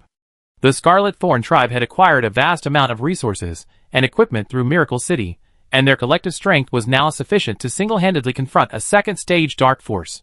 You have to understand. The Flower Demon tribe was very weak. This race, originally weak in combat and cultivation, had now achieved such strength in a short period of time, a transformation that was unimaginable in the past. As for other changes, they are too numerous to list. The Flower Fairies' lives, status, abilities, and development are constantly improving. For this reason, Iris and other flower fairies are filled with unwavering loyalty to Miracle City and Lord Chi-Ji. Miracle Territory not only accommodates weak flower fairies, but even grants them the power to change their fate. How precious is such a pure land? Iris and other flower fairies have long considered Miracle City their home and their faith. If Miracle City were in danger, even these less skilled warriors would not hesitate to fight with all their might. The Scarlet Thorn tribe is just one of the many tribes under Miracle City. Currently, there are approximately 10 such tribal territories, divided by ethnicity or lifestyle, with populations ranging from 30,000 to 20,000 and as many as 50,000 to 60,000. This means that the non-ethnic minorities of Miracle City can either choose to live in an urban environment and seek employment in various cities. They can also live in their tribes and enjoy a more traditional lifestyle, participating in resource extraction, farming, and animal husbandry. Under the protection of Miracle City's immense power and heritage, no matter what race or tribe, as long as they are loyal to the Lord, they can at least guarantee a comfortable life, and even enjoy unprecedented opportunities for advancement. Iris and her companions entered Miracle City, as usual. "I'm so excited. Last night's territory announcement previewed new secret realms. Today, Miracle City will release 2 new secret realms, one called Ninja World and the other called Miracle Farm. I wonder what they'd be like. Miracle City hasn't developed a new secret realm in a while. This time, not only were new secret realms launched, but 2 were released simultaneously, naturally sparking widespread discussion.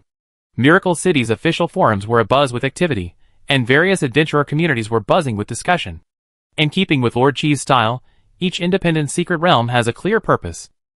The fact that they were released as independent secret realms suggests they must have unique features. Due to limited space, the territory announcement only provided a basic introduction to these 2 secret realms. For example, the Ninja World secret realm combines competitive gameplay, story-based gameplay, exploration gameplay, and character collection. It boasts a rich worldview and a vast storyline, unlike any other existing secret realm. As for the Miracle Farm secret realm, it's a secret realm based on management, construction, and casual cultivation. In the future, Miracle City plans to integrate gameplay similar to Plants vs. Zombies or Clash of Clans into Miracle Farm in some way, adding new territory and tower defense gameplay. Adventurers currently have a limited understanding of these concepts and don't fully grasp them. But they all believed in Lord Chi-Chi's ability to create secret realms. Miracle City's products were guaranteed to be top-notch. A secret realm created by Lord Chi, even if it was only a secondary one, would surely become a supremely valuable one passed down through the ages, creating a legacy for generations to come. After a night of discussion, they could finally enter the secret realm and explore its depths. Every adventurer was eagerly anticipating the opportunity. Iris entered the secret realm hall ahead of time and occupied a secret realm crystal. The moment the territory's secret realm was activated, she immediately opened the secret realm list, revealing all accessible secret realms in the main city of Miracle City. Main secret realms: Doomsday Frenzy, 10 Kingdoms of the Exotic World, Sea of Stars, Nightmare Disease Realm. Secondary secret realms: End Arena, Free City, Arad Continent, Ninja World, Miracle Farm. The number of secret realms has increased from 7 to 9. The 2 secret realms mentioned in yesterday's announcement are indeed online. Iris's eyes lit up. Her gaze lingered between Ninja World and Miracle Farm, but she ultimately chose Miracle Farm, as the experience felt more unique to her. However, just as she entered the secret realm, a prompt box appeared before her. You haven't opened a Miracle Farm yet. You can activate a level 1 farm directly for 3,000 contribution points, or apply for one from the Adventurers Guild for 6,000 soul crystals. Do you want to proceed? Yes or no? Current number of farms remaining: 953. What's going on? So Miracle Farm is a paid secret realm? The fee is too high. 3,000 contribution points. 3,000 isn't a small number. It might be charged by Miracle City. This secret realm must be something special. Just buy it. I don't mind a few contribution points. Iris wasn't the only adventurer trying to enter Miracle Farm. Every adventurer received this message upon entering the secret realm, leaving them shocked and puzzled. Miracle City doesn't lack paid secret realms. The Black Light chapter in the Frenzy secret realm is one such secret realm. But the Black Light chapter charges per chapter. Playing through both chapters costs just over 3,000 contribution points in total, while the Miracle Farm secret realm seems to be a one-time fee. Miracle City has developed. The entire economy is rapidly expanding. While the economy and contribution point allocations are constantly increasing, Miracle City also offers a wide range of paid services and places where contribution points are required. In addition to teleportation, guild services, and various other miscellaneous services like taverns and hotels, every adventurer who wishes to develop long-term in Miracle Territory must purchase or rent a property. The more affluent will also purchase real estate like shops.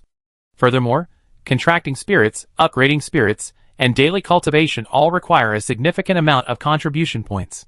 Finally, there are the costs of secret realms and illusions. Although most secret realms in Miracle City are free, they also offer a variety of value-added services, and adventurers spend a considerable amount of their contribution points there. As for the illusions, there's no need to explain them in detail. Although the ticket price is sky-high, it remains an extremely valuable service. The other miscellaneous sickles are simply too numerous to mention. It's true that adventurers in Miracle City earn a lot, but after repeated sides pummel them, how much is left? For this reason, when a secret realm offering 3,000 contribution points appeared, many adventurers hesitated.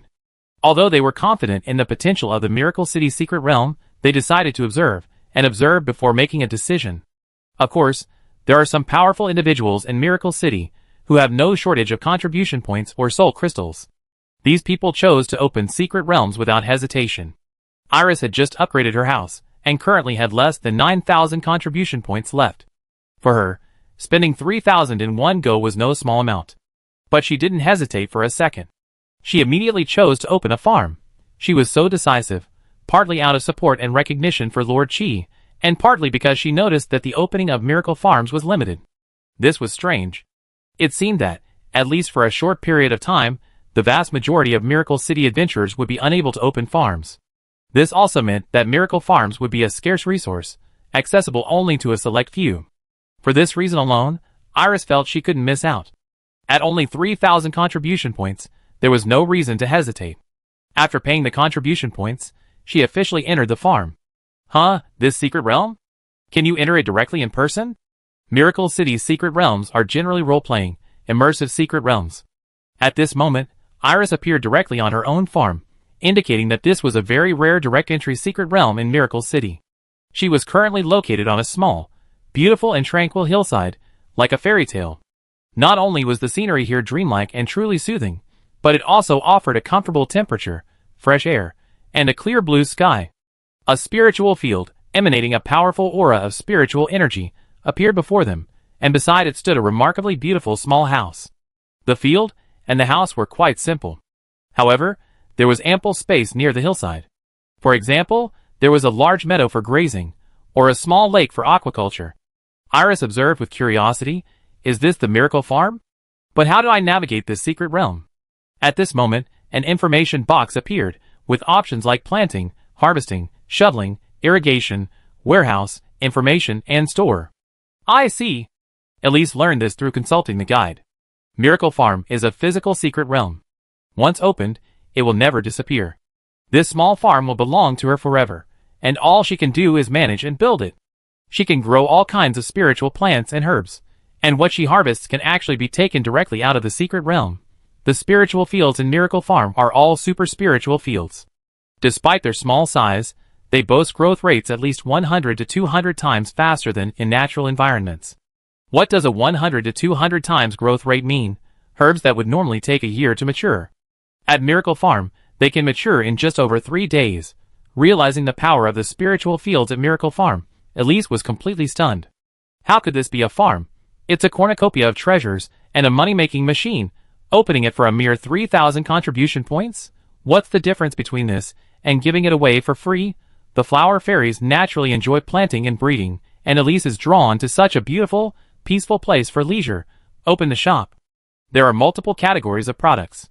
For example, seeds, costumes, and scenes. After Elise selected a seed, various seeds immediately appeared before her. The spiritual fields in Miracle Farm are divided into different levels. Level 1 spiritual fields can only grow level 1 crops or ordinary crops. Level 2 spiritual fields can grow crops up to level 2, and levels 3, 4, 5, and so on. Spiritual fields can be expanded. They can also be upgraded. However, growing crops consumes a certain amount of spiritual energy. The more crops you grow, and the higher their levels, the greater the consumption. The seeds currently in the store include Dragon Blood Mushroom Seeds, 100 remaining, Bloodberry Seeds, 999 remaining, Blue Moon Grass Seeds, 999 remaining, Spiritual Cabbage, Unlimited, Spiritual White Radish, Unlimited, Spiritual Wheat, Unlimited. There are about 20 types of seeds in total. Bloodberries and Blue Moon Grass are very common first-tier medicinal herbs in the Evernight Forest. As for the Dragon Blood Mushroom, although also a first-tier ingredient, it's a rare and versatile material, yet difficult to obtain due to its demanding growing environment and exceptionally challenging cultivation. As for the other crops, they're common, but because they're infused with spiritual energy, they also be transformed from non-graded items into graded items.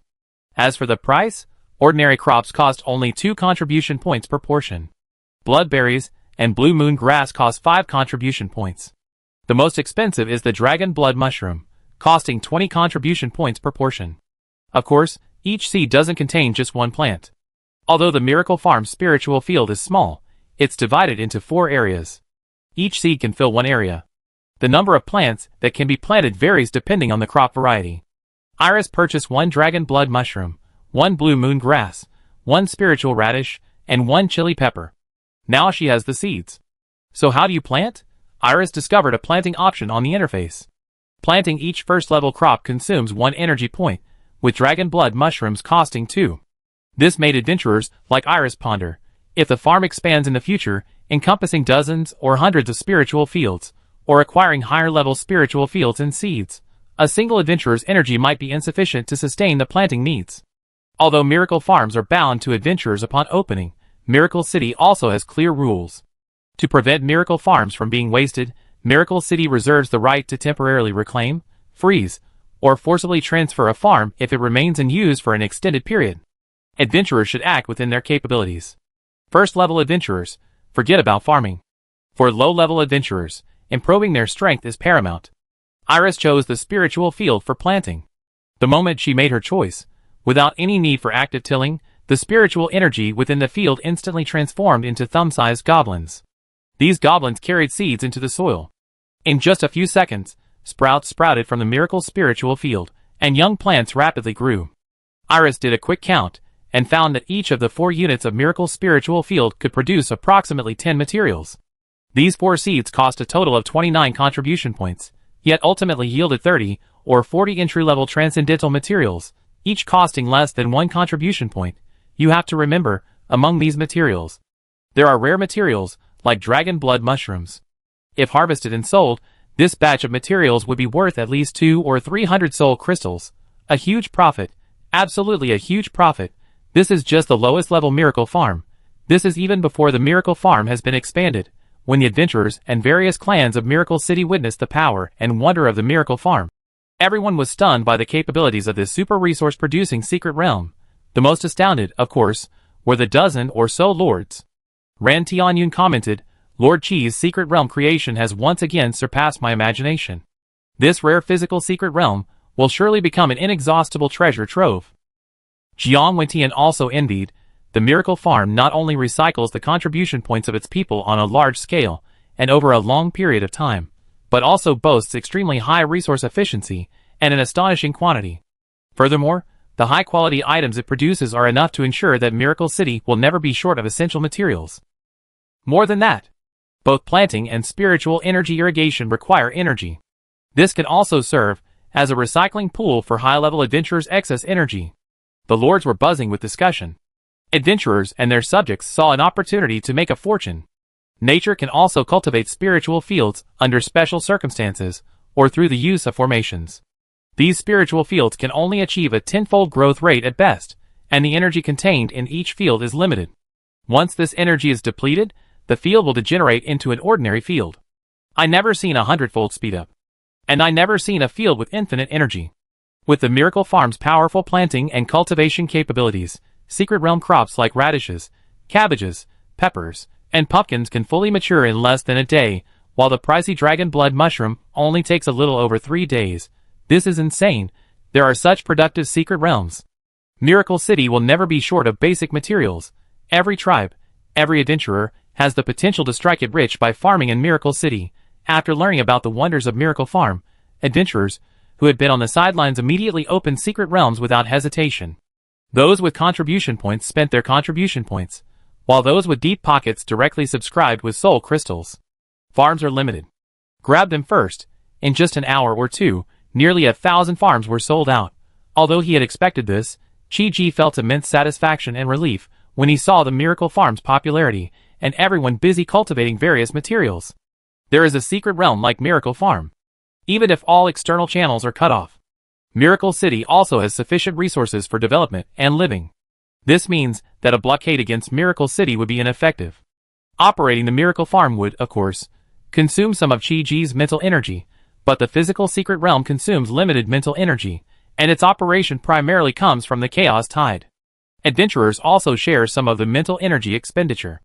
Chi-Ji felt no pressure at all, simply believing that more farms were better. Adventurers could not only farm, but also decorate their own homes to their heart's content, making them their own personal spaces. Chi-Ji could also launch various services tailored to these personal spaces. Another chance to make some money. Chi-Ji also plans to integrate Plants vs. Zombies, Clash of Clans, or other tower defense and management games, or pet raising games like Pet Battle, in some way to bring more fun to adventurers.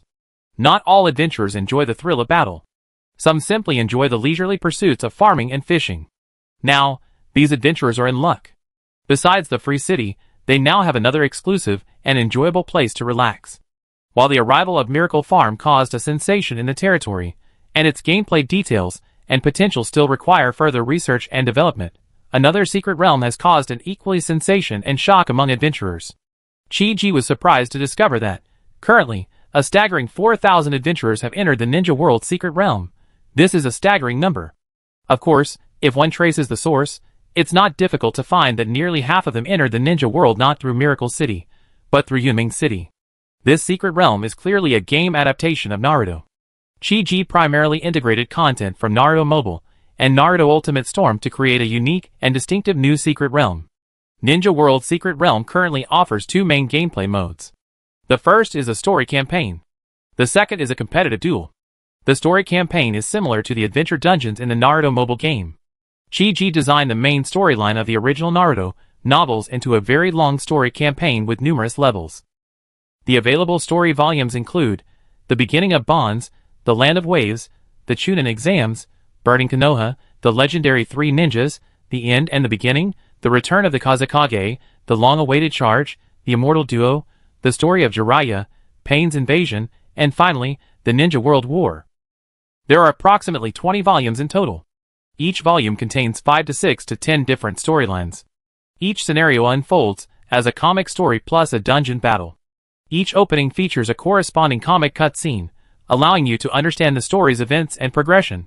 You can then choose to play as any character involved in the scenario, or use characters from your own character pool to engage in dungeon battles similar to those in the Arad continent. The Secret Realm features a power level system for balance adjustments. If your power isn't high enough, even the most powerful characters will be suppressed and unable to perform at their full potential, ultimately stalling the storyline. Adventurers must continuously complete various quests to increase their level and power, collecting characters. Characters are primarily acquired through direct purchases with contribution points or through lotteries, though character fragments can also be dropped from certain events, quests, and battles. As for the competitive system, this is designed to avoid duplication with the final arena. It also maximizes the authenticity of the secret realm. The Ninja World Arena currently doesn't have a balance mode, only a power matching mode. For example, if an adventurer uses an S-rank ninja for matching, they can either choose to match with the same S-rank ninja or a combination of A, B, and C-rank ninjas. In other words, Miracle City's Ninja Arena. There's currently no standardized balancing system in place. Here you find asymmetrical multi-on-one combat, as well as more complex multi-on-multi ninja melees. The numerically superior side will inevitably have lower average strength, but they can win through coordination, resulting in a more intense battle of wits and courage, greatly increasing the excitement and fun of the process. Chapter 282. The Ninja World Secret Realm has officially begun operations. This is a crucial event for Yunming City. It marks the beginning of a transformation for the Yunming City Lord and the territory. The Yunming City Lord initiated relevant publicity efforts several days ago to ensure that Yunming City adventurers receive timely information about the Ninja World Secret Realm. However, such a dramatic change in such a short period of time makes this work challenging to implement. Although rumors of Miracle City have circulated among Yunming City adventurers, Yunming City is indeed too far away from Miracle City. Without the numerous industries and information channels in Qianhu City, Miracle City's influence would never have spread to this area in such a short period of time. Furthermore, having just joined Miracle City, to ensure Yunming City's population and traffic flow, Yunming City has only open teleportation channels within the area. In other words, the current teleportation routes in the Yunming area are no different from before. Teleportation to other parts of Miracle Territory has not yet been opened. The Yunming City area is currently operating independently. The reason for the teleportation restrictions is also easy to understand. If Yunming City opened teleportation before even establishing a secret realm, allowing Yunming City's adventurers to prematurely access Miracle City, would they still stay and adventure there? Miracle City, as the core city, encompasses all the secret realms in the entire territory. The resource disparity between the two is simply too vast. Chi-Ji temporarily closed teleportation between Yunming City and the main city until the new secret realm was officially operational and on track. Ultimately, this was out of a desire to protect and support the local area. But precisely because of this, Although some Miracle City specialties were circulating within Yuming City at this time, they were still limited to a small circle. To most people, Miracle City was still an unfamiliar dungeon, unheard of. Yuming's decision to join Miracle City was made without consulting the territory's leadership or the various factions. This downgrade from an independent lord to a Grand City lord was met with immense internal skepticism, controversy, and even dissatisfaction. The third-level adventurer, Lonely and Brave Veteran, was one of those unhappy with Yuming's joining Miracle City. Lonely and Brave Veteran was a veteran adventurer in Yuming territory, having joined the territory for nearly 10 years and having made considerable contributions to it. He was also well aware of the recent threats it faced. He had consistently advocated for accepting the Crimson Feather Tribe's olive branch. This is the best way to resolve the Yuming crisis. Once Yuming territory finds the support of the Red Blood Feather Tribe, the threat of the Dark Ones in the Ash Forest will be negligible. Furthermore, Omar, the Red Blood Tribe's chief, is one of the 3 elders of Qianhu City. The territory's status within Qianhu City will rise dramatically in the future. Unexpectedly, Yuming suddenly made a choice. It allowed a well-established territory to be absorbed into a dungeon force it had never heard of. The lone brave veteran felt like he had been stabbed in the back. This was undoubtedly the outcome he least wanted. First, from the moment Yuming City joined Miracle City, it effectively became part of Miracle City and adhered to its rules, which would lead to a host of problems. To give you an example, the lone brave veteran was a third-tier contracted adventurer in Yuming City. His 3 life souls were the power of Yuming territory. Now that Yuming territory has been downgraded to a secondary dungeon, unless he replaced all 3 life souls with Miracle territory spirits, the lone brave veteran would have no way of reaching the 4th tier.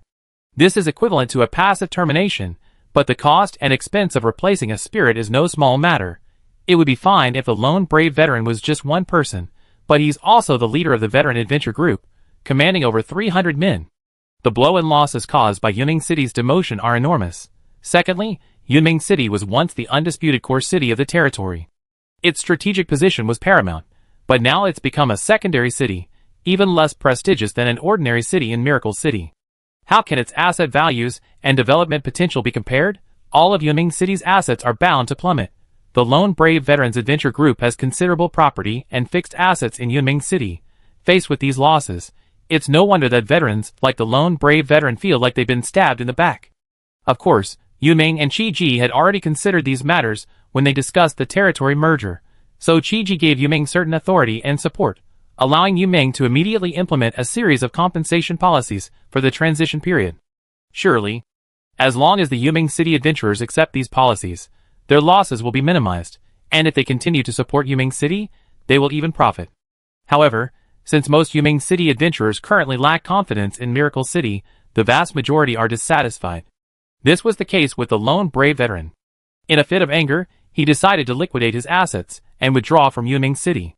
Yuming City had become a vassal territory of a similar level dungeon. Since they were going to change allegiance, why not simply join a higher level, more powerful territory? In recent days, the Lone Brave Veteran had contacted several well-known 4th-tier lords, and the terms were almost agreed. He planned to seamlessly transition his team to a new role.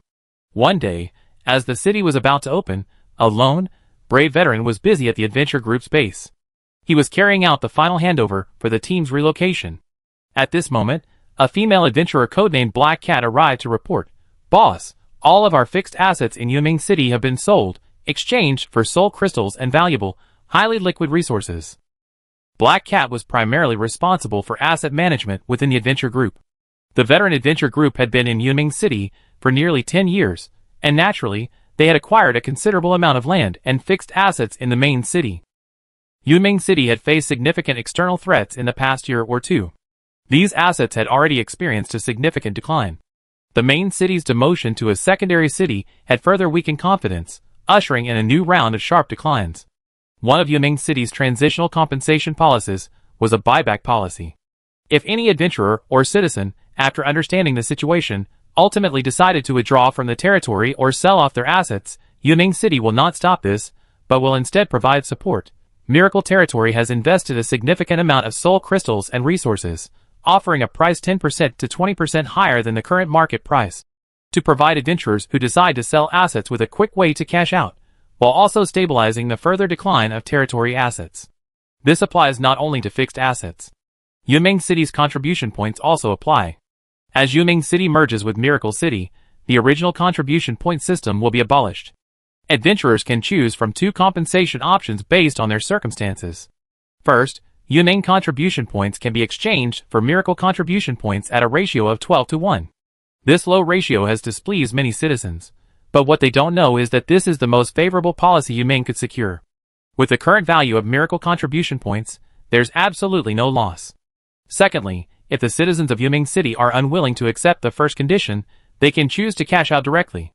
Yuming will use all of her personal assets and soul crystals to repurchase a large number of old contribution points at fair value. She will then exchange these old contribution points for new ones.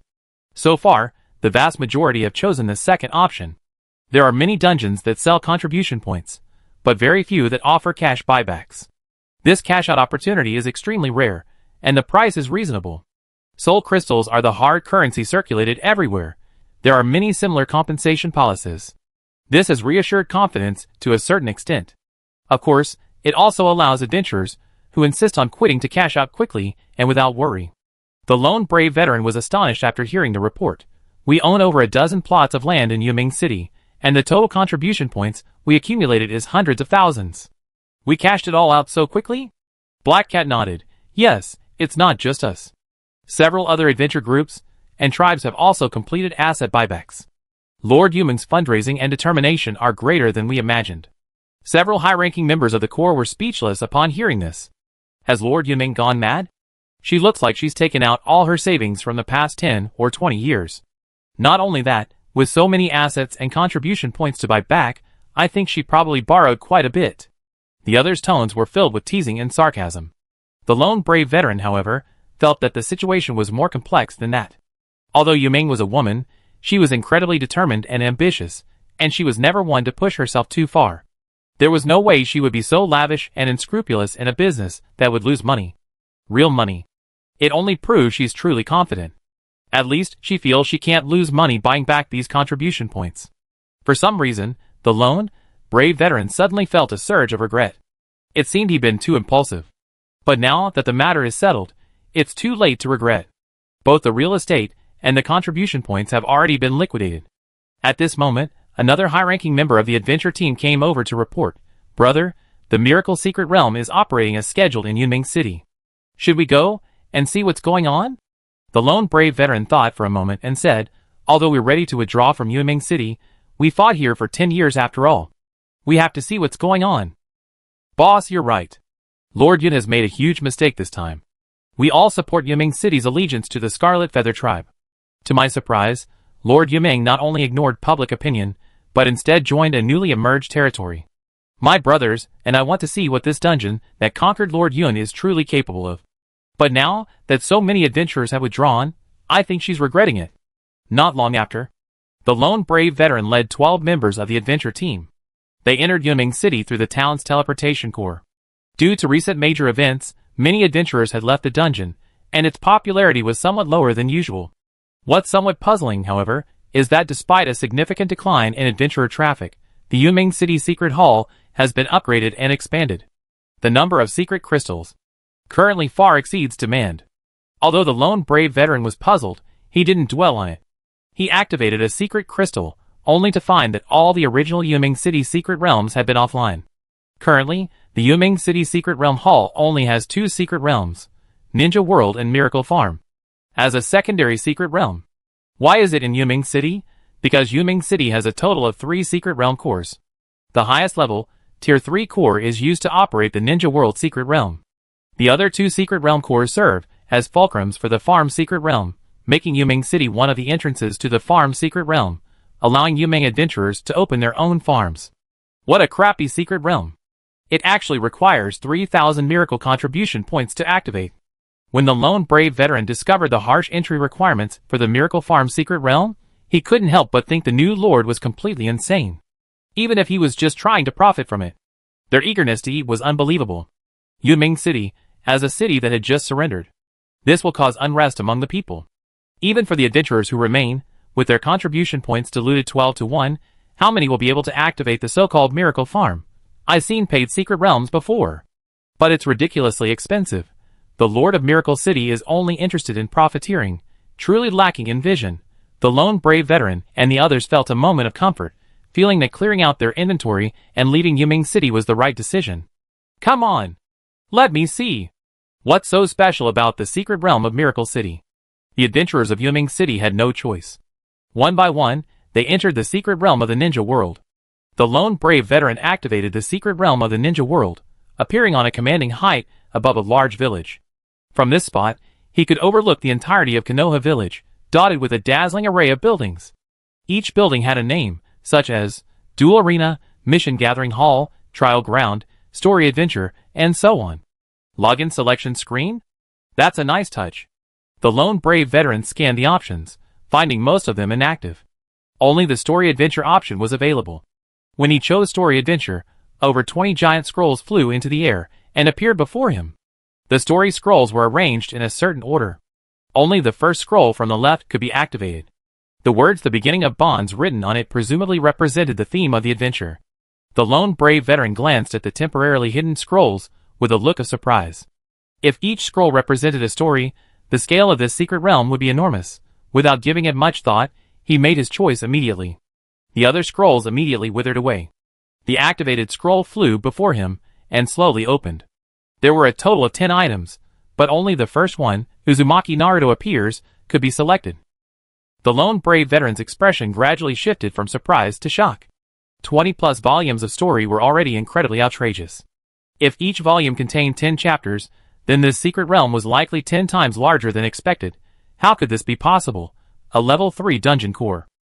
There's no way this much could possibly fit in. Should I enter the Vortex celebrity appearance storyline and battle? Yes or no?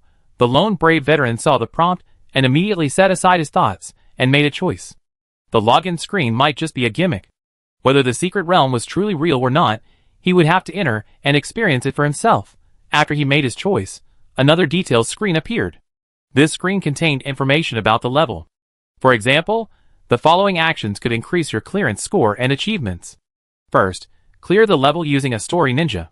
Second, clear the level within 20 minutes. Third, maintain health above 80%. Although there are 2 options for entering battle, Story Ninja and Own Ninja. The lone brave veteran's pool of Own Ninjas is empty, so he can only choose a free Story Ninja. The Story Ninja for this level is named Uzumaki Naruto, student, and his character profile indicates a C-rank ninja. There's only one choice. The lone brave veteran enters the level. Then the story screen appears. A gigantic 9-tailed demon fox is wreaking havoc. These scenes are developed using a manga-style storyboard with animated animation, so there's background development and movement. While not as coherent as the traditional CG cutscenes in Miracle City, they're actually more expressive and tense. The demonic fox, with 9 tails, emanated a terrifying message. Its powerful energy condensed in its mouth, releasing energy bombs, tailed beast balls, with the power to destroy a city with each strike, comparable to a small-yield strategic nuclear bomb. The adventurers of Yuming City were stunned upon seeing this scene. This monster's destructive power is so immense? Just looking at the power of these energy bombs, it's at least level 5. What level is this monster? Level 5 rare, level 5 treasure? Or maybe level 6 or higher? Impossible. Even if Miracle City had such powerful monster materials, they wouldn't have released them in a secondary secret realm. Ha ha ha, you fools. Don't you realize how powerful Miracle City is even now? My eldest brother once tried another secondary secret realm, the Arad continent, in Shinhu City. I can assure you, this is Miracle City's style. The screens kept switching. These panels were all battle scenes. Various Konoha ninjas and ANBU ninjas appeared one after another. They unleashed a variety of ninjutsu: fire jutsu, water jutsu, earth jutsu, lightning jutsu, and other strange spells, such as shadow clones and summoning techniques, dazzling the adventurers. Is this magic? It seems so, but not quite. It's completely different from anything we encountered. Could this be a completely new system of magic? No, it might not be that simple. The power they wield is different from ours. This secret realm might reveal not only a completely new system of magic, but also a completely new training system. But how is that possible? Can a training system be created just by whim?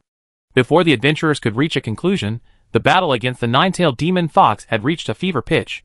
Despite the large number of ninjas involved, their attacks were unable to effectively harm the 9-tailed fox.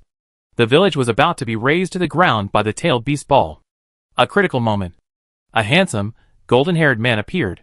He flashed across the battlefield with a series of almost ornate cut scenes and spatial jumps. Then, using spatial magic, he transported the tailed beast ball hundreds of miles away, instantly raising a terrifying mushroom cloud over the distant mountains. Space magic? Directly redirecting the attack. I never heard of such a spell. Who is this man? He's incredibly powerful, perhaps even at the 5th level. To have a 5th level figure appear in such a secret realm?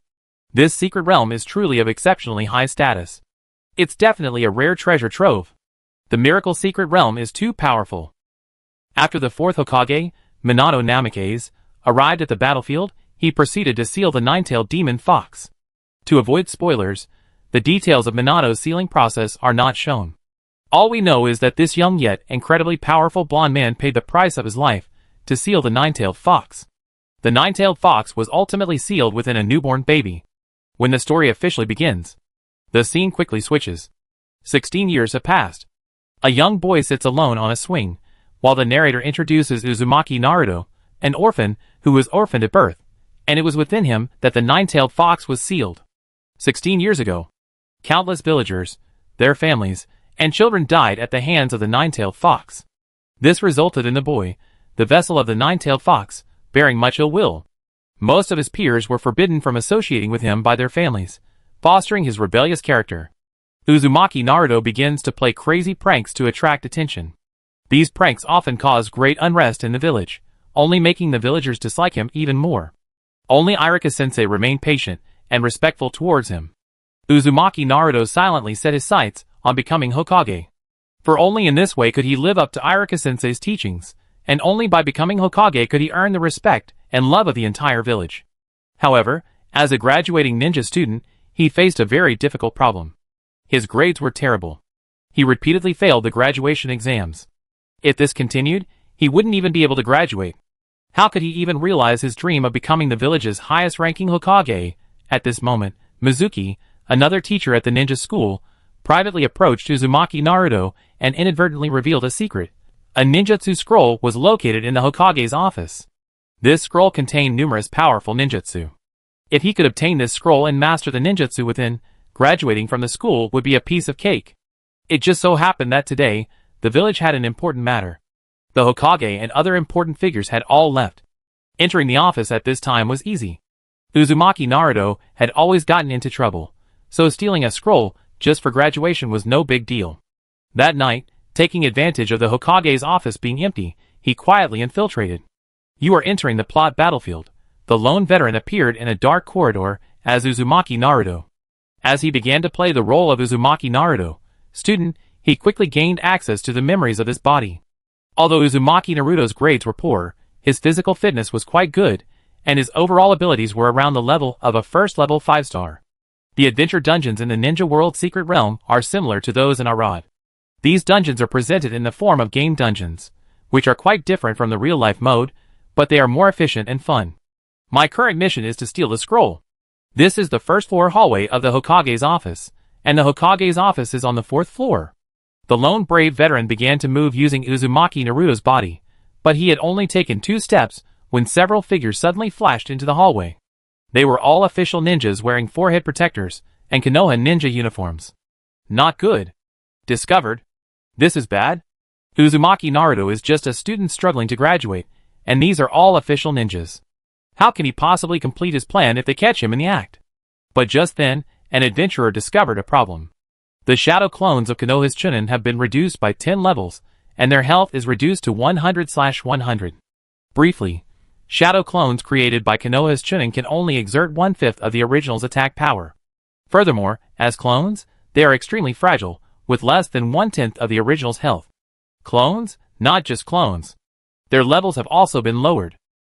The adventurer starts at level 1, while these shadow clones have a negative level, meaning the adventurer has a full 10 levels of power over these Chunin clones. Under these circumstances, even if he's just a Ninja Academy student, Uzumaki Naruto still has a chance of defeating these shadow clones. This is the balanced design of the Miracle City Secret Realm. Chiji doesn't create unbeatable opponents or completely unreasonable plots. It would be absurd if Uzumaki Naruto could defeat a Chunin or ANBU before he even graduated, but now, these aren't the real ones, just clones, and their levels have been weakened, greatly suppressing their strength. In a dungeon battlefield where 100% authenticity isn't required, it's not surprising that they're just killing each other. Chapter 283. Shocking, absolutely stunning, it was like a dream. The adventurers of Yuning City had never experienced a secret realm like this before. If they hadn't experienced it firsthand, they wouldn't have believed it could be this complete. Although the lone brave veteran had just entered the secret realm, he could already guess its general design from what he had seen. With over 20 story volumes, each with around 10 levels, the worldview and storyline would be beyond imagination. Adventurers would take on the roles of various characters from the ninja world, adventuring and fighting in this world. The adventure story alone was so rich in content, and the secret realm also offered other gameplay features, like the duel arena. The potential was immense. The content was so rich, it was beyond imagination. The battle had already begun, leaving no time for reflection. 5 Chunin clones spawned on the first floor of the Hokage's office building. Where did this little brat come from? How dare you break into the Hokage's office? Humph, capture him. He must be taught a lesson. Several Chunin clones attacked. 3 of the clones threw shurikens. As several darts pelted the adventurer from all directions, the other 2 clones seized the opportunity and quickly advanced, attempting to subdue the adventurer. Not good. Faced with the 5-man attack, the lone brave veteran's expression was grim as he was hit by several darts. However, the dart struck him without causing any damage to his health bar, for at the very moment they struck, the lone brave veteran perfectly timed his attack and activated one of his character's inherent skills. Substitution Jutsu.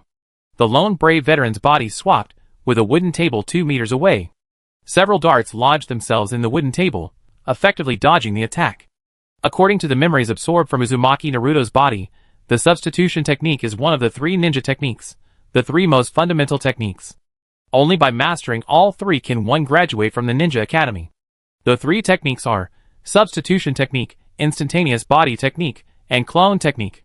Substitution technique involves rapid movement and alternating forms. It is generally used to confuse opponents or evade attacks, and is a basic defensive ninjutsu. This ninjutsu is crucial for timing, and generally only has a high probability of being executed accurately when one's reaction, speed, or overall strength are superior to the opponent. These enemies currently, their attack speed is not fast.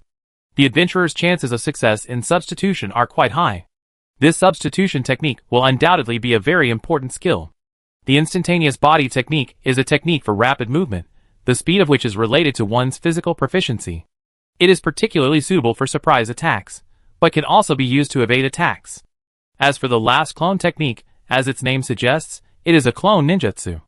Clone jutsu also has different levels. For example, these Chukage clones are a more advanced version of the jutsu. The clone jutsu learned in Ninja Academy is a powerless, intangible illusion, capable only of confusing the enemy, but without combat effectiveness. Currently, Uzumaki Naruto has mastered the substitution jutsu and the instant body jutsu. Although still unskilled, he should have no problem navigating the Ninja Academy exams. The only thing he hasn't mastered is the clone jutsu. After quickly reviewing this information and the basic information about the characters, the lone brave veteran's gaze shifted to the weakened Chunin clones before him. Their strength wasn't strong, giving the impression of being only first tier 3 to 4 star. In other words, even though he was currently just a ninja student, his speed, strength, and reflexes surpassed those of the guards. At this moment, 2 Chunin clones lunged forward to grab him. The lone brave veteran had just used a substitution jutsu, and couldn't reuse it for a short time. He leaped forward, landing on the wall with both feet and exerting force. Watch out! The lone brave veteran unleashed a burst of instantaneous body movement. A single punch struck one of the Chunin clones. This single blow instantly sapped half of the clone's health. Without waiting for the clone to retaliate, he delivered another vicious crotch kick. The Chunin clone screamed, its health bar depleted, and its body exploded into a cloud of white smoke. The adventurers outside were all surprised. Not the real body. What kind of spell is this? It can actually create clones that are nearly physical, and seemingly capable of independent thought and communication.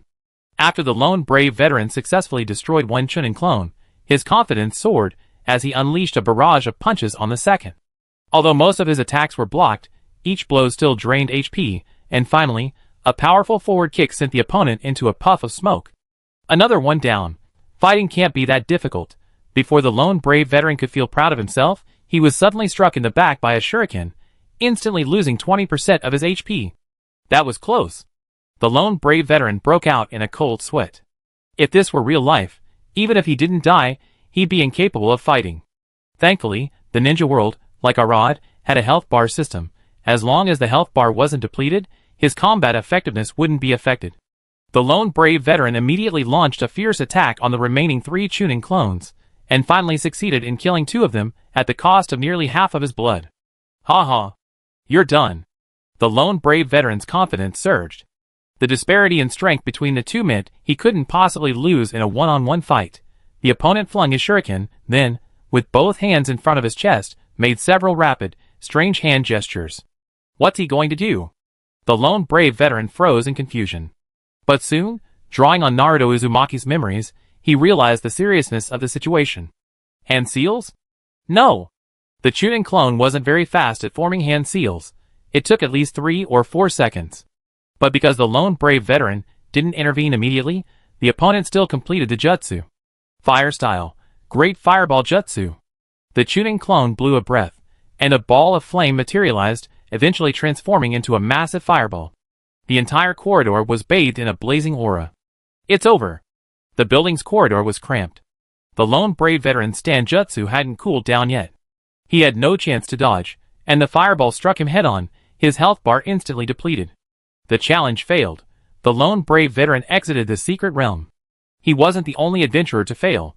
The vast majority of adventurers in Yuming City never made it past the first floor.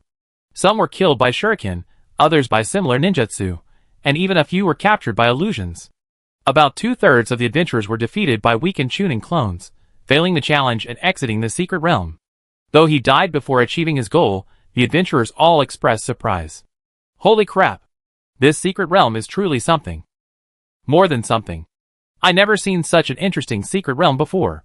This is definitely a rare and exceptional secret realm. This is the Miracle Secret Realm? It's incredible. It truly lives up to its reputation. Although I only experienced a tiny fraction of it, I have a feeling it will become one of the greatest secret realms in history. No wonder the Yumeng Lords have joined Miracle City. With an independent secret realm like this, Yumeng City is bound to be a big hit. Hurry up and call for help. I get my family and friends over too. Although Yumeng City is quite empty right now, there might not be any room after today. The Yumeng City adventurers had rarely experienced the Miracle Secret Realm before. They were powerless against a secret realm with such unique gameplay mechanics, rich storyline, and worldview. Adventurers began calling their friends to join them. Meanwhile, the adventurers who had failed the challenge began their second round. The lone brave veteran re-entered the first level of Volume 1 and appeared once again in the Hokage building. The spawned opponents remained the same. Still, there were 5 Chunin Kage clones. This time, he successfully defeated all 5 of them. Although he lost a bit of health, it was less than 20%, a significant improvement compared to last time. This kind of battle is easy. The lone brave veteran, feeling refreshed, immediately entered the second floor. As expected, he was immediately met with shouts of rebuke. Where did you come from, little brat? Is this the place you're supposed to be? Surrender immediately. Otherwise, don't blame us for being rude. This time, there were 6 Chunin clones. Although there was one more than downstairs, the opponents were all about the same strength. After a fierce battle, the lone brave veteran defeated his opponent once again. However, his health bar was only 60%. There were 7 shadow clones on the 3rd floor. Not only was there one more than on the lower floor, but a different figure also appeared. This figure, clad in black and wearing a mask, was known as the shadow clone of the Umbu Ninja.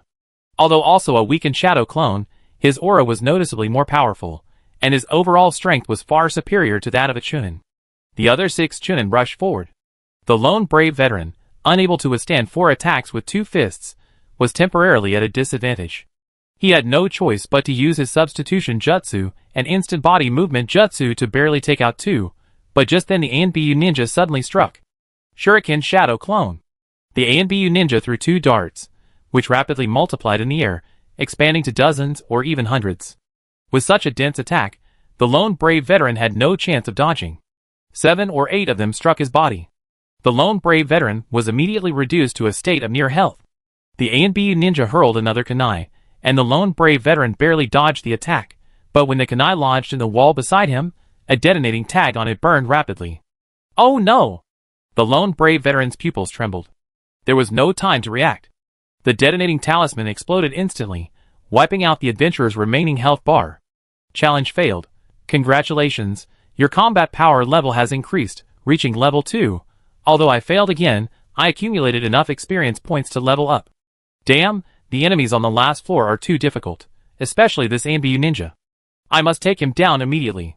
The lone brave veteran said solemnly. Actually, this secret realm isn't particularly difficult. The key is managing your skill resources well. I only have 2 skills, instant form and stand. If I use them well, I'm more than capable of meeting the challenge. No time was wasted.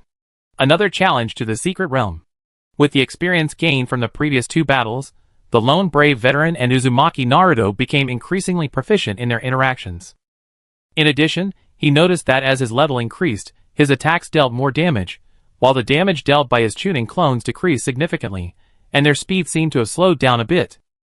So that's how it is, the adventurers of Yunming City suddenly realized. They realized that levels were a balancing mechanism. This was completely new to the adventurers of Yunming City. They had never seen such a mechanism before, and no other dungeon had implemented it. They didn't know how Miracle City had achieved it. But regardless, this was an important discovery. In the future, if he encountered a level he couldn't beat, he could simply go back and level up a few more normal levels to significantly reduce the difficulty. The lone brave veteran cleared the first and second floors more smoothly, losing only a tenth of his health bar, and then reached the 3rd floor again. This time, he changed his tactics. Wielding the kunai that had exploded during the fight on the previous floor, he feinted a charge at the Chunin clone.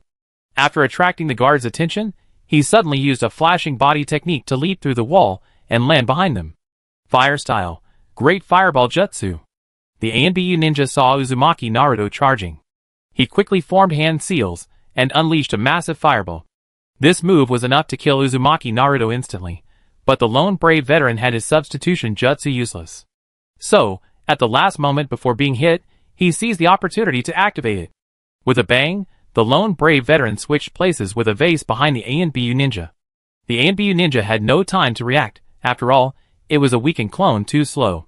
The lone brave veteran successfully stabbed his dagger into the back of his neck, dealing a massive critical hit. Bang! The Anbu ninja was eliminated in a puff of smoke. Only 6 Chunin clones remained, making the challenge no different from the 2nd floor. To prevent them from performing ninjutsu, the lone veteran charged in for close combat, ultimately dispatching all 6 enemies with remarkable success, despite losing over half his health bar. Success? The lone veteran beamed with joy. He hurried down the stairs to the next floor. He successfully entered the Hokage's office, where a scroll marked with light loomed before him. The moment he touched it, he saw. Challenge success. This round's rating, C+. You obtained the detonating tag. Congratulations, your power level has increased to level 3. You cleared this level for the first time, unlocking the new character Uzumaki Naruto, ninja school student. Ha ha ha. Cleared. The lone veteran successfully cleared the first level. This level clearing haul yielded a set of 10 detonating tags, a first level consumable. While the loot wasn't particularly valuable, since he clearly not completed the level for the first time and his score wasn't high, getting 10 detonating tags was quite impressive. After completing the level, the lone veteran discovered that he had actually unlocked a new character in the character pool. This new character was none other than Uzumaki Naruto, the character he controlled through the level. According to the character pool information, this was a C-rank character. The character pool in the Ninja World Secret Realm contained over 300 unlockable characters, categorized by quality, S-rank, A-rank, B-rank, and C-rank. Some basic characters could be obtained directly through story levels. Some characters can be obtained through drop fragments. Other characters can only be purchased or drawn through a lottery. Over 300 characters. That's astonishing. The lone brave veteran was no fool. He clearly understood the incredible value these 300 characters could create. Every rare character would draw adventurers eager to exploit them. Just this character pool system. In addition, the Ninja Realm offers many other services. For example, it sells ninja tools, potions, and auxiliary supplies. These are all consumables in the dungeon. Before entering each dungeon, you can select a certain number of ninja tools or health potions to bring with you. These items can obviously greatly increase your chances of clearing the dungeon. Although this Ninja Realm only reveals the tip of the iceberg, its unique art style, worldview, and power system make it bound to be a huge hit. Miracle City will definitely make a fortune from this secret realm, and Yunming City, as the operator of the secret realm, will surely also make a fortune. When he thought of this, The lone brave veteran felt a tightness in his chest. The world was spinning, and I felt like vomiting blood. It's over, it's all over. What the hell have I done? The lone brave veteran had just sold all of his real estate in Yunming City, including more than a dozen plots of land and several shops. Furthermore, the entire group had cashed in hundreds of thousands of Yunming contribution points through territory buybacks. If Yunming City were to decline and fall, assets would naturally depreciate, and the sooner they were sold, the better. But judging by the current situation, this secret realm in the ninja world was destined to become a world-renowned classic. Within 3 to 5 days, the adventurer city where it resides would be a collective sensation. Back then, the flow of adventurers in Yunming City couldn't even be compared to what it is now. Even compared to its heyday, it would likely have increased several times or more within a few days, not only in the adventurer towns, but also in tribes and factions everywhere. Most would likely be interested in the ninja realm. The more adventurers that flocked in, the more people would be attracted, and wouldn't Yunming City's asset prices skyrocket? The lone brave veteran, as Yunming City's dominant force, had a massive first-mover advantage and could easily have won. The value of their assets would have skyrocketed tenfold, and the added value generated in just a few days could have been greater than what they had earned in the past decade, giving them an extremely advantageous position in the new era. But in a moment of impulsiveness, he acted rashly. Gone was his immense wealth, all gone. The lone brave veteran's situation was not an isolated one. These days, the vast majority of Yunming adventurers were trying to flee, frantically selling everything from assets to contribution points. If Yunming hadn't implemented a safety net policy to protect their subordinates, they would have suffered even greater losses. Ah! I regret it. Why are my hands so filthy? Why won't I trust Lord Yunming? Why won't I trust Miracle City? I regret it so much. I regret it so much. It hurts. It hurts so much. The Yunming adventurers beat their chests and stamped their feet in grief. Anyone who had given up a chance to get rich quick would react in the same way. However, there were a few clear-headed adventurers among the Yunming adventurers. Whether because they had heard rumors about Miracle City or out of loyalty and support for Yunming personally, they decided to stand with Yunming City and never give up. At this moment, it was precisely because of this persistence that they reaped a rich reward. Of course, the biggest winner was probably Yunming herself. While Yunming City's real estate repurchases became the territory's property, Yunming also received a significant contribution point reward. She used a large sum of her personal wealth to repurchase old contribution points, recovering over 3 million in just a few days. When all the contribution points she had personally distributed and repurchased were exchanged for new ones, the conversion of old and new contribution points alone gave her an additional 300,000 miracle contribution points. In the process of merging Yunming territory into Miracle territory and accepting full control, Chi-Ji appraised Yunming territory's buildings, resources, and other assets, distributing over 1 million miracle contribution points in one go. Now, the accumulated miracle contribution points total nearly 2 million. Yunming has become the wealthiest person in Miracle territory.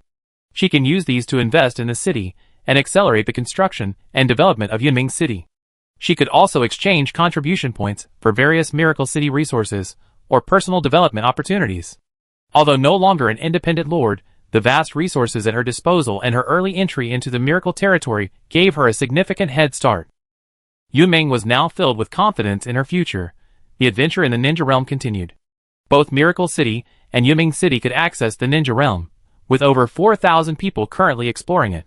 With hundreds of levels, the early stages were relatively easy. The first level's mission was to steal a scroll. The second level's mission was to escape with the scroll. This level features battles in the streets and woods, where you encounter waves of weakened clones. While the number of players and battles increases, the difficulty remains roughly the same as the first level. You can usually reach the second level. Adventurers must have reached level 3. As long as you have a 10-level suppression on these shadow clones, they be dealt a blow in a matter of seconds. In less than 2 hours, over 100 adventurers from both locations successfully cleared the first 2 levels and entered the third. The third level is titled Ninja Forehead Protector.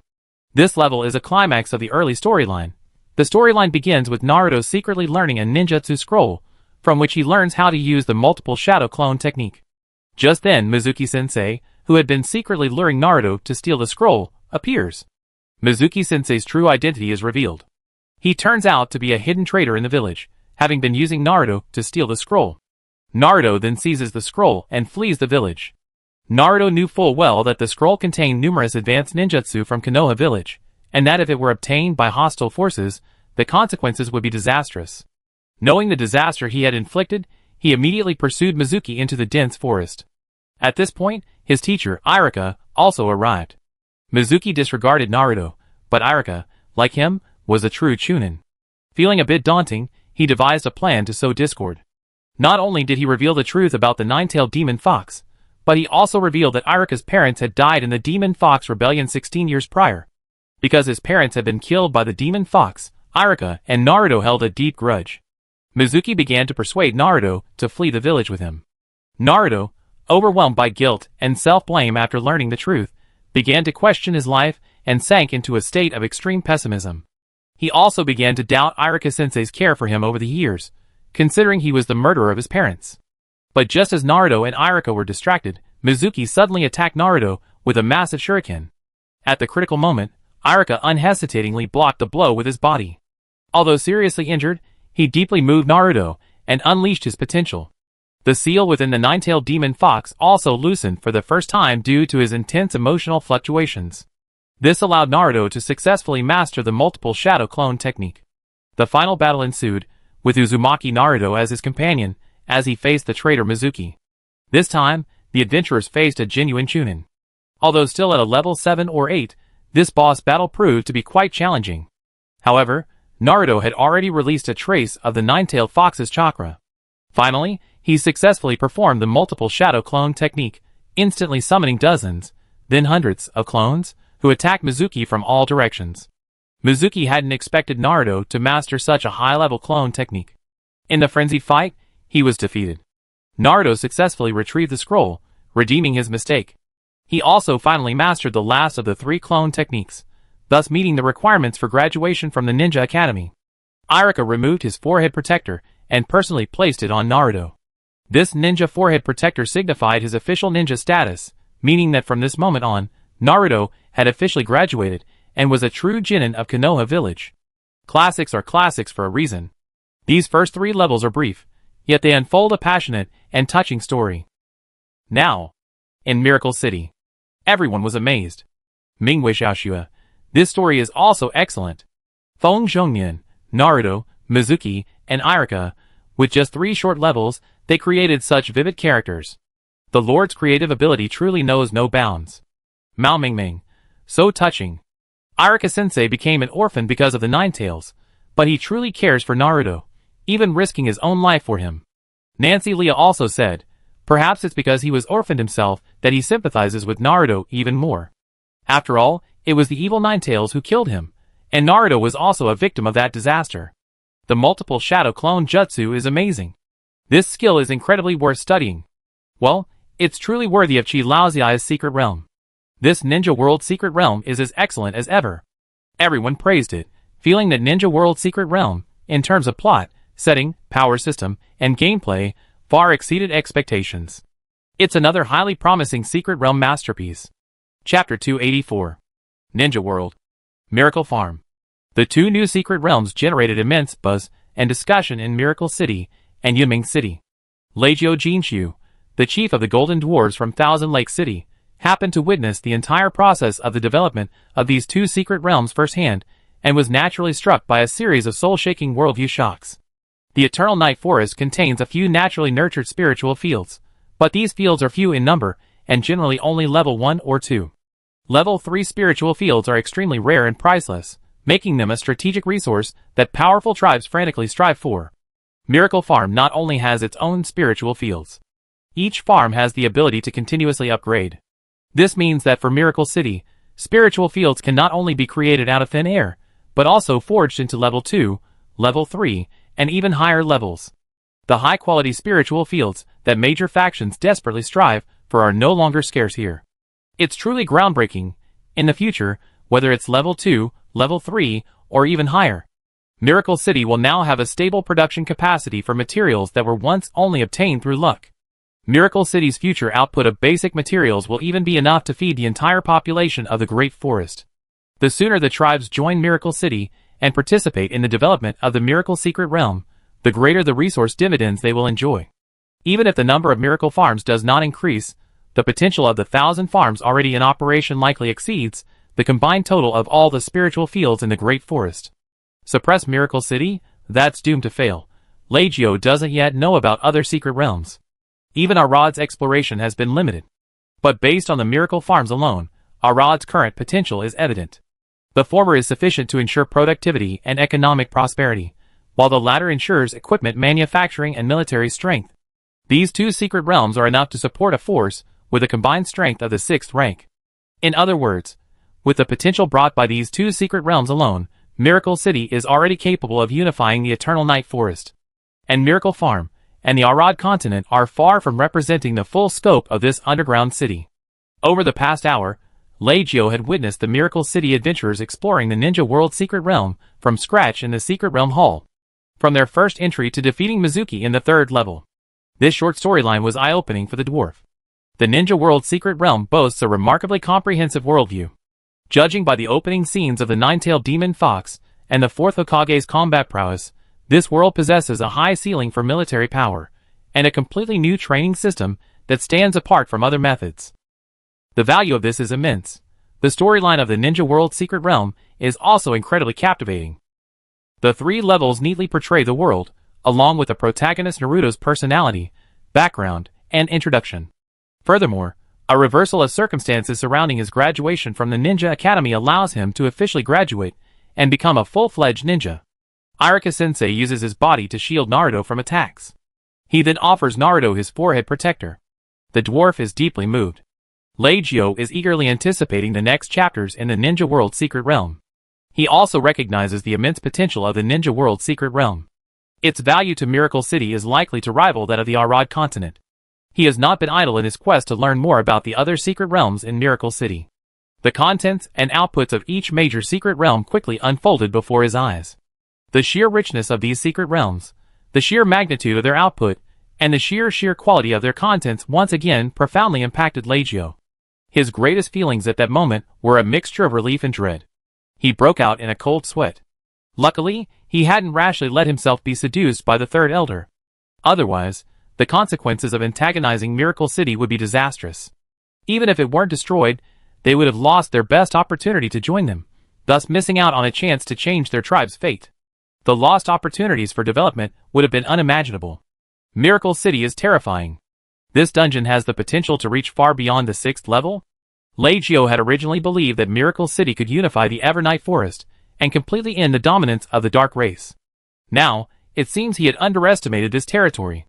After all, the Evernight Forest was only a 6th level area. If Miracle City could drive the entire Evernight Forest up a level, this will be a great opportunity for all races, tribes, and life in the Great Forest. It's equivalent to elevating the natural environment to a higher level, unlocking a higher ceiling. At this moment, Artis approached and said, "Elder Leggio, the Lord invites you." Leggio didn't dare to be negligent, and hurriedly left the hall and entered the Lord's mansion. As he entered the Lord's hall, he immediately felt an oppressive aura coming from the front. This aura was Level 6. Leggio followed the source of the aura, and saw a young human sitting on the throne in the hall. This person was undoubtedly the Lord of Miracle Territory, and he had clearly reached Level 6. In just 1 year, the territory's level reached the 3rd level, and the Lord's personal cultivation even reached the 6th level. This growth rate is truly terrifying. Leggio bowed respectfully. Chief Leggio of the Goldbeard tribe greets Lord Miracle. Chi-Ji sized up the dwarf before him and nodded slightly. "I, the Lord, have learned all the information Elder Leggio has brought me. The Goldbeard tribe has turned from darkness to light, and Miracle City will certainly not treat you unfairly." Having received Lord Miracle's promise, Leggio beamed with joy. He quickly bowed again. "Thank you, Lord. The entire Golden Beard tribe is willing to serve the Lord of Miracle. If that fool Omar is so blind as to attack, we are willing to stand up and fight him." Chi-Ji said calmly. Thousand Lake City is very important to Miracle City. If Omar blocks Miracle City, it will indeed have some negative impact, but this impact will be limited and will not bring pressure. Leggio, "Lord, what do you mean?" Chi-Ji said, "Let's wait and see how things develop, and by time, I will find a way to resolve the situation." In fact, Thousand Lake City's blockade of Miracle City is meaningless. Although the territory can produce a large amount of materials, supplies, and equipment daily, Miracle City has already established multiple online markets and partners like Jiang Wentian and Ran Tianyun. In other words, Miracle City has no shortage of markets. On the contrary, various markets are starving for food. The economic and trade blockade of Thousand Lake City will have minimal impact on Miracle Territory in the short term. The only action that could have an impact is to prohibit the tribes from interacting with the Miracle Territory and close the Thousand Lake City Adventure Hall. This will indeed reduce the number of adventurers in the Miracle Secret Realm and slow down the spread of the Miracle Territory's influence. But is it a serious injury? That's far from it. Miracle City's adventurers come from many sources. Adventurers entering the Secret Realm from Thousand Lake City account for only a tenth of the total. Furthermore, it would be far from easy for Thousand Lake City to completely shut down all tribes from Miracle City. So many tribes and factions have now realized the value of the Miracle Secret Realm. If the Elders Council forcibly bans it, it will only spark resentment among these smaller tribes and some individuals. Don't underestimate the power of internet addiction. Thousand Lake City may not necessarily put pressure on Miracle City. On the contrary, it could lead to internal chaos. For this reason, Chi-Ji remained calm. When he learned that Omar was organizing the various tribes to exert pressure on the territory, Chi-Ji did not immediately intend to mobilize the territory's forces to retaliate against Thousand Lake City. It's true that Thousand Lake City is a territory that Miracle Territory must definitely capture. But it's too early to attack Thousand Lake City at this stage. Omar's actions cannot disrupt the established development strategy. Chi-Ji's next plan was to seize the fourth-tier region, Forest of Ashes, through Yunming City. It was a case of you fight yours, I fight mine. Once the territory had absorbed a series of new areas and grown further, it wouldn't be too late to seize Qianhu City. In addition, Chi-Ji knew about Omar's problems. He guessed that the High Priest of the Dark Elf was likely lurking in Qianhu City. At this moment, the enemy was hidden, while we were in the open. If a military conflict broke out, a war between Miracle City and Qianhu City would cause massive unnecessary losses. It was necessary to first find a way to eliminate these problems from within. This would greatly reduce resistance and significantly increase Chi-Ji's reputation. Controlling Qianhu City would then be much easier. Chi-Ji's mission for Leijio was simple: to remain dormant in Omar's camp, acting as a spy for Miracle City, constantly conveying intelligence and preparing for a counterattack from Miracle City.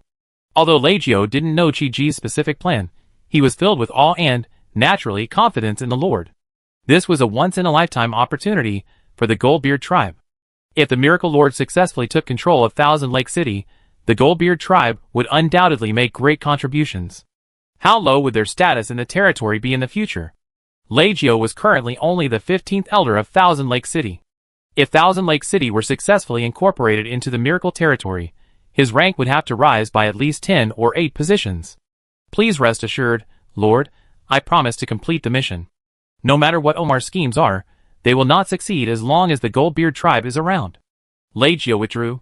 Although he was intensely curious about the secret realm of Miracle City, to avoid complications and the possibility of Omar discovering his plans, he quickly returned to Thousand Lake City via secret teleportation. After Chi-Ji summoned Leijio and assigned him a series of tasks, he returned to the Free City secret realm, continuing to enjoy the sunshine and beaches while completing his remaining work. Qianhu City has already begun its actions against Miracle City. Miracle City's expansion plans must also be accelerated. Chi-Ji will quickly complete the territory's defenses and then upgrade it to Tier 4 within 3 days, thereby directly connecting the Yunming region with the Ash Forest, allowing the territory's Tier 5 units to enter the battle zone. He returned his gaze to the secret realm. The city had been open for several hours. The 1,000 miracle farms have essentially been activated. The first crops, such as radishes and cabbages, will soon be ready for harvest due to their short planting time. This will be the first batch of resources produced from the miracle farms, and will undoubtedly attract considerable attention. Meanwhile, within the secret realm of the ninja world, more and more adventurers are completing the first 3 stages. Stages 4 through 6 of Volume 1 primarily introduce key characters. Stage 4 features the appearance of Konohamaru and the third Hokage, and Naruto defeats Ebisu with his own seduction technique, a hilarious and engaging stage. Stages 5 and 6 are the official graduation and class division storylines.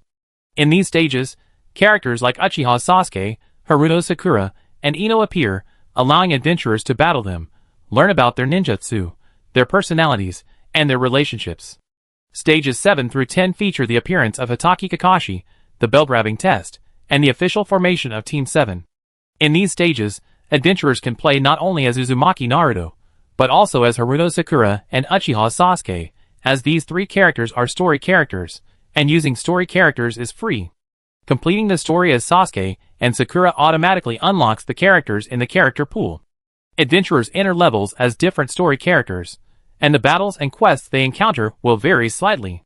However, generally speaking, the first volume, The Beginning of Bonds, is easy to complete as the first Secret Realm volume. Starting with the second volume, Land of Waves, the difficulty increases rapidly. Adventurers can either patiently level up and then dominate the levels with absolute level dominance, or purchase higher level characters and use non-story related but more powerful characters to advance the story. Secret Realm content alone isn't enough. Chiji also created Naruto Illusion. The first episode is adapted from the content of the first and second adventure dungeons. The plot generally revolves around Naruto stealing the Book of Seals and defeating Mizuki, the formation of Team 7, the battle for the bell, the first mission to the Land of Waves, a narrow encounter with the demon Zabuza, and ultimately a hard-fought defeat of Zabuza. The plot is the same as the Secret Realm. So why create a fantasy realm? The reason is simple. First, while the adventure dungeon provides a plot summary, like the comics, it's relatively brief and undetailed. The fantasy version can add in the details, making the story more vivid and engaging. Second, the world of Naruto features a vast array of taijutsu, ninjutsu, and jinjutsu, all of which are extremely useful in Miracle City. The purpose of the fantasy is to allow more people to master these skills. Chiji plans to release the first episode of Naruto tonight. Considering that the Fantasy Enlightenment Tower schedule is overcrowded, he plans to only schedule 2 screenings for Naruto. Meanwhile, the regular version will be available directly on offline platforms, allowing adventurers and their followers to watch on TV, headsets, tablets, and phones. This seems to raise 2 issues. First, there's the issue of spoilers. Although the first volume is quite easy, given time and energy constraints, the adventurers will only be able to advance to the bell capture section today, and the chances of entering the Land of Waves are slim. But tonight, they'd be able to watch the entire Land of Waves plot and advance through the theatrical version. This inevitably leads to spoilers for the plot. In reality, this spoiler isn't a big deal, as the Ninja Realm adventure dungeons are inherently linear levels with a low degree of freedom. Knowing the plot ahead of time actually heightens anticipation, making one eager to complete them and clash with masters like Zabuza and Haku. Secondly, will accessing the offline platform simultaneously affect ticket prices for the Fantasyland? After all, a Fantasyland viewing is extremely expensive, while offline viewing is essentially free. Apparently it won't. Watching the Fantasyland viewing experience is completely different from viewing it offline. On the contrary, many adventurers, unable to afford the cost of a trip to the fantasy world, are so captivated by the offline experience that they're willing to sell everything they have just to experience it. The greatest value of the fantasy world isn't the immersive experience, but the opportunity to master various skills. There's actually no real competition between the two. The offline version can actually attract more users. Chiji believes that with the widespread distribution of Miracle City terminals in Thousand Lake City and the various tribes, and with the gradual emergence of classic Miracle City fantasy worlds, from a Chinese ghost story to Star Wars to Naruto, these classics will surely cause a sensation among tribes and communities. Does Thousand Lake City want to suppress Miracle City's influence? How can it do so, when hundreds of tribes and tens of thousands of forest tribes are drawn to Miracle City stories and eager to experience its secrets and fantasy worlds? The Thousand Lake City Elders Council's forced ban will only cause strong resentment among these communities, when the people of various tribes merge with the addicts of online adventurers. Eventually, a powerful resistance force will surely emerge. Chiji was also curious about how much the territory's cultural intrusion and soft power, after being exposed to Miracle City's culture and products for so many days, could play in this incident. In the blink of an eye, a few hours passed. Miracle City, Yuming City Secret Realm Hall. Among the thousands of adventurers challenging the Ninja World Secret Realm, 200 or 300 had already reached Kakashi's test. First, 3 rookie genin, unsure of their own limitations, took the initiative to challenge Kakashi. This plot formed the 8th stage of the first volume. Wow! Everyone, look! In this secret realm, we can play not only as Naruto, but also as Sasuke and Sakura. Sasuke doesn't know the Shadow Clone technique, but his Great Fireball technique is quite powerful. His Substitution technique and Instant Body technique are far superior to Naruto's. As for Sakura, her 3 body technique skills are average, but she has a strong sense of perception. I suggest using Sasuke. Your chances of winning are better. At this moment, Feng Shengmian was in the secret realm of the ninja world. He was currently playing as Uchiha Sasuke, a genin. This level would initially involve fighting several waves of Chunin clones and small monsters formed by ninja dogs. The final boss to be challenged was Hatake Kakashi. He was taken aback when he saw Hatake Kakashi. Hatake Kakashi's shadow clone, level 1, description, a shadow clone of Konoha's elite Jonin, Hatake Kakashi. Although fragile, it still possessed considerable combat power. As expected, it's not the real one. But think about it. Kakashi is a Jonin-level ninja. Naruto, Sasuke, and Sakura are just newly graduated Chunin. Given their level, even if they combined, they might not be able to defeat a Chunin. Let alone an elite Jonin? This is a battle impossible to win. However, if the opponent is just Kakashi's clone, he can still fight. Feng Zhongmian glanced at his own level.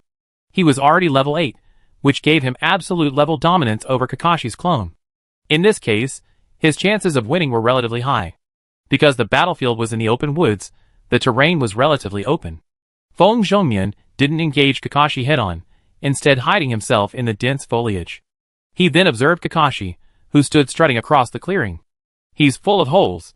Feng Zhongmian pulled 8 darts from his ninja tool bag and threw them simultaneously. All 8 hit their targets perfectly, and the moment they hit, Kakashi's body exploded into smoke. A piece of wood, studded with darts, fell to the ground. Substitution jutsu? This guy's reaction is so fast. Feng Zhongmian's face paled, and before he could even shift position, he heard a movement behind him. A kunai appeared at the back of his neck. Kakashi appeared behind him like a ghost. He used his instant body movement in the instant of his substitution, launching a lightning-fast sneak attack. The speed and swiftness of his reaction made Feng Zhongmian break out in a cold sweat. He couldn't believe the opponent was just a shadow clone, and he quickly activated his substitution jutsu the moment he was hit. Bang! Kakashi stabbed into the wood. His dead eyes were impassive. Excellent reaction speed, impressive mobility, worthy of a descendant of the Uchiha clan. Sasuke, you're truly talented, but you're so obsessed with individualism that you don't understand the importance of teamwork. As he spoke, Kakashi suddenly chased after him. He launched punches and kicks through the air.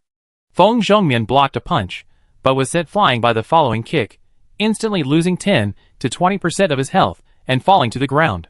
There's no way! Feng Zhongmian formed hand seals and exhaled. Fire style, great fireball jutsu. The flames formed into a massive fireball, instantly engulfing Kakashi and the surrounding forest. A few seconds later, as the flames gradually dissipated, the fireball had burned a large crater in the ground. At least 10 trees were burned there. Feng Zhongmian felt a sense of emptiness within him. This move had undoubtedly taken a heavy toll on Sasuke at that moment. Did he finish it? At this moment, a voice echoed from all directions. While it's impressive that you can perform such a technique with your current strength, you're still a long way from defeating me. Feng Zhongmian's expression changed drastically. He glanced around for Kakashi's location.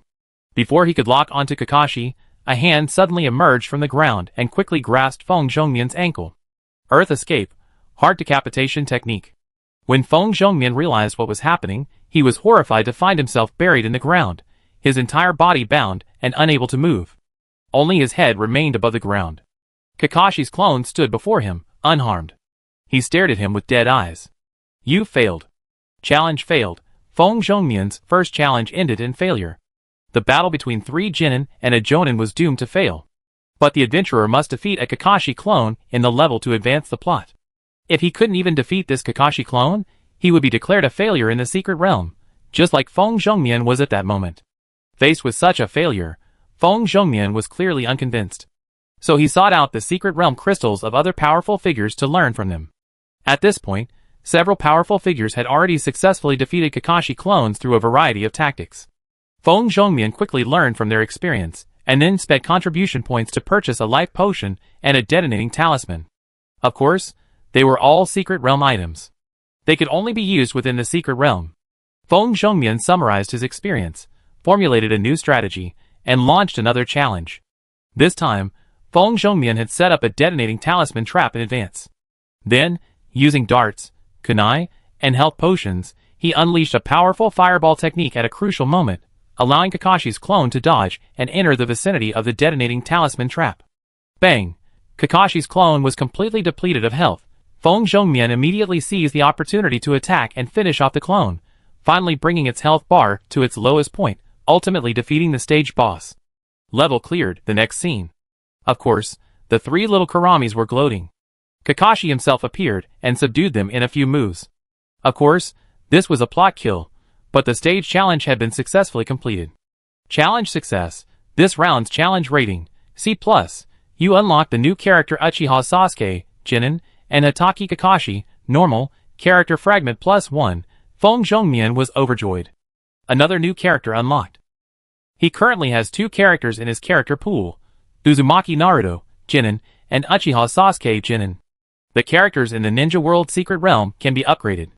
Adventurers initially obtain Uzumaki Naruto as a ninja school student. This is the most basic and lowest form of Naruto, who doesn't know how to use the shadow clone technique. Later, by progressing through the story, they unlock Jinin Naruto. This Jinin Naruto covers the student Naruto. Of course, adventurers can also choose to play as the student Naruto. This shows that the characters in the Ninja World Secret Realm have a certain element of character development, which is different from the character collection gameplay in most mobile games. Unlocking a form itself also generates a large amount of experience points, which accelerates leveling. Feng Zhongmian was also excited. This challenge also earned a Kakashi fragment. This is a very rare A-rank ninja fragment. Some basic free ninjas in the Ninja World Secret Realm can be unlocked directly through the story. However, most ninjas require accumulating character fragments.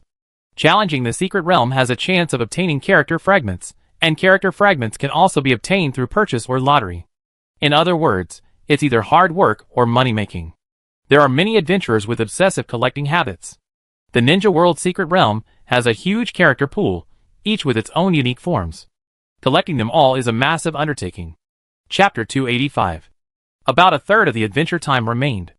The flower fairy Iris calculated the time and excitedly entered the miracle farm. As soon as Iris arrived at her small farm, she was immediately struck by an alluring aroma. Great! Some of my crops are ripe. Iris had planted 4 crops: dragon blood mushrooms, blue moon grass, white radishes, and chili peppers. The dragon blood mushrooms wouldn't mature as quickly. They probably wouldn't be harvested until the morning of the next day, while the blue moon grass would have to wait until the city closed. As for the white radishes and chili peppers, they were already fully grown. The 2 spiritual fields exuded the fragrance of fruits and vegetables. The white radishes were large and plump, half of their stems exposed, and the chili peppers were a striking, fiery red, a delightful sight. While Iris was delighted, she noticed something amiss. 3 holes had appeared in the radish field, and the radishes had disappeared. The chili peppers were in a similar state, with several of them missing. What's going on? Why are there fewer radishes and peppers? Confused, Elise noticed an unread message in the farm's message board. Only when she saw the notification did she understand what was going on.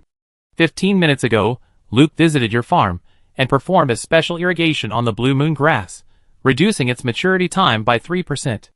Luke stole 1 spiritual radish and 1 spiritual pepper.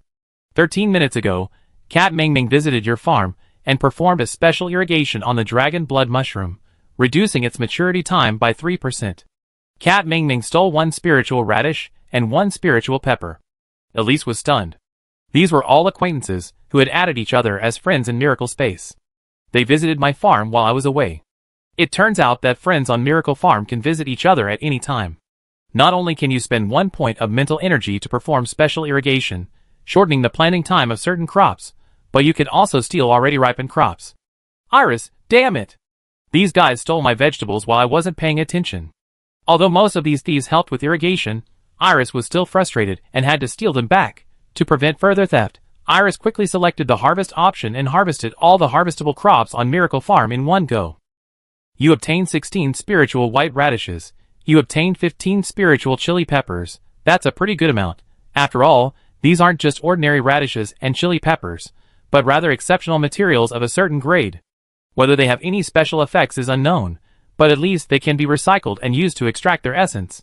Spiritual white radish, a top-grade, ordinary material, can be used in potions or eaten. Effect: each serving of spiritual white radish essence consumed restores 1 point of the adventurer's vitality. The cooldown on this spiritual vegetable effect is 3 hours. What? It actually restores vitality. Iris was shocked to see the effect of the spiritual white radish.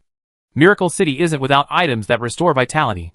For example, the special drinks offered by the Miracle Tavern, even those from a third-tier tavern, only restore 3 vitality points per serving, can only be used once per day, and are quite expensive.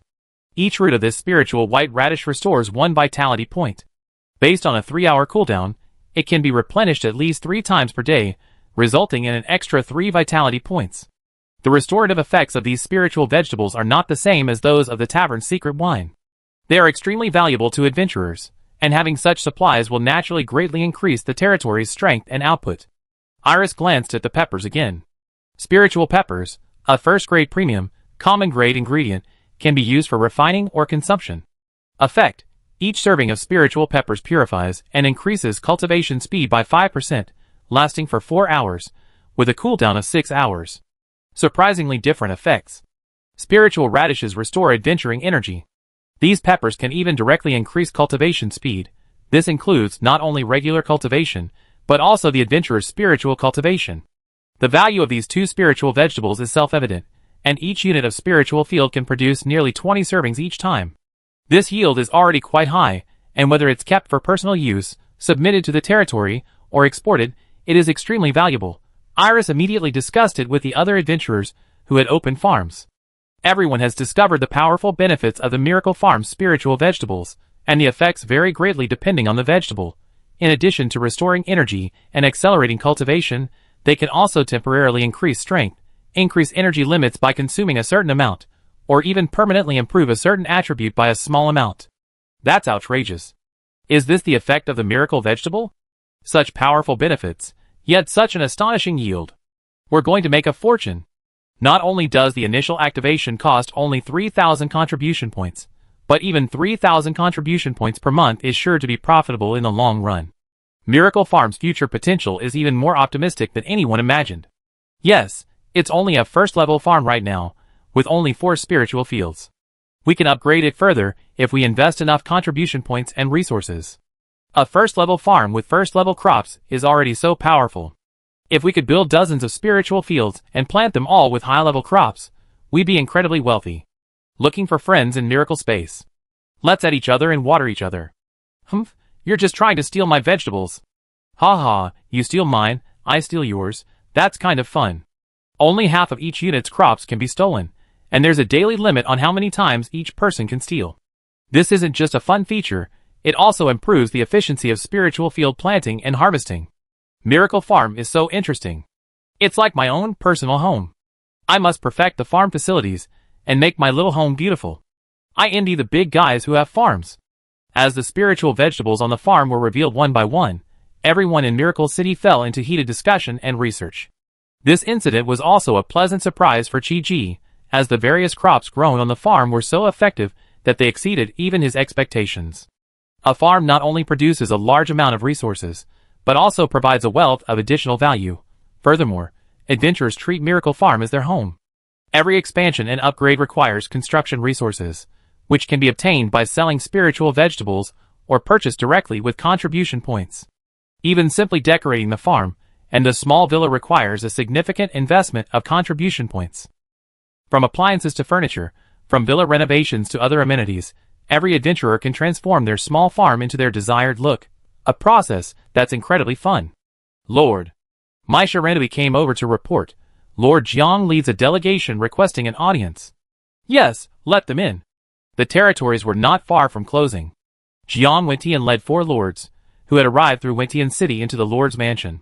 They were either 5th-tier lords or experienced 4th-tier lords, but facing Chi-Ji, the unbelievably young 3rd-tier lord, they were all respectful, even in awe. Jiang Wentian introduced the identities and backgrounds of the lords. Chi-Ji nodded. You have come from afar, and I'm sorry for not being able to provide the best hospitality. Please forgive any impoliteness. I wouldn't dare. The 4 lords didn't dare to act pretentiously. Qing Huiya flattered him. We are truly fortunate to have the opportunity to meet with such a remarkable genius as Lord Qi. How dare we be so arrogant? Mo Lin Yuan quickly replied, Indeed, from now on, we old men will have to rely on Lord Qi's support. They came without even waiting for the city to close. They likely had important business to discuss. Sure enough, after a few pleasantries, the lords each produced some blueprints they had meticulously prepared, all of which Miracle City urgently needed.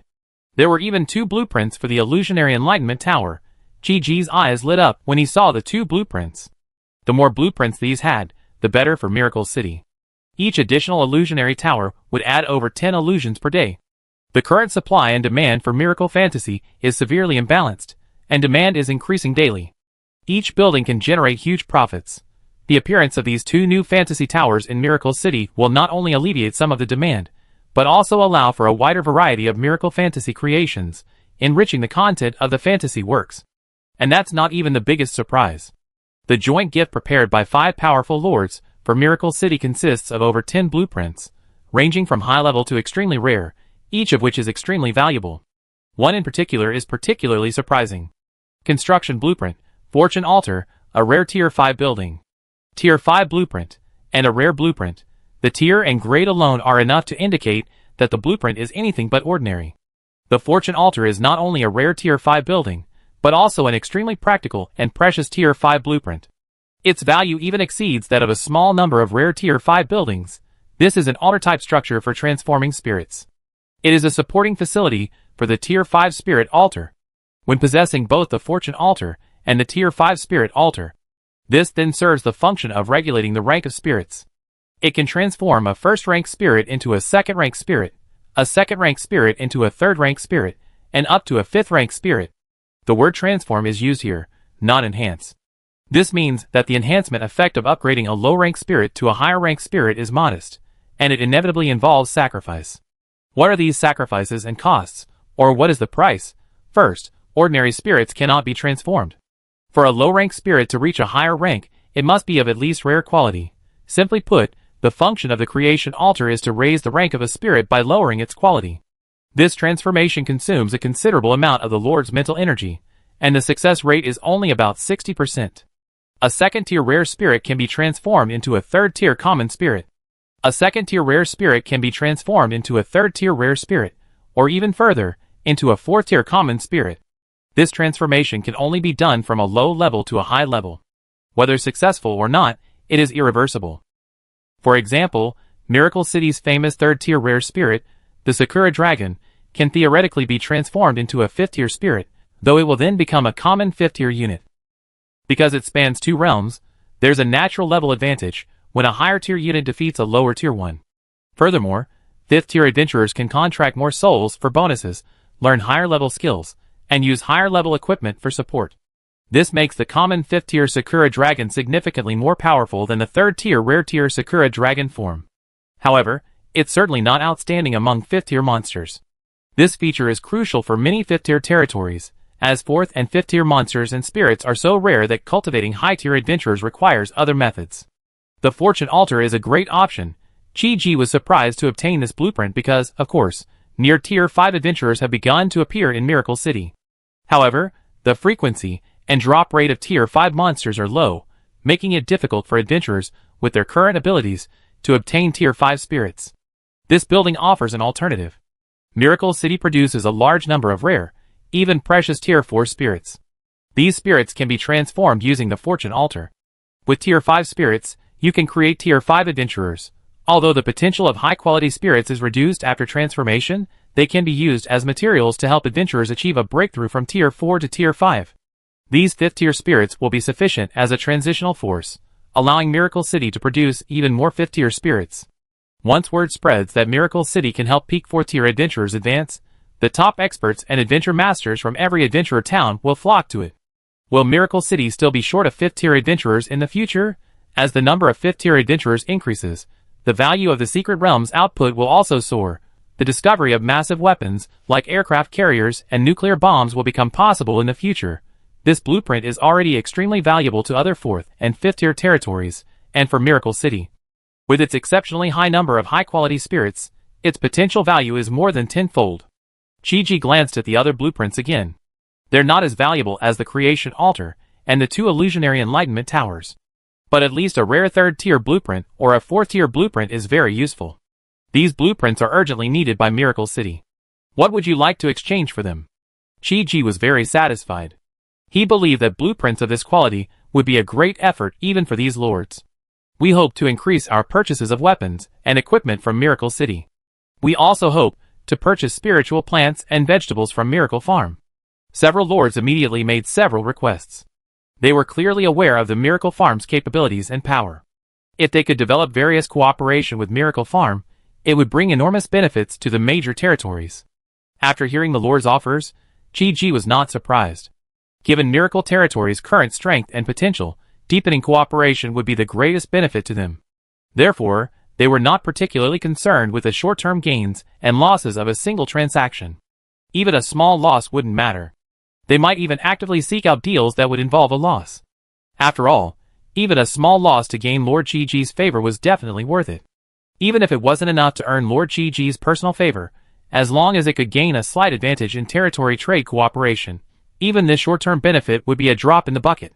Finally, after some discussion, Chi-Ji secured the blueprints at a very favorable price. He couldn't help but sigh that this was the benefit of being a powerful being. Not only did so many forces actively curry favor with him, but he could also reap substantial and tangible benefits. Of course, several lords also received some of the cooperation they sought. They were equally satisfied with the deal. After Jiang Weitian and the others left, Chi-Ji immediately began mobilizing resources for construction. 2 new phantom towers rose from the ground in Miracle City, and soon after, the Altar of Creation appeared in the center of the territory. Looks like we can arrange a few more Naruto fantasy events today, Chi-Ji thought as he gazed at the 2 new fantasy towers rising from the ground. He had already completed the first episode of the Naruto fantasy series, and would soon be able to meet the adventurers and the people of the territory. At the same time, his gaze fell on the Tower of Fortune.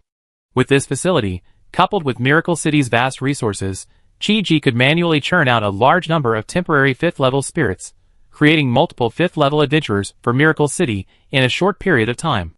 Now, the time was ripe. It was time for Miracle Territory to officially advance to the 4th level.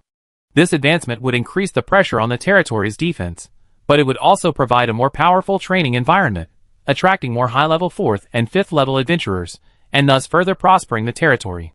Furthermore, reaching the 4th level of territory will connect the Yunming region with the Ash Forest. Chi-Ji will seize this opportunity to mobilize a large number of 5th-level combat forces and seize this area with lightning speed, nearly doubling the territory and population size from their current base. Once the Ash Forest, a 4th-level dark force, is captured, the threats and troubles posed by the local tyrants in Qianhu City to Miracle City will be eliminated. Instead, Miracle City will exert immense pressure and siphon off power, laying the foundation for the next step of annexing Qianhu City. Soon after, the secret realm closed on time. The adventurers reluctantly left the hall. The day's gains were immense. Everyone looked satisfied, with more plans for the future, full of aspirations and imagination, and full of energy, as they left the secret realm hall. The first thing they noticed was that the number of phantom towers had increased from 3 to 5. Holy crap! What's going on? In just a short time, the territory has built 2 brand new illusionary enlightenment towers. That's incredible. Ha ha, great. Now we don't have to worry about not getting tickets. Hey, look. Among the illusions launched today, there's actually a Naruto secret realm, and there are 5 scheduled. Naruto? What's that? A new secret realm? No, from the description, it says it's a derivative of the Ninja World secret realm. What? Isn't that like Star Wars? There's both a secret realm to play, and an illusion to experience. Great. The Ninja World secret realm's training system and spells are truly unique. Only by entering the illusion realm can you truly understand its mysteries. Long live the Lord. Old Thief Chi, you're awesome. Go, go, go! The adventurers quickly discovered that Naruto wasn't just in the illusion tower. Everyone's devices also had resources available for direct streaming.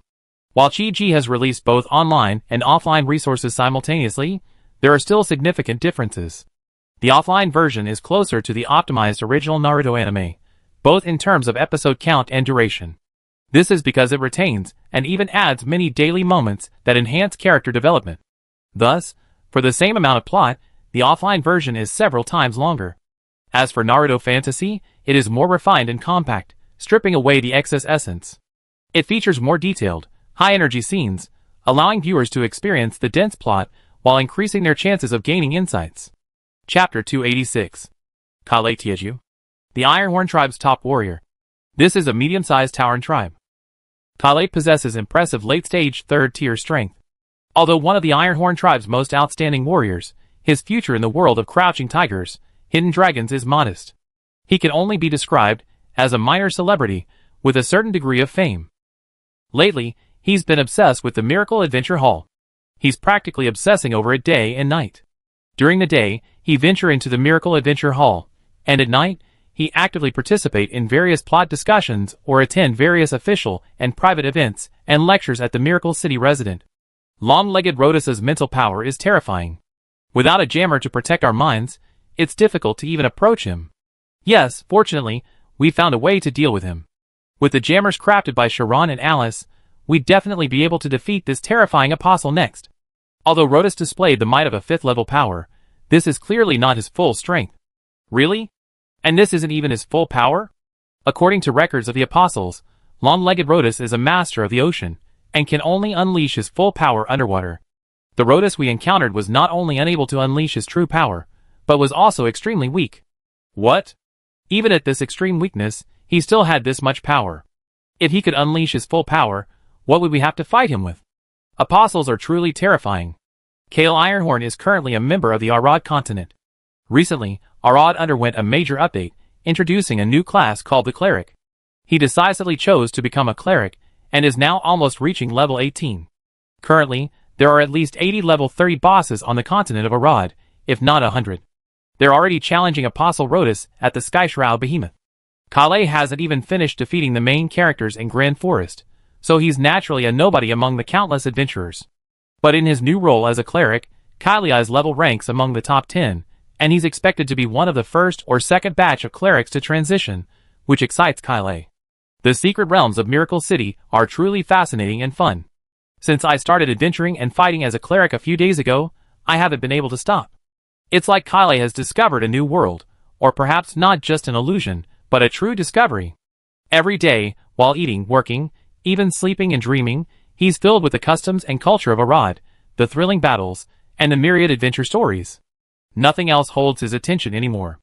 Even after exhausting his adventurer's energy each day, Kale doesn't easily leave the adventure hall, instead watching other adventurers' adventures and battles. That's why.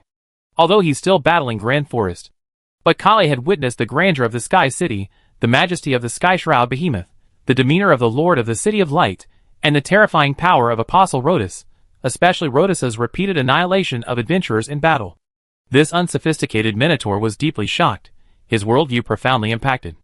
It was rumored that there were 11 more apostles. If each possessed equally terrifying, or even greater, power, what a formidable force would this be? Of course, for adventurers, these terrifying beings themselves held an irresistible allure. They were undoubtedly treasures of infinite value waiting to be discovered. If he could gain the power of these apostles, he would surely become the dominant force in the entire Evernight Forest. The Tauren, Kale, was at the end of his prime, knowing that his physical prime only lasted a few years. Without a major adventure or breakthrough, he would have reached the 3rd level in his lifetime. However, the emergence of Miracle City now offered him an opportunity to advance even further. Besides, Arad's output and drop rates far surpassed those of other dungeons. This was a fate-changing adventure for one individual, and a historic opportunity for small and medium-sized tribes to rise again.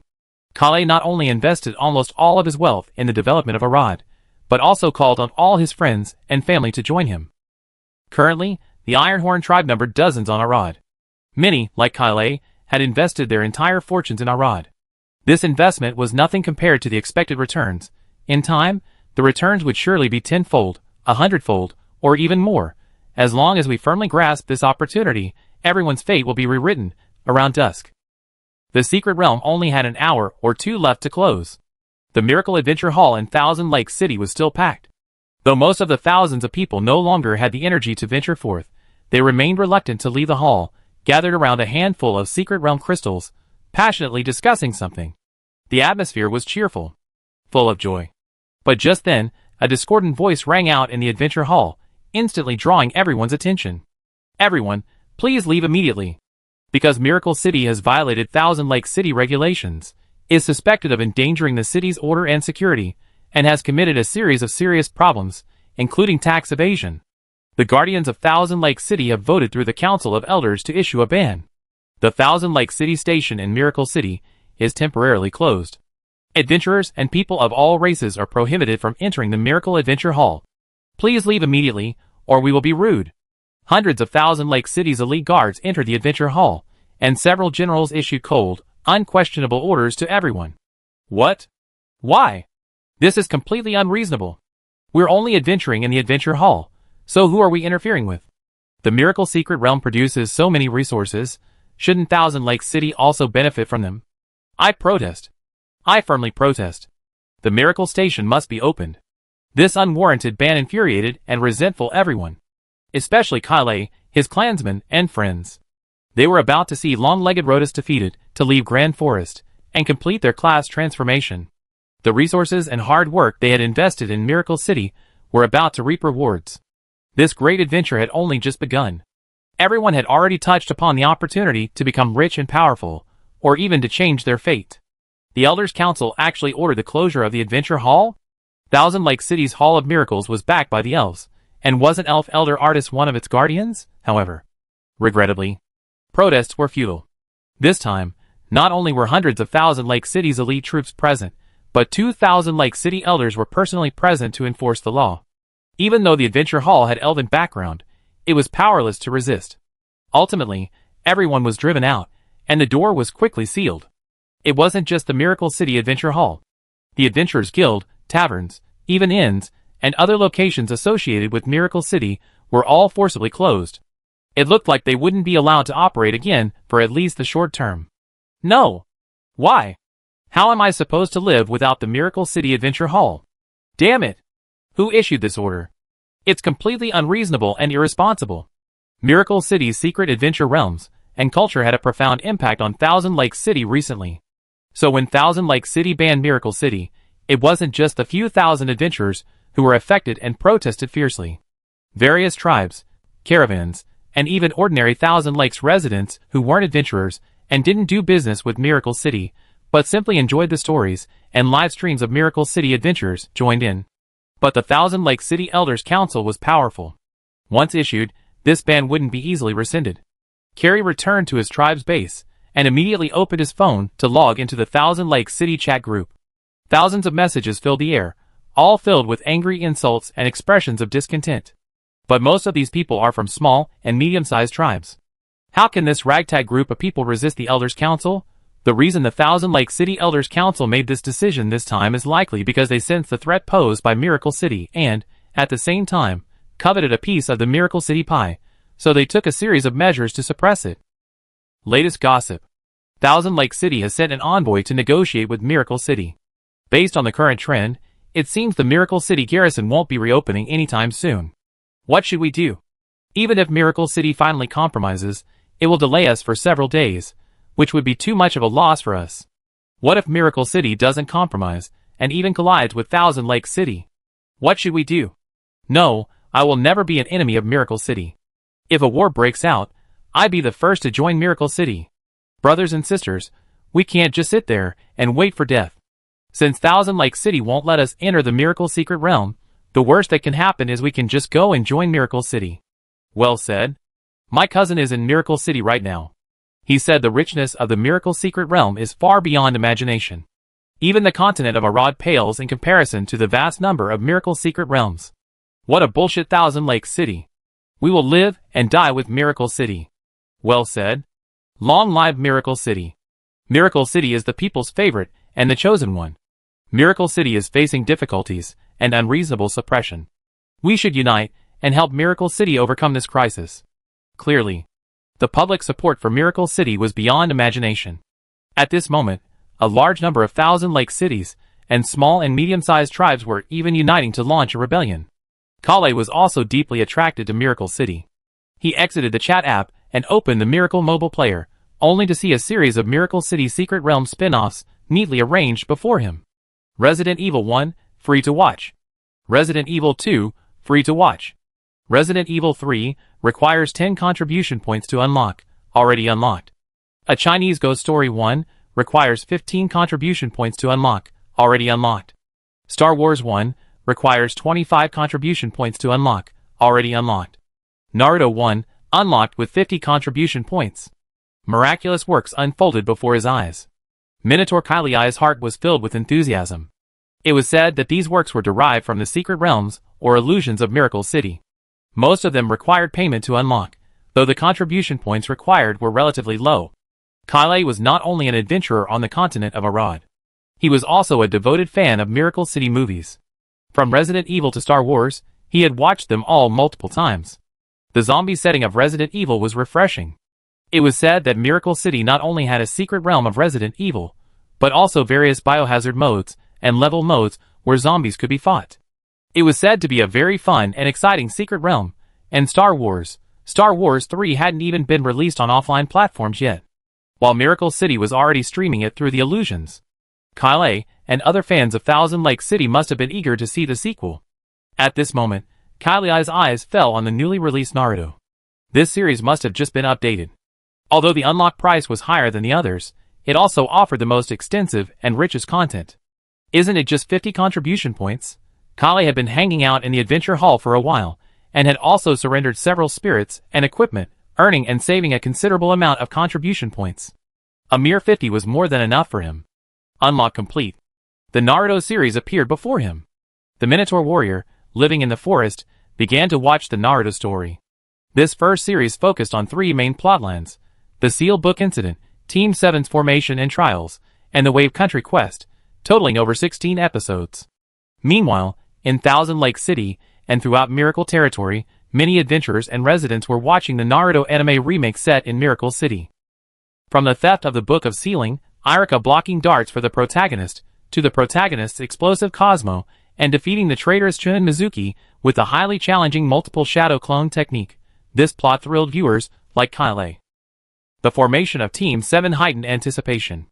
Especially the bell-grabbing mission designed by Kakashi, which seemed impossible for the 3 fledgling genin, yet the 3 partners withstood the test and successfully completed it, officially forming a team. Of course, the highlight was the Land of Waves arc. Team 7 encountered a major setback on their first mission. An ordinary protection mission, unexpectedly, led to their encounter with Zabuza Momochi, a traitorous ninja from the Hidden Mist village. This man was once a jonin from the Hidden Mist village, known as the Hidden Mist Demon and the 7 Ninja Swordsmen.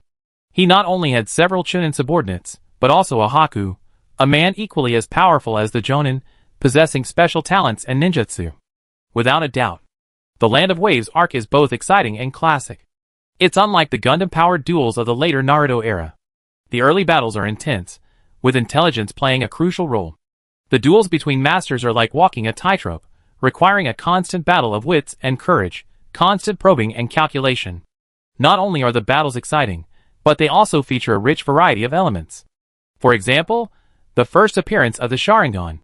For example, a series of ice escape techniques, including the Magic Mirror Ice Crystal. This battle offers many iconic moments, including the touching scene of aloof Sasuke protecting Naruto from severe injury, and the passionate scene of Naruto's inner cosmos erupting once again, unleashing the Ninetales chakra. The story and ending of Zabuza and Haku are truly heartbreaking. The natives of this world, especially the tribal bumpkins living in the Great Forest, how could they resist such a smooth-paced, richly detailed, captivating, and full of twists and turns? The unique worldview, cultivation system, and special techniques centered around ninjutsu and jinjutsu are enough to spark any practitioner's intense curiosity and desire for exploration. It's amazing. As good as Star Wars. Because it's longer, the details and content are even richer. Miracle City's cultural influence and penetration are now so immense that it's impossible to defend against it. In Thousand Lake City alone, Miracle phones alone have shipped over 10,000 units. These phones weren't all sold to adventurers. They also found their way to merchants, travelers, and tribal leaders. When Naruto launched on the mobile platform, thousands of viewers watched the entire show in just one night, their blood boiling with excitement. Many group chats exploded. Have you all watched Naruto? If you haven't, be sure to check it out now. This story is so brilliant and powerful. It's on par with Star Wars. In some ways, it's even more captivating. I watched it. The worldview, the various settings, and every character are truly eye-opening for a country bumpkin like me. Lord Chi is truly amazing, able to create such a brilliant story. This isn't a story. The related secret realms and illusions in Miracle City are open for experience. What? Is this true? I'm in Miracle City. I can responsibly tell you that the Naruto-related secret realms and illusions are now online. Many experts have already experienced them today. Illusions? It's said that entering the Enlightenment illusion has a chance to unlock various abilities. I wonder if I can even obtain the Sharingan. If I could obtain the Sharingan, I'd be jackpotting. No, I must personally understand the essence of such an intriguing training system. I'm leaving for Miracle City now, if for no other reason than to gain access to the Enlightenment Tower, before the Miracle Station in Thousand Lakes City was sealed. Although many tribesmen, merchants, and adventurers were curious about Miracle City and wanted to visit it, they couldn't leave for now for various reasons. The daily output of the Adventure Hall was more than sufficient to satisfy everyone. The Elder Council issued an order. The Miracle Adventure Hall was closed. This was like stirring up a hornet's nest. Now, almost all the middle and lower classes were strongly dissatisfied with the Elder Council, and many tribes, factions, and individuals were considering joining Miracle City. However, just then, another order was issued. This order, like fuel to the flames, brought the already tense situation to a boiling point. Breaking news. The Elders Council has issued another ban. From today on, all tribes in Thousand Lake City are prohibited from traveling to Miracle City or having any other means of communication with Miracle City. All current routes into Miracle City have been blocked. What? That's so excessive. This is simply ruining our chances. The Elders Council is made up of the major tribes. They simply covet Miracle City's potential and worry that smaller tribes like us might exploit it for a counterattack. That's why they take in such despicable action. For a moment, public outrage erupted. From the various tribes to the various factions, all were dissatisfied with the Thousand Lake City Elders Council's overbearing actions. Thousand Lake City was originally a loose alliance of hundreds of tribes and factions. The primary reason they stayed together without violent conflict was the external threat of the Eternal Night Dragon King. They were not monolithic. Each tribe had its own interests to consider. The Thousand Lake City Elders' closure of the Adventure Hall in Miracle Territory had already caused an uproar, and now they were ordering a ban on tribes entering Miracle City, which immediately sparked even greater discontent and anger. As for the situation within Thousand Lake City, Chi-Ji knew everything. Whether in group chats or private messages on the forum, seemingly private information was accessible to anyone who wanted to see it. They even secretly hired people to fan the flames and spread information unfavorable to Thousand Lake City. As a result, dissatisfaction among the middle and lower classes of Thousand Lake City was rapidly growing. Miracle City's recent cultural invasion, soft power expansion, information warfare, and public opinion campaign have been remarkably effective. Had Omar and other old-timers in Thousand Lake City ever witnessed such tactics? They failed to perceive in time that a significant portion of Thousand Lake City's middle and lower-level citizens were deeply dissatisfied, some even harboring thoughts of rebellion against the Council of Elders. The reason they hesitated to act was simply because the Council of Elders was too powerful. Plus, Thousand Lake City still had to contend with the Eternal Night Dragon King. While it would be impossible to disrupt Thousand Lake City from within in a short period of time, achieving this point was sufficient. With such a foundation of public support, Chi-Ji's future effort to secure control of Thousand Lake City would be significantly less resistant. Report, Lord. Han Tung entered the Lord's Hall and began to report. He said, the Yuming region has indeed suffered a massive invasion from the Ash Forest. Fortunately, the Lord had the foresight to deploy the main force of the Scourge to Yuming City. Thanks to the Scourge's timely and valiant efforts, coupled with the Yuming Lord's defensive measures, the Dark One's offensive was ultimately thwarted. Chi-Ji nodded with satisfaction. A large-scale battle had erupted in Miracle Territory over the past 6 hours. The Ash Orcs and Dark Elf archers of the Ash Forest, totaling 30,000 elite troops, launched an assault on Yuming City. Normally, such a force would have been insufficient to capture Yuming Territory, but would have at least severely damaged its vitality. But this time was different. The Scourge appeared on the battlefield. Added to this were some of Miracle City's munitions and equipment. Not only had they easily stopped the Darkside invasion, they had also inflicted considerable damage. Now was the perfect opportunity to counterattack the Ash Forest and capture multiple territories in one fell swoop. Level 3 versus Level 4. It was a bit of a struggle. As Chi-Ji carefully scanned the territory with his mental power, he saw that it was thriving, its population increasing daily. Even the temporary loss of access to Thousand Lake City wouldn't be a big deal. The top priority was to capture the Ash Forest as quickly as possible. Chi-Ji then made a rather radical decision. He upgraded the territory from Level 3 to Level 4. Although it was only a 1-level increase, the resulting changes were comprehensive and a truly significant historical breakthrough. I didn't expect it to reach Level 4 so quickly. Chi-Ji couldn't help but sigh as he sensed the latest changes in the territory. Chapter 287. Not long ago, the Miracle Tower concluded a miraculous illusion. Dozens of viewers emerged from the tower, each looking unsatisfied. The Naruto story adapted by Miracle City will differ slightly from the original novels. Furthermore, there are differences between the Miracle Theater and the offline series. While the plot progresses in sync, the pacing is completely different. The offline Naruto series boasts more content, richer in daily life and details, and its primary function is to promote and attract viewers. Therefore, Chiji will use the original manga and animation as a basis to address some of the plot shortcomings. To this end, he has established a large studio in the Free City Secret Realm to fill in the details. This ensures that while the main storyline remains unchanged, the character settings, positions and motivations, and core plot progression will be more convincing and vivid. Future Star Wars series will also follow this approach. As for the Enlightenment illusion, besides telling a good story, the most important goal is to inspire enlightenment.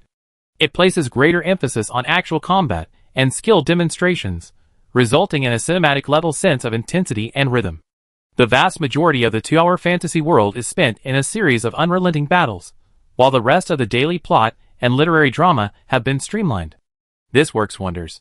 Adventurers and citizens can already understand the detailed plot in the Secret Realm and at offline terminals. When they enter the fantasy world, they experience high energy, intense combat throughout, allowing them to rapidly master various skills. This not only allows them to experience the condensed and high-energy essence of the story in a highly immersive environment, but also increases their chances of gaining insights and making the expensive entrance fee worthwhile. This will help train the people more quickly. Let them contribute to the territory. You master the telekinesis technique, you master the water clone technique, you master the chakra condensation technique, you master the mist hiding technique, you master the great fireball technique. Among the audience were Mengbai, Nancy Liao, Bezaros, Jiang Wentian, Ran Tianyun, and others. They generally possess considerable talent and understanding, so they all gain something from watching the illusion. It's truly incredible. Another unprecedented training and magic system. The illusions spawned from the Ninja World's Secret Realm are incredibly valuable, definitely on par with those from Star Wars, and perhaps even surpassing them. We gained a lot this time, a real steal. The storyline in the Land of Ways is incredibly exciting. Indeed, the strength displayed by Kakashi and Zabuza is roughly equivalent to the peak of the 3rd rank, a top-tier, rare combat power. They're incredibly valuable, especially Hitaki Kakashi. Not only does he possess the Sharingan, he's also known as Konoha's top technician, possessing over 1,000 ninjutsu. The value of these spirits should be comparable to that of rare spirits of the same rank. Although Zabuza and Haku are villains, they're both incredibly powerful, and their stories are truly moving. After this life-or-death ordeal, Sasuke and Naruto have gone from enemies to close friends. I wonder what the future holds. Can these three truly grow into Jonin like Kakashi? What kind of encounters will they face in future missions and operations? I'm truly excited for the upcoming plot. Every story produced by Miracle City is truly memorable. Looking forward to what's next. Everyone was buzzing with discussion about the Naruto universe's worldview, training systems, and the plot of Wave Country. At this point, several viewers who had mastered new abilities began experimenting. For example, Ran Tianyun mastered the elementary chakra technique, combined with the water clone technique, and immediately cast hand seals to activate this unique spell. A ball of water suddenly emerged from beneath his feet. The water split in two, then condensed into humanoid forms on either side of his body. 3 identical Ran Tianyuns appeared before the crowd. Although 2 of the clones had a weak aura and were easily discernible, each was a physical entity, capable of autonomous movement, a truly miraculous feat. Of course, these clones, they couldn't stray too far from their original form. They couldn't enter secret realms or illusions, and were essentially summoned creatures. Ran Tianyun said, "What a skill. The clone technique is extremely rare, and difficult for ordinary people to master. Even mid to high-level lords don't necessarily possess clone-type lord skills. I never expected that through this special ninja magic, clones could be created so easily." Jiang Wentian said, "We know very little about the ninja world, and we wonder how many miraculous abilities and spells there are worth exploring." Mengbai, "The value and potential of the ninja world are definitely not low." As the group discussed this, something unexpected happened. The energy intensity between heaven and earth increased rapidly. What's wrong? The law environment has changed. Miracle City seems to have undergone an upgrade. I can sense that I can now use my 4th level abilities. What? Upgraded so quickly? It hasn't been that long since Miracle City last advanced. What's so strange about that? With Miracle City's strength, How many Tier 4 territories can compare? This upgrade will significantly improve the cultivation conditions of these territories, which will accelerate Miracle City's development. The Miracle Territory upgrade has both advantages and disadvantages. As a Tier 3 territory, Miracle City is completely solid. Breaking through it is extremely difficult, almost impossible, even for Eternal Night City itself. After all, no matter how powerful a warrior or how strong their army, they cannot resist the power of the law. When they enter the Tier 3 area, their strength is severely suppressed. How can they defeat Miracle City on its home turf? While Tier 3 territories are stable, their development is certainly not as rapid as Tier 4 territories. When Miracle City upgrades to Tier 4, not only will the cultivation environment and resource generation speed up, but the influx of adventurers will also increase significantly. Miracle City's Adventure Hall in Thousand Lake City has been sealed. The daily loss of several thousand adventurers represents a significant cumulative loss. This loss is now fully compensated through the newly opened Adventurer Towns and other Adventurer Towns. A Tier 4 territory unlocks more high-level core infrastructure. Given Miracle City's construction speed, it's easy to increase the total adventurer capacity by 10,000 to 20,000 in a short period of time, which will undoubtedly accelerate Miracle City's development. However, the drawbacks are also obvious. Omar, the third elder of Thousand Lake City, is allying with several large forest tribes to seize the opportunity. This round of negotiations between the two sides is absolutely certain to fail, and Omar will undoubtedly provoke a war between the forest tribes and Miracle City. Wouldn't upgrading the territory simply make things easier for the attackers? But neither Jiang Wenqian nor Meng Bai saw anything wrong with it. Even without upgrading the territory, during the periodic outbreaks of Dark Night, Omar could unite the various tribes to attack Miracle City, and during these dark nights, territorial laws were completely ineffective. Taking the initiative to upgrade only meant that Lord Qi was confident. Lords like Jiang Wenqian and Ran Tianyun even hoped that Miracle City's enemies would show some strength. Only by putting Miracle City under sufficient pressure would Lord Qi call on them, their allies, for aid. These lords could dispatch a host of Tier 5 and 6 super forces, or elite troops, in a matter of seconds. These super forces would be extremely effective in high-level areas like Dark Night or Thousand Lake City. Furthermore, after Miracle City's territory level was upgraded, each territory would be able to gradually send in elite troops, allowing them to assist in the long-term defense of Miracle Territory. Ideally, some casualties would occur, thus further convincing Qi of his debt of gratitude. After Miracle Territory completed its upgrade, Qi then issued a new mission. Ding! Mission triggered. Mission name: Seize the Ash Forest. The mission objective was clear: to have the territory's elite and powerful troops advance northward through the Yumeng region toward the 4th-tier Ash Forest, seize its main city, and occupy the entire region. Upon seeing the mission's content and description, everyone immediately understood why Qi wanted to upgrade at this time. If Miracle City could capture the Ash Forest, its territory would nearly double, and with Qianhu City as the central axis, they could encircle the region from both the south and the north. Under these circumstances, how could Qianhu City block Miracle City? Even a blockade of Miracle City at this stage would be impossible. The only thing Qianhu City could do was seal off the Adventure Hall. As for preventing the tribes from contacting Miracle City, this might have been possible a month or two ago, when Miracle City was less well known, but it's now practically impossible. This is because Miracle City not only has core territories it has conquered, but has also annexed several 2nd and 3rd-tier territories, including Yumeng territory. These enclaves are scattered across Qianhu City. Even if Qianhu City can block the direct access to Miracle City, they can't completely block all indirect routes. The tribes aren't fools. When they realize direct access to Miracle City is too difficult, they quickly find another way. These enclaves and strongholds of Miracle City can actually serve as transit points, making a perfect blockade impossible for just a few major tribes. It won't take a few days. Miracle City's population will explode. The more the Thousand Lake City elders suppress it, the more forest dwellers and small and medium-sized tribes will seek refuge there in the future. The more the major tribes assert a hardline stance and restrict the small and medium-sized tribes, the more popular Miracle City will become, and they will gradually lose their reputation in the process. Yumeng City. A battle has concluded. The Lord of Yumeng City stood atop the high fortress walls.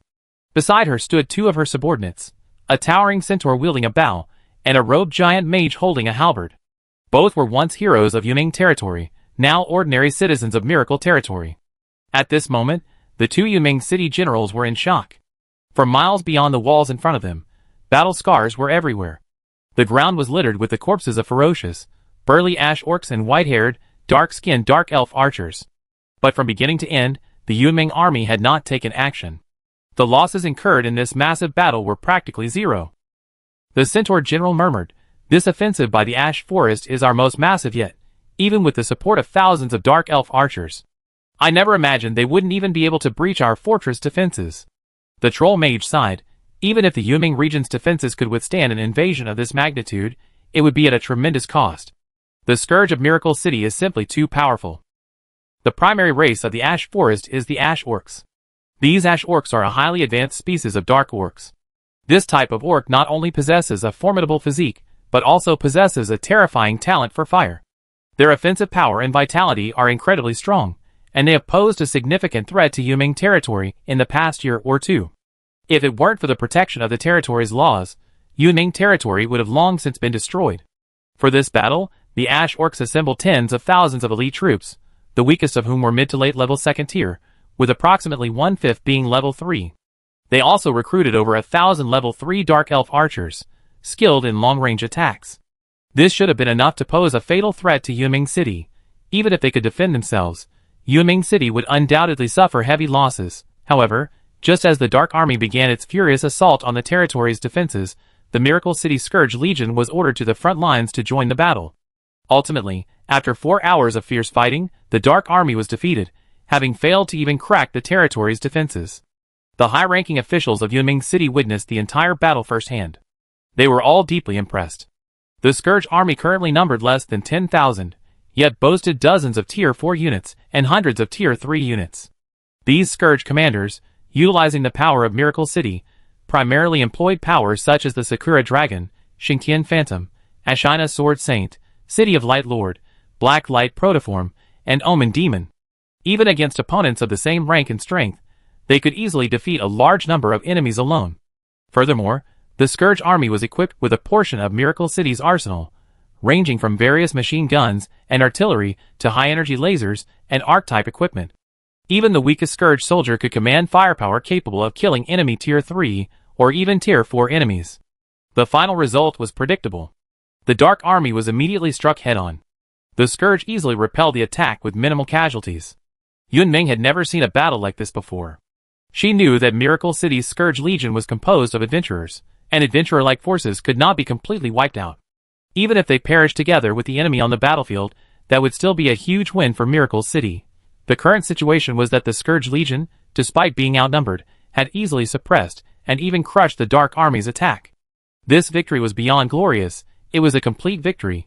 Too powerful. Yunming knew it clearly. Tens of thousands of regular troops hadn't moved. Miracle City's power was simply terrifying. Higanbana, White Crane Monk, Song Shanhai, and other Scourge leaders were directing the clearing of the battlefield. All the corpses of the Dark Ones must be completely destroyed. Only in this way could they prevent their resurrection and complete the annihilation of the living forces. Report, Captain. Wanchuan Sanren was covered in rifles and cannons. He approached Higanbana and reported, "According to our rough estimate, this battle wiped out approximately 7,000 to 8,000 Dark Ones. Even for a Tier 4 force, losing so many elite troops in such a short period of time is a significant loss." The mission completion information was received. The next stage of the mission was received. Everyone looked at each other with beaming smiles, feeling immensely surprised. Ha ha ha, so cool. Not only was this battle exhilarating, but I also earned a ton of contribution points all at once. I can finally splurge a bit for the time being. Miracle City is great in every way, except that contribution points are so scarce. I hope battles like this happen every day. Brothers and sisters, what's the point of this achievement? Our goal is to counterattack the Ash Forest and take it all. I checked. The Ash Forest is a Tier 4 force. But there aren't many Tier 5 warriors there. The Dark Lord of the Ash Forest is most likely the only Tier 5.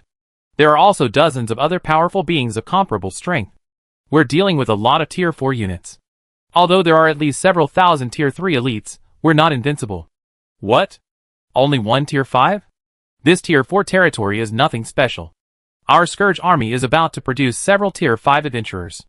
It seems that the Ash Forest doesn't hold much of advantage over the Scourge. We must accelerate our offensive and seize this territory as soon as possible. Charge, charge, charge! You're a jerk who doesn't earn contribution points. We still have tens of thousands of regular troops in our territory, and various allied forces are eyeing us covetously. They're all potential targets for our exploits. We must achieve maximum results before they join in. The Scourge army's mouths watered at the thought of the glittering golden piles of contribution points. They could no longer maintain their composure.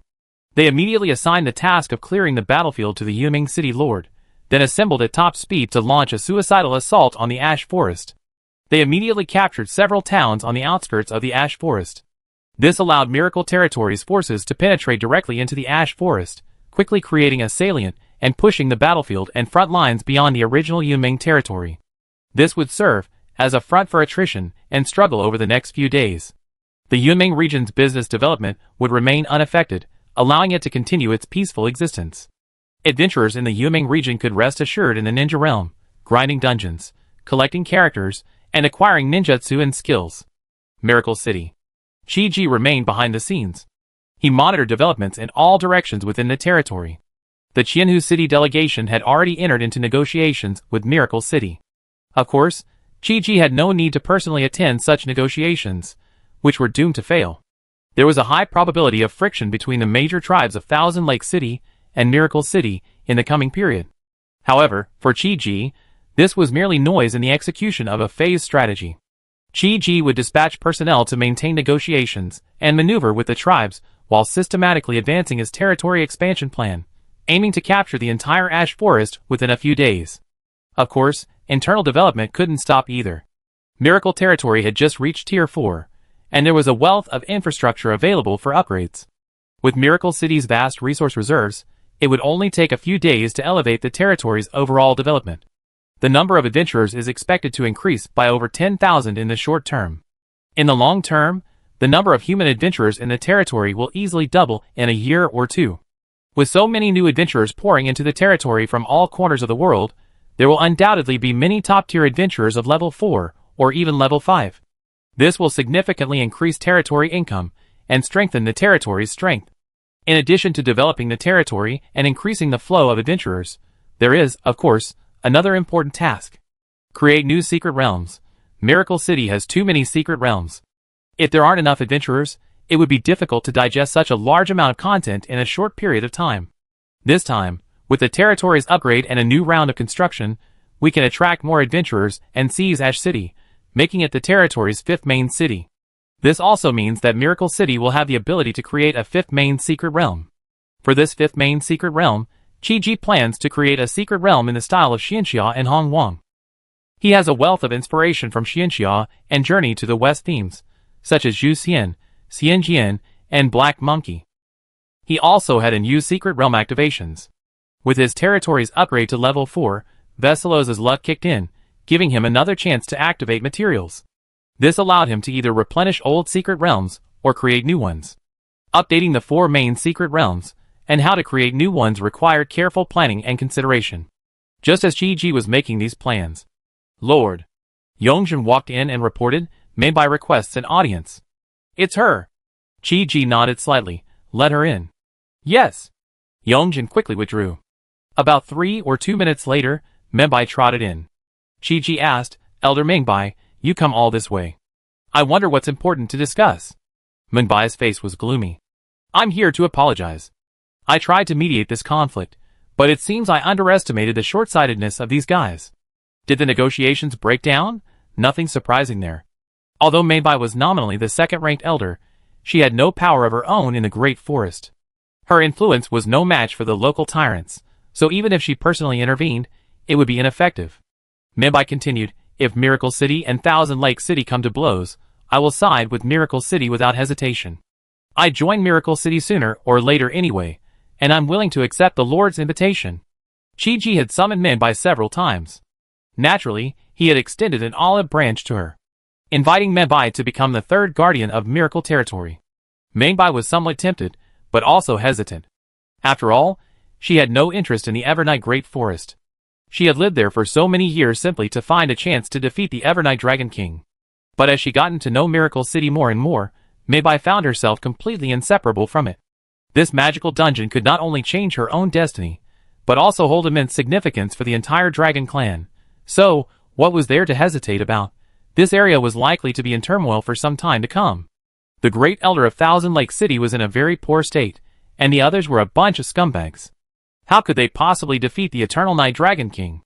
Why not seize this opportunity to declare her allegiance to Miracle City? With the immense strength of this dungeon, it would soon reign supreme and unify the great forest.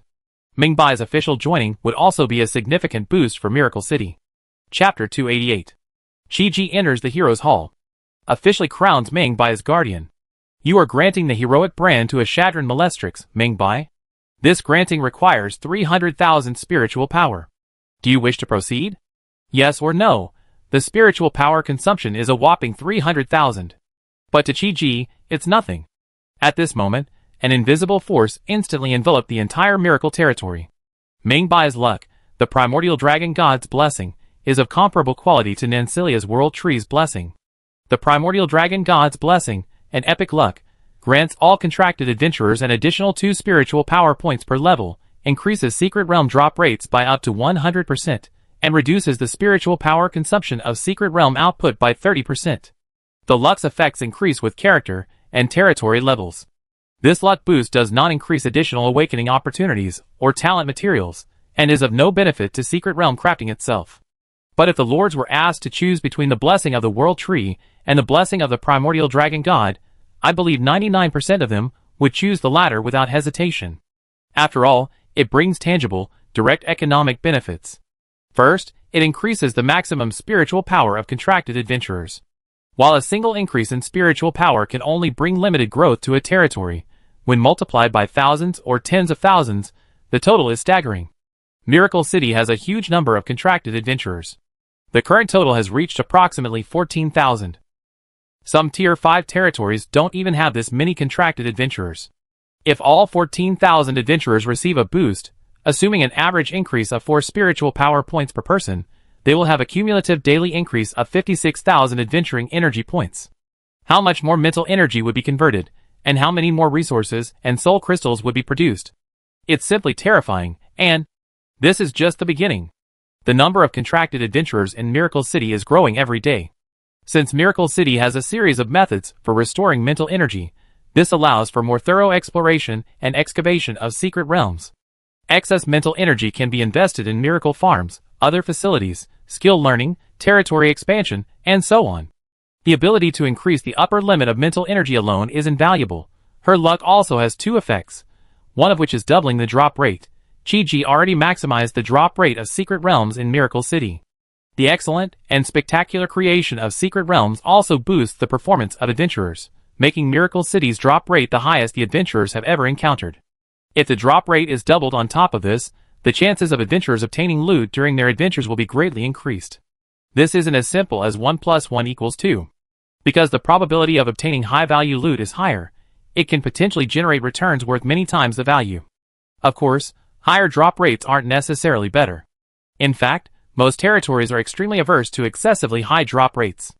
To prevent being exploited to bankruptcy, they often proactively set their drop rates to a minimum. Increasing the drop rate in this way would actually be a negative buff.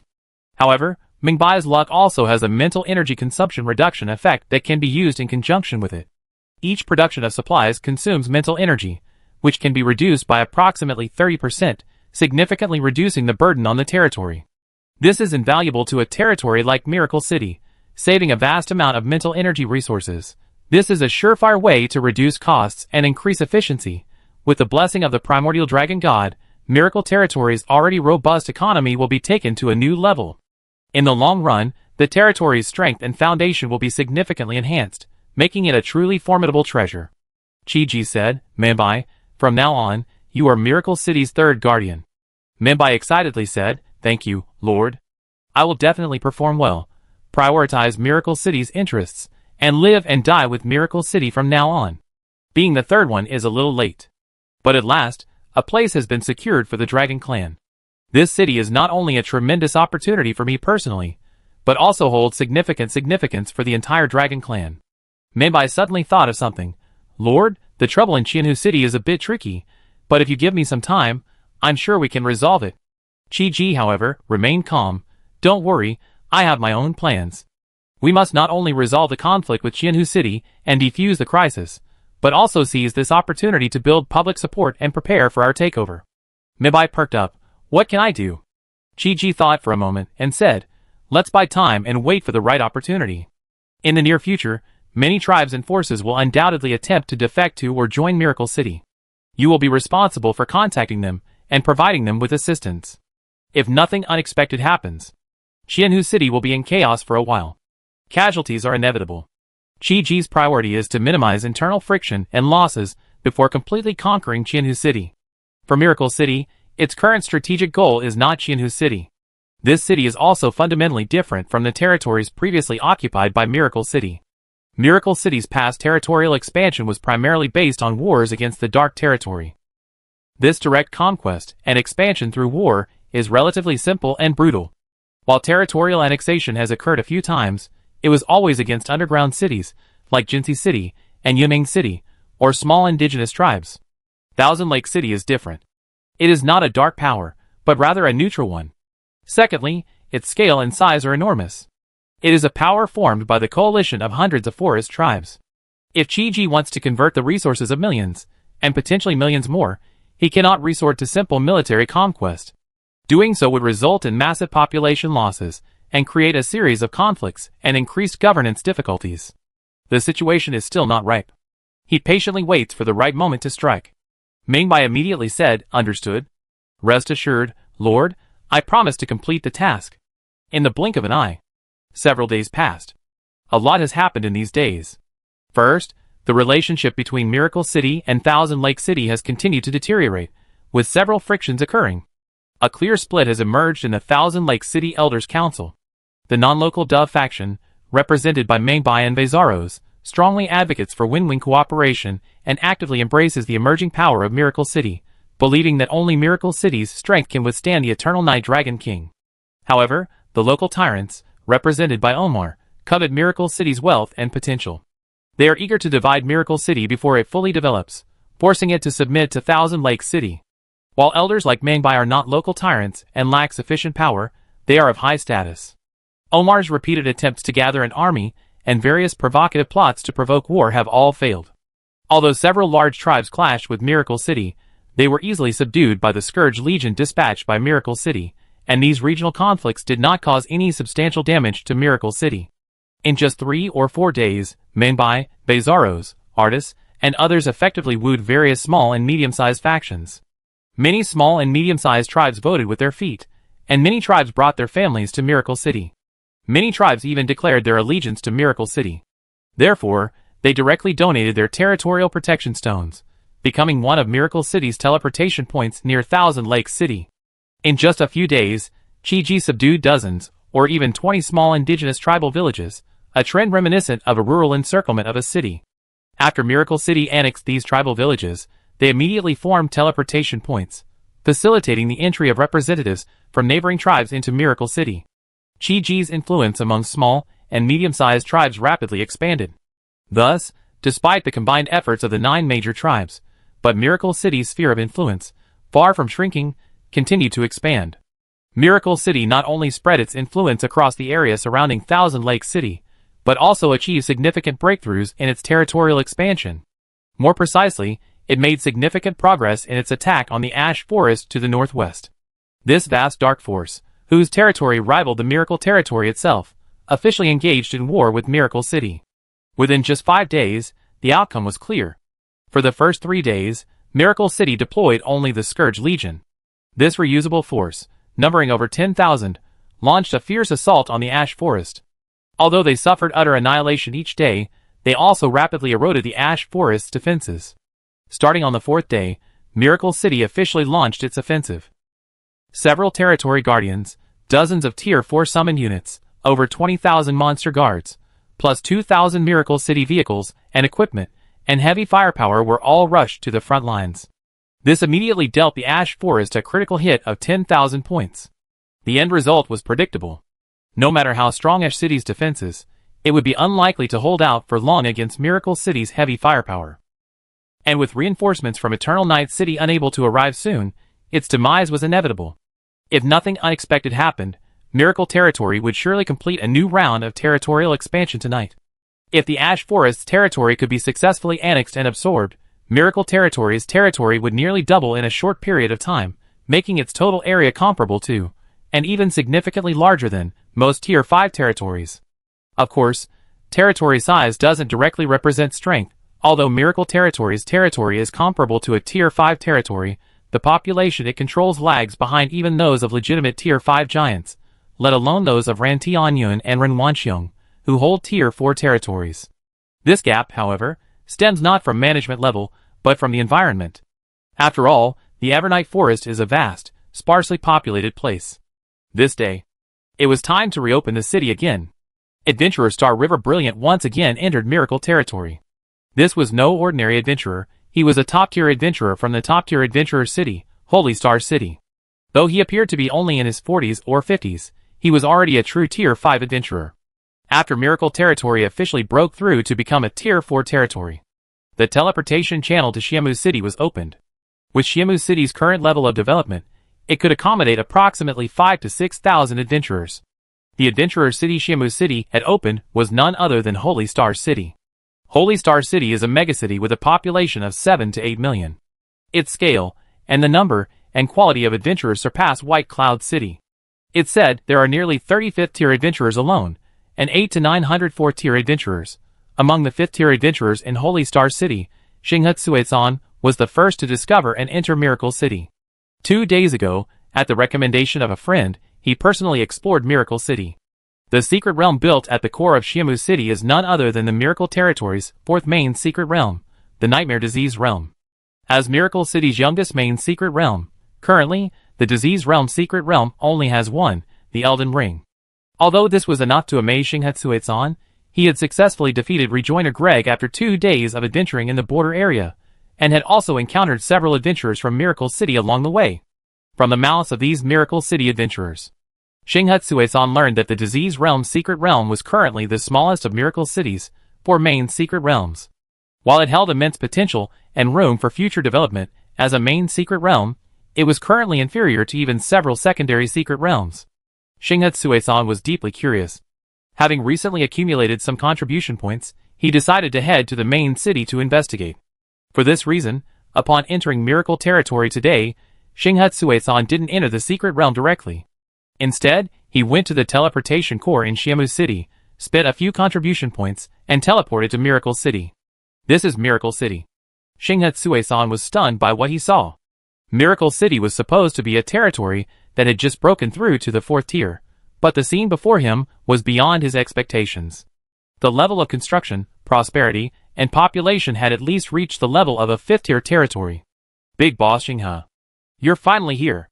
2 Miracle City adventurers greeted Xinghe at the teleportation plaza. These 2 adventurers were Six-Eyed Flying Fish and Iron-Mouthed Cockroach, both from Qingshan City. Of course, they had already bought houses in Miracle City, and were now permanent residents, so it was perfectly reasonable to call them local adventurers. They had matched up with Xinghe during the battle against Limebreaker. Then the adventurers, newly arrived in Miracle Territory, realized that this was a true powerhouse. From the perspective of Miracle Territory's interests, recruiting a Tier 5 powerhouse would undoubtedly increase their strength.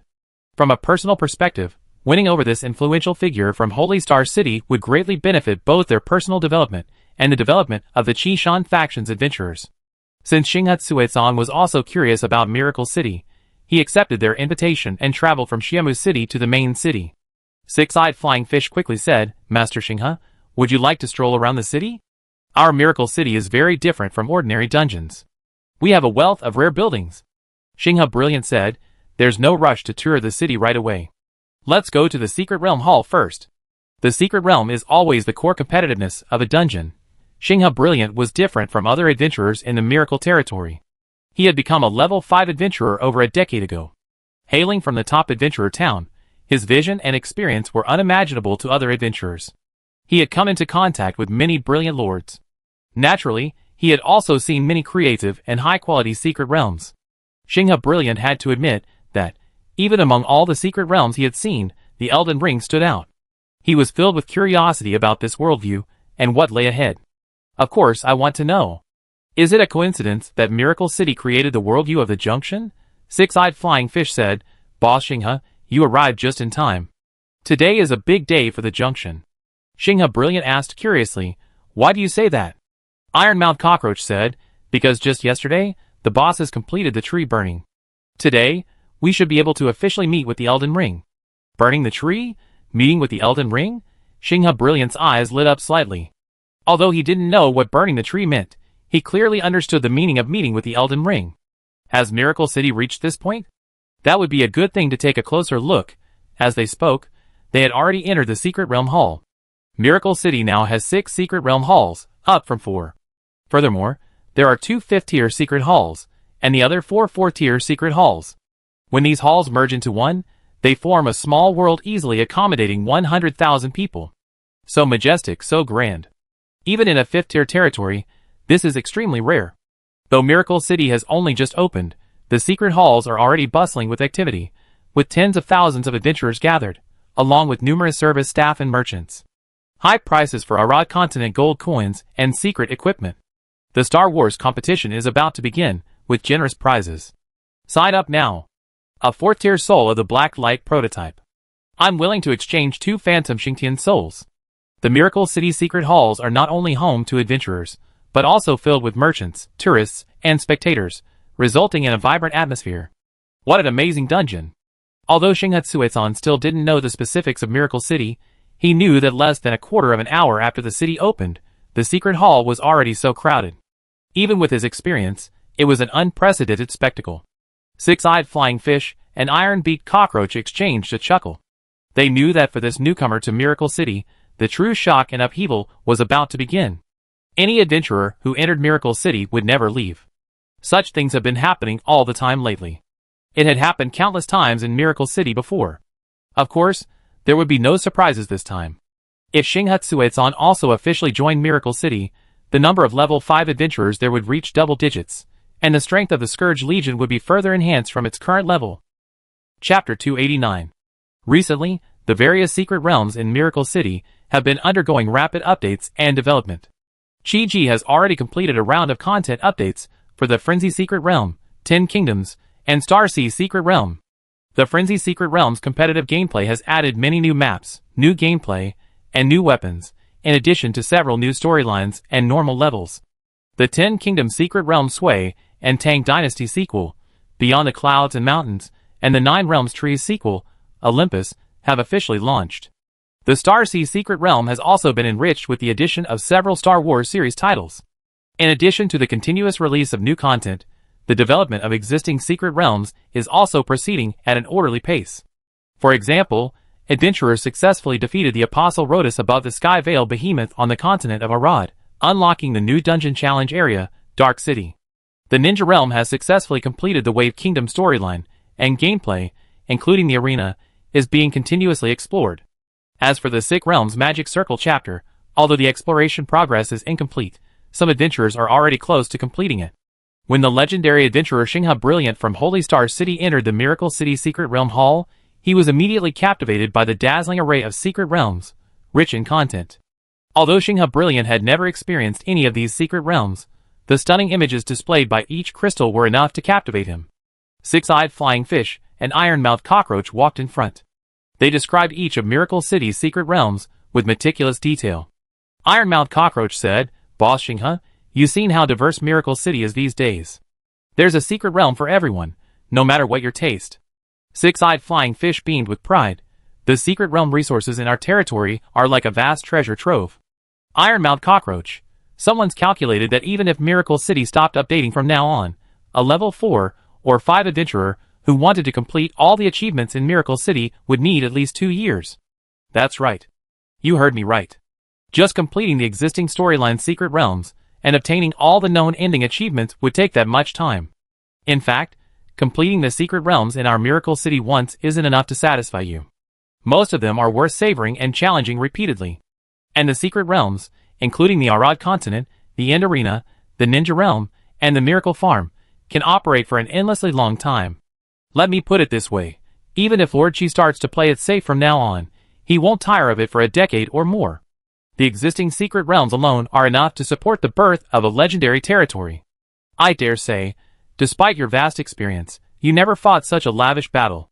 listening to the two adventurers' animated introductions, watching the incredible, imaginative images in the secret realm crystals, seeing the adventurers' faces beam with joy and ecstasy, amid the endless cheers and jeers. Xinghut Songsan had to admit that he might have encountered a dungeon he had never seen before, one beyond his imagination. He had only been in Miracle City for a short time, having only spent 2 days adventuring in Xiamu City. The level of skill displayed at the junction was already astonishing, because before this, Xinghut Suizan had never seen such a vast dungeon, such a high degree of freedom, not to mention such high-quality monsters. Based solely on the quality of the Ring of Magic Arc, Xinghut Suizan had already judged Miracle City to be something special. In reality, he had clearly underestimated Miracle City, and even more so, the borderland.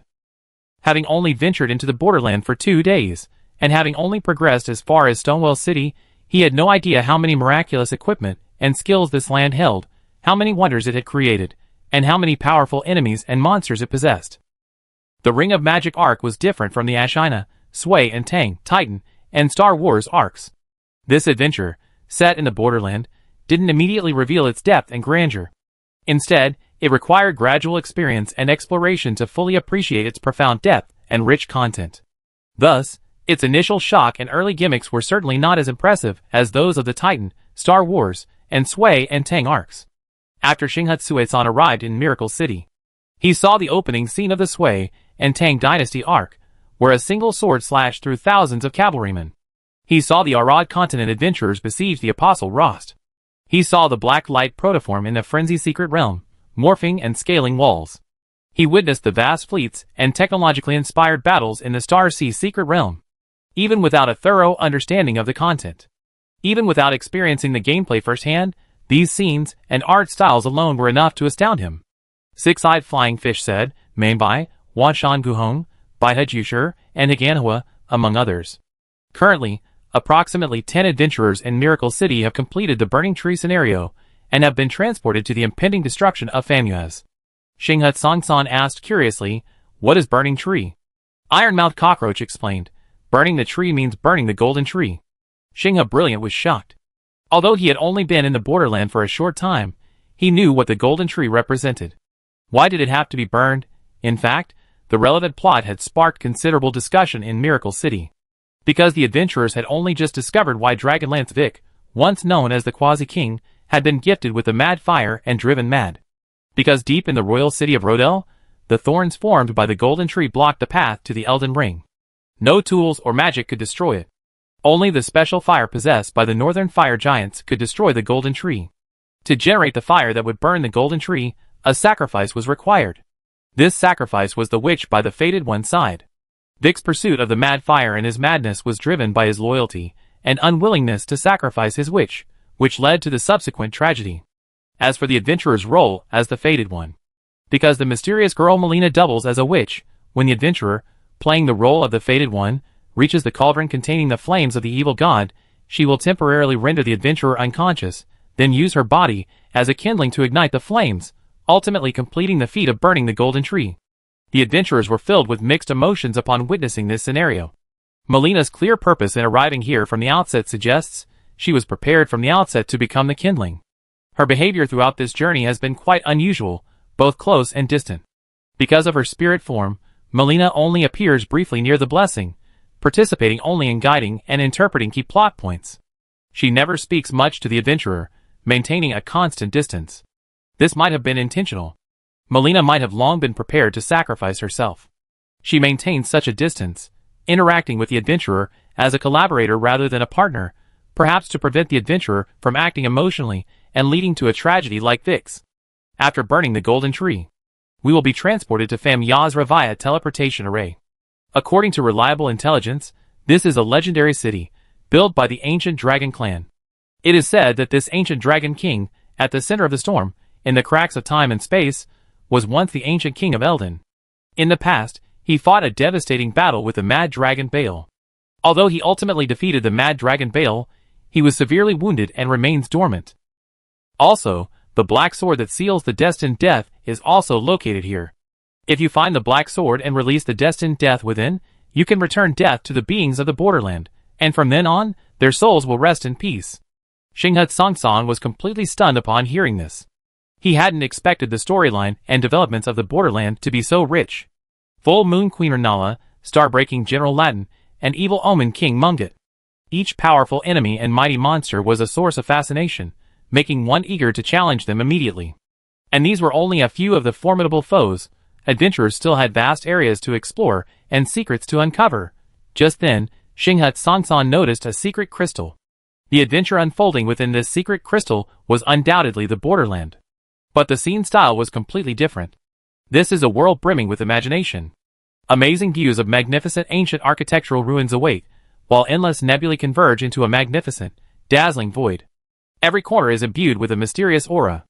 Xinghe Brilliant asked, "What is this place? Why haven't you mentioned it?" Six-eyed flying fish immediately replied, "This is Eternal Naklong, a mysterious city located underground. It's said that in ancient times, it angered the supreme consciousness and was struck by a malicious meteor, ultimately sinking forever underground."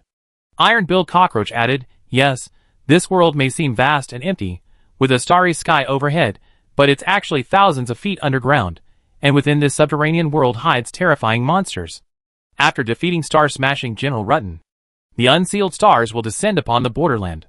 One of these meteors can penetrate the ground, opening a path into Naklong. Inside this eternal city are weapons capable of killing gods, as well as miraculous treasures and ancient technologies created by ancient civilizations. It also has a strong connection to the story of Lani." Listening to these descriptions and watching the stunning visuals, Xinghe Brilliant became curious. Currently, many adventurers are exploring Naklong. Their activities varied widely. Some traversed the ancient, silent eternal city in search of treasure, while others entered the terrifying underground corrupted lake, sensing the traces of crimson corruption left behind from ancient times. The most captivating of all was the mysterious Crystal Realm, a place so dazzling that even the galaxy was stunned. Several adventurers united to challenge a terrifying monster buried deep beneath the earth. These adventurers are Meng Yinxue, Feng Zhongyan, Bai Ying, and Yun Yushi. None of these four adventurers are ordinary. Meng Yinxue and Feng Zhongyan are renowned adventurers in Miracle City, while Bai Ying and Yun Yushi are fourth-tier adventurers from Baiyun City. After crossing the terrifying yet vast ancient corruption lake, these four adventurers entered the deepest depths of the underworld, ultimately facing the terrifying boss lurking there. Abandoned Child of Darkness, Esti, a fourth-tier, 5-star rare monster. Description: born from the distant, lightless darkness, a star-shaped alien. This is the malevolent meteor that once destroyed the Eternal City and ripped away its inhabitants from the sky. When this monster appeared within the secret crystal, every adventurer present felt a deep sense of dreadful oppression. This alien star-shaped monster resembles an antfly, possessing elongated, monstrous limbs like a centipede. It possesses a pair of hands and 2 pairs of legs, for a total of 6 limbs. Its body is connected by a series of magnificent, multicolored stars, some of which are adorned with rings. Its body is connected by 2 pairs of wings, and at the end of the stars grows a thorny tail. Atop its twisted, hideous body lies a massive, hideous skull, and a hole in its forehead reveals a single, abyssal deep blue eye. Undoubtedly.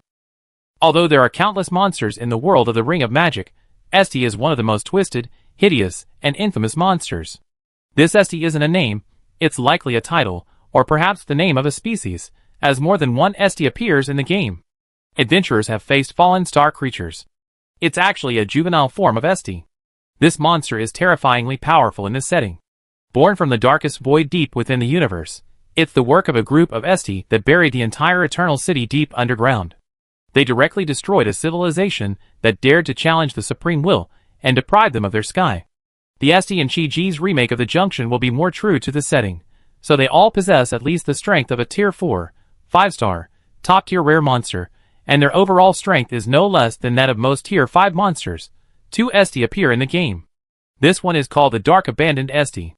In addition, in the late-game map, the Holy Snowfield, you can encounter a Dark Star Esti sealed in the tunnels of Yarrow Yanis. Both of these are members of the Dark Stars that participated in the destruction of Nokron in ancient times. These alien life forms from the lightless universe, after destroying the Eternal City, most of them left the Junction. The reason why the Dark Abandoned is called Abandoned is because of this. That's because this Esti suffered heavy damage during the invasion, unable to leave with the herd and abandoned here, making it relatively weak. The Esti nicknamed Dark Star is Esti in its prime. This is a rare unit, only possessing 1 star at level 5. Although the Dark Forsaken is only level 4, 5 stars, It should not be underestimated. The power it unleashes at the Miracle City border is 10 times greater than its in-game appearance. The boss battle takes place in a lake enveloped by a vast starry sky. This boss's abilities include, but are not limited to, summoning hundreds or thousands of gravity meteorites from thin air. It can create black holes out of thin air and use their sudden collapse to teleport. It can summon large areas of highly toxic nebula dust or create vast gravity fields. It can also unleash giant lasers from its scorpion-like tail, form gravity spheres with its palms, or slam the ground to unleash wide-ranging dark energy waves. It appears and disappears with unpredictable force, possessing terrifying attack power and a vast attack range. This is the most hideous and twisted boss enemy yet, with the most astonishing expressiveness. It was discovered by adventurers 2 days ago, yet no team has ever been able to defeat it. Too bad a monster like this exists in Miracle City. Star River Brilliant. Facing the mysterious crystal, where hideous terror coexists with dreamlike elegance, each attack carries the power of world destruction and awe-inspiring force. Esty was completely stunned by this strange, ugly, yet mysteriously beautiful monster. At the same time, curiosity was piqued. The worldview of this nightmare realm is easily revealed from the login screen. Its scope clearly extends beyond the borderland, and its story clearly goes beyond the ring. As malicious meteors from outer space, the Esty's arrival at the borderland was orchestrated by the Supreme Will, ultimately annihilating the races and civilizations that defied it with overwhelming force. From the strength of these, starting with the lowest level, the 4th rank, 5-star, etc., it's easy to imagine the terrifying and powerful Esty population.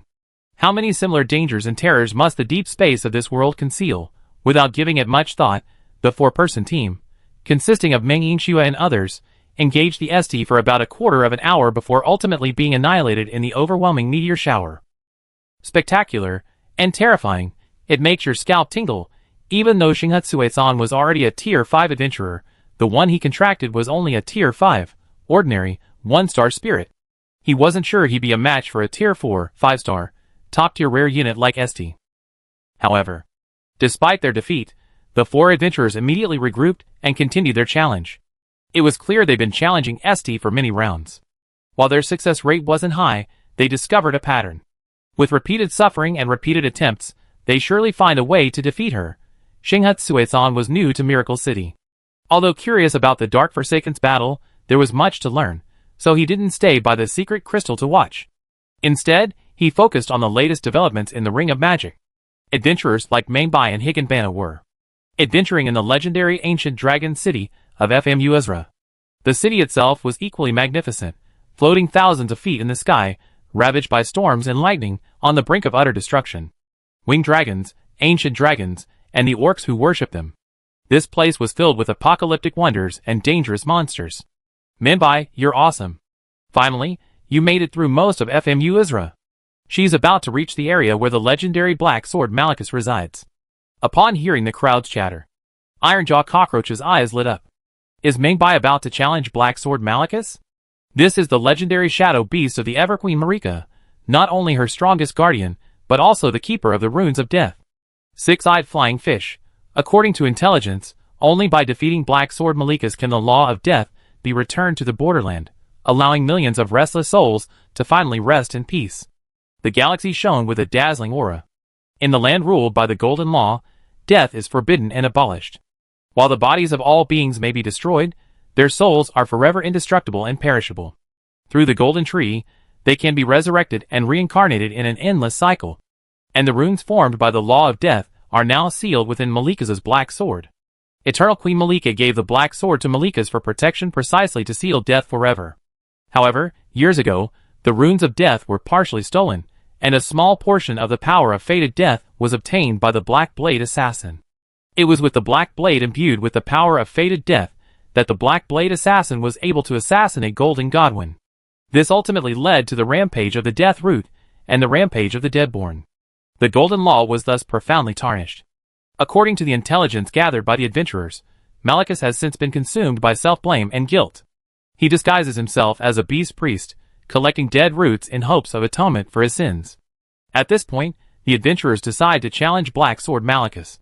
Partly, they do so to restore death to all living things, restoring balance to the Borderlands ecology and bringing relief to millions of suffering souls. Partly, They are drawn to the law of death that Malachus possesses. This power, imbued with the power of destined death and capable of ending any life, is undoubtedly a powerful force worth pursuing. When the group arrived at Mengbai's secret crystal, Mengbai was battling a figure clad in strange armor, and upon seeing the character's name, the adventurers couldn't help but express surprise and disbelief. Benner, the Betrayer, a rare Tier 4, 1-star unit. Benner? This is the Fated One's combat instructor Benner. How did he appear here in this state? Xinghut Songsan had already advanced the story to Stonewall City, and had naturally visited Storm Hill and met Benner, the tall and handsome knight, the only Fated One besides Vic to possess the dignity of a king. But for some reason, he had given up his audience with the Elden Circle. First, he lived in seclusion in a dilapidated house in Stormhill. Now, he had reappeared in Famizra as a betrayer, fighting his own students. Both Bernard and Vic are tragic. Both were born with the rank of a king, and both were among the finest and most elite knights. Vic refused to sacrifice his witch to the tree, choosing instead to accept the infernal fire. Ultimately, a ritual gone awry drove him insane. Bernard, on the other hand, chose to accept his fate and sacrifice his own witch. However, after his finger witch was consumed by the flames of the evil god, the resulting flame was insufficient to ignite the golden tree. This completely shattered Bernard's faith and convictions. He lived in seclusion for a time in Storm Peaks before joining the volcano residence and becoming a renegade. As the name suggests, a renegade is a renegade who betrays the golden rule and challenges it. Bernard's reason for appearing here is precisely to seize the rune of death. He seeks this power to ultimately challenge the supreme will. Challenge the supreme will. When he heard this goal, Xinghut Songsan's face was filled with shock and disbelief. The supreme will is the creator of the golden law, its status perhaps even higher than that of gods, like the scarlet corruption. Could such a transcendent, almost abstract being be challenged? Think about it carefully. It's entirely possible. Why would the supreme consciousness destroy the eternal city of Nokron? Because this once glorious ancient civilization's technology and methods posed a slight threat to the supreme will. No matter how insignificant this threat might be, it at least showed that challenging the supreme will was possible. What if the supreme will were also a source of miracle city monster material? Then what level could this divine being, capable of creating laws, be 6th, 7th, or even higher? Xinghut Songsan's breathing quickened at the thought. He had thought his path had reached its end, but now, he felt perhaps, he could advance even further. As he pondered, the battle within the secret crystal realm had already been decided. The traitor Bernal's strength is undoubtedly immense. But today's adventurers are no longer rookies. Menbai had once defeated the mad quasi-king Vic, and now, with even greater equipment and skills, defeating the traitor Bernal wouldn't be difficult. This once respected combat instructor among the adventurers. Now, with a roar of resignation, he collapsed at the adventurer's feet. Xinghut Sue-san was deeply interested in the story unfolding during this process. The stories and characters of this borderland were clearly far more fascinating than she had imagined. Chapter 290. Once the most loyal and honorable knight. Now a blasphemer who betrayed the golden rule.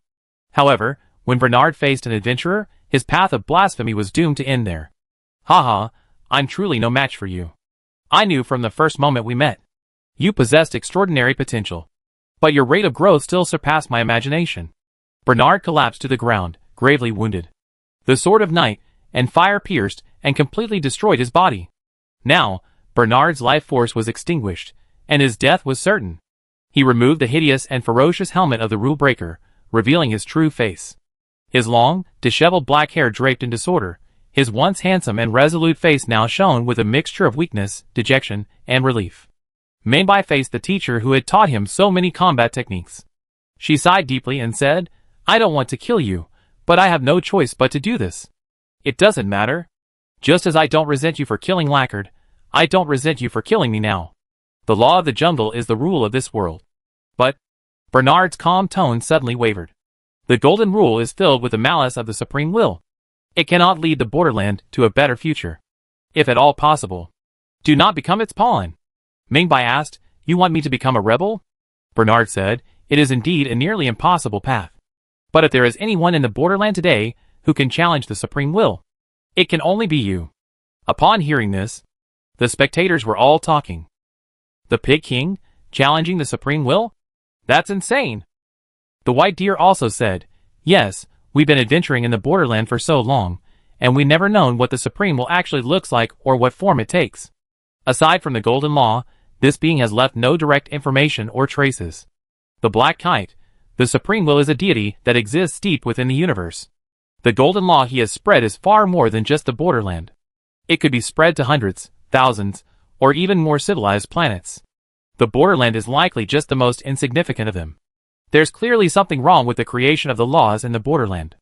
But the Supreme Will doesn't seem to care, and has never intended to personally manage the situation. I think there are two possibilities. The first is that the Supreme Will simply doesn't care about the outcome of a planet. The junction is insignificant to him. The second possibility is that the Supreme Will is also in trouble, so he has no time to manage the junction. I think the former is more likely. This deity is clearly more powerful than any other deity currently known in the junction. If the ultimate goal of the rebels is to challenge the Supreme Will, then all I can praise is their courage. Meibai finds challenging the Supreme Will very exciting. If it were truly possible, she wouldn't mind giving it a try. Perhaps this could be a way to transcend the Circle storyline and explore the worldview of the Nightmare Realm, revealing what truly happened in this distorted universe and how many forbidden existences it has spawned. However, not yet. Let's complete the achievement as quickly as possible. Bernard knew he had little time left. He offered no further persuasion, but with difficulty retrieved 2 items from his possession. Black Sword Malachus possesses the Rune of Death.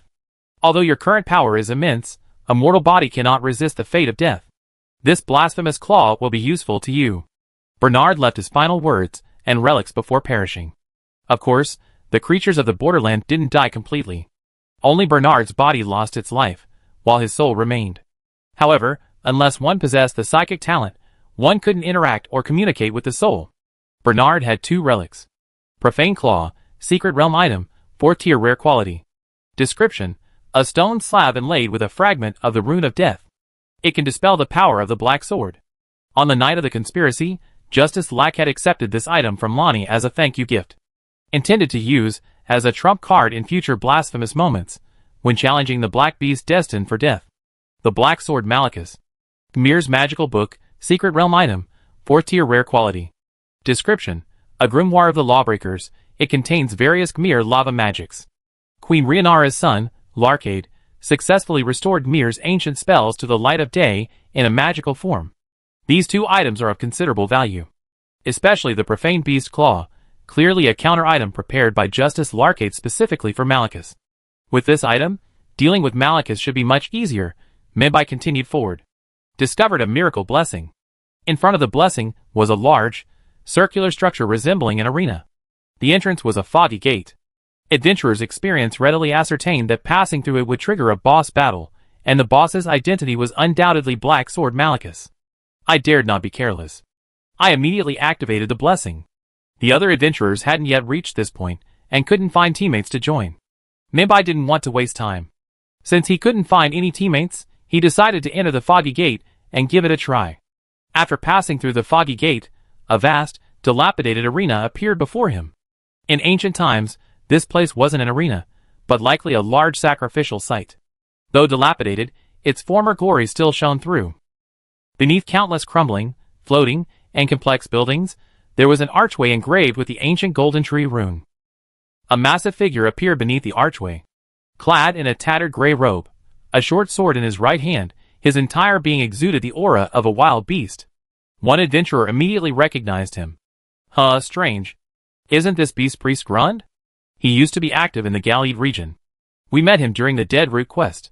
He's a very nice guy. Why is Beast Priest Grund here? Could he be the legendary Black Sword? Meibai glanced at the message. Beast Priest, Grund, a rare tier 4 2-star unit. Only tier 4 2-star? That's not particularly strong. It doesn't seem to fit with the Everqueen Shadow Beast, Malikis, the Black Sword that wields death. Fated One, it's you. Beast Priest Grund clearly recognized the Fated One he dealt with before. A complex mix of emotions flashed in his eyes, anger, sadness, and a strong murderous intent. Now you two want to claim your destined death? If so, then come on. I will show no mercy. The boss battle officially began. Beast Priest Gul'an plunged his left hand into the floor and fiercely lifted it. Instantly, the surrounding floor, dozens of meters in radius, exploded. Dozens of massive claws spread out in all directions, like a raging ocean wave, powerful enough to shred anything caught in their path. Meibai didn't dare to be careless. She wielded her hound tusk, using her hound skills to dodge.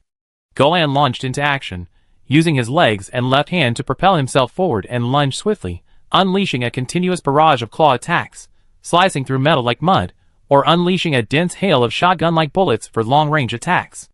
Though his attacks were fierce and sharp, they weren't too strong for Minbai at this point.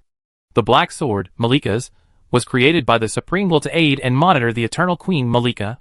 It was also the carrier of the Law of Death, and its combat power should be far greater than this. Minbai and the Beast Priest trembled for dozens of rounds. Golan's short sword missed after a mistake. Minbai immediately seized the opportunity, and unleashed Lance Sanx's blade. 10,000 feet of lightning gathered in his left hand, instantly condensing into a long sword woven with red lightning. He first slashed at the Beast Priest with rapid succession, finally unleashing a full-force burst of violent lightning. Bang! With a loud bang, Golan was instantly sent flying by the raging force. Minbai currently possessed only the power of a peak-level Tier 3 rare unit, but under extreme bursts, he could easily unleash the power of Tier 4, aided by items, like the Holy Grail Dewdrop, that could instantly restore him to full health. Golan was clearly no match. The Beast Priest realized this. He crept to the ground, his gaze fixed on his left hand. On the back of that hand, wrapped in gray bandages, was an ancient emblem inlaid with a dark red gem. He raised his right dagger, and stabbed it directly into the left emblem. "O death, become my sword once more." With a crisp bang, the dagger shattered. A vast amount of dark red energy was released frantically. This dark red energy had a very strange quality, like smoke and flame, rapidly burning the Beast Priest's robes, pale hair, and black armor, revealing them one by one. As if a seal had been lifted. Golan's aura suddenly intensified. At the same time, countless dark red rays condensed on the hilt of the sword. Eventually, it transformed into a long sword with an obsidian texture. This long sword is anything but ordinary. The very aura emanating from it is enough to send one's hairs spinning in fear. It's a law-based force capable of utterly annihilating any living being, granting it absolute death, and causing it to vanish completely. However, a closer look reveals that the hilt and a small area of the irregularly shaped obsidian blade are chipped. According to the plot, this chipped area is most likely a small portion of the death rune stolen by the Godskin Noble on the night of the Black Blade conspiracy. The Black Blade assassin then infused this power into the Black Blade and killed Golden Godwin. So that's it. Beast Priest Golan is indeed Black Blade Malikas. However, in his Beast Priest form, most of his powers are sealed, and he never even unleashes his signature Black Blade. He only attacks with all his might when he perceives the enemy to be formidable and powerful. Black Sword Beast, Malikas, a Tier 4, 4-star rare unit. When they saw this monster's attributes, everyone was stunned. Rare unit? It's a rare unit. Although Tier 4, 4-star is only one level lower than Dark Forsaken Esti, its overall strength as a rare monster is likely far superior to Esti. Too terrifying. Is this the true strength of Black Sword Malikas? This guy is truly not to be underestimated. Minbai immediately realized. Black Sword Malikas was about to get serious. This might be the most formidable enemy he had encountered so far in the border area, and indeed, it was. Once the seal was completely broken, Malikas's speed was insane. The Black Beast transformed into a shadow, darting around at a rapid speed. It was impossible to determine its exact location with the naked eye. At this moment, only Black Sword energy, burning with dark red flames, burst forth in all directions, attacking from all angles at astonishing speed. Although she had never fought against the Black Sword Malikas before, Mingbai's instincts were frantically warning her that she couldn't withstand the sword energy head-on, or else there would be dire consequences. She quickly used Hound Step to evade. Malikas was too fast. This creature, worthy of being the Everqueen Shadow Beast, attacked like a torrential storm, with dark crimson sword energy crisscrossing and densely woven. Minbai couldn't dodge all the attacks, and ultimately had to use her shield to block them. However, bang! Minbai could clearly feel that her shield was completely unable to resist the sword energy. The dark crimson energy penetrated her defenses and landed on her body, instantly inflicting severe damage. Could it be that this black sword can ignore defense? Malikas's black sword is a legendary weapon condensed from the power of destined death. This so-called destined death is inescapable and unavoidable, rendering any conventional physical or magical defense ineffective. In the game, destined death primarily manifests as a reduction in the health bar. In the border zone created by Miracle City, since there's no concept of a health bar, it manifests in three main ways. First, it ignores defense and is unstoppable. Second, the damage inflicted by destined death cannot be restored with Holy Grail dew or other healing methods. This damage is like an inescapable curse. Third, it causes sudden death. When the curse of destined death accumulates to a certain level, it triggers sudden death, leaving no escape. When Mengbai realized the power of the Black Sword, she was shocked and incredulous. Black Sword Malicus's speed was as swift as the wind, indiscernible to the naked eye, and his sword skills were like a violent storm. Not to mention the threat. Even getting close was difficult. She had been struck by a sword, and the curse of doom had already taken hold within her, leaving her powerless to resist. Boss Mengbai, use the blasphemous claw. An adventurer immediately warned. Mengbai naturally thought of the blasphemous claw he had obtained from Bernal. This was a special weapon that Lacquard had prepared specifically to deal with Malicus, and it should have been very useful. The moment Mengbai activated the blasphemous claw, a burst of blazing, yet blasphemous, energy enveloped her entire body, miraculously deflecting the doomed death that had entangled her. It worked. Although it's unknown how the profane claw was crafted, it does have the ability to deflect the Black Sword's power, meaning it can counter some of the curse of doom. Great. Without the profane claw, even if the four adventurers combined, their chances of defeating Malicus would be slim. But now with the profane claw, which can deflect the Black Sword's power, there's at least a small chance of victory. Mengbai immediately activated the red Grail dewdrops, completely healing his injuries, and then began to counterattack, using ranged lightning spears and various spells. Still no use. Malicus is too fast. I have no chance of winning alone. Mengbai tried several attacks, but the legendary Shadow Beast was incredibly agile, and each time he only managed to hit its afterimage, failing to deal any effective damage. On the other hand, after Malicus released his seal, this battle-hardened beast displayed immense combat prowess, always able to seize any flaws that Mengbai revealed. While the desecrated claw can dispel the Black Sword's curse, this ability has its limits.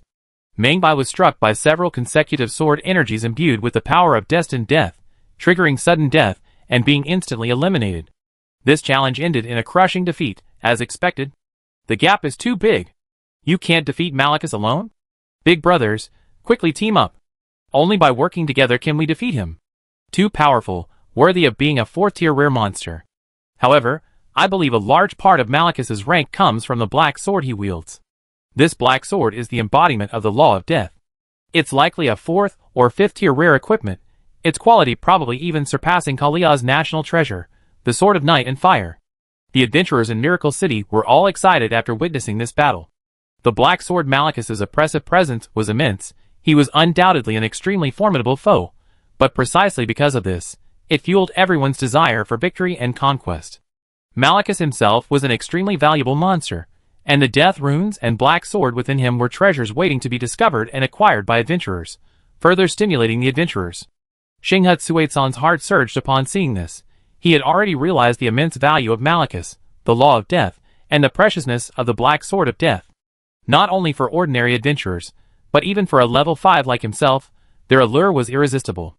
I must challenge Black Sword Malicus.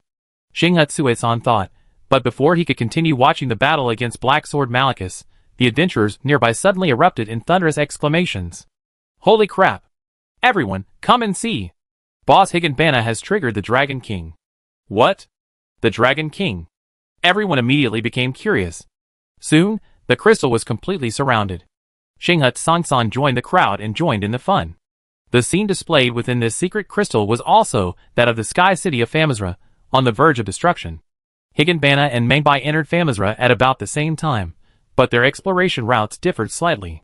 Following some hidden quest clues, Higanbana unexpectedly found the Dragon King Platon Sanks, nestled between the storm and the rift between time and space. Famizra has many bosses. If Black Sword Malicus is the main boss, then Platonsanks is the hidden boss of Famizra. The battlefield of Platonsanks is even more shocking than Malicus's. In terms of status and position, although Malicus is the Everqueen Shadow Beast, he cannot match the dignity of the ancient Dragon King. The time traveler's eyes were filled with enthusiasm. Dragon King Platonsanks is more than just the king of the ancient dragons.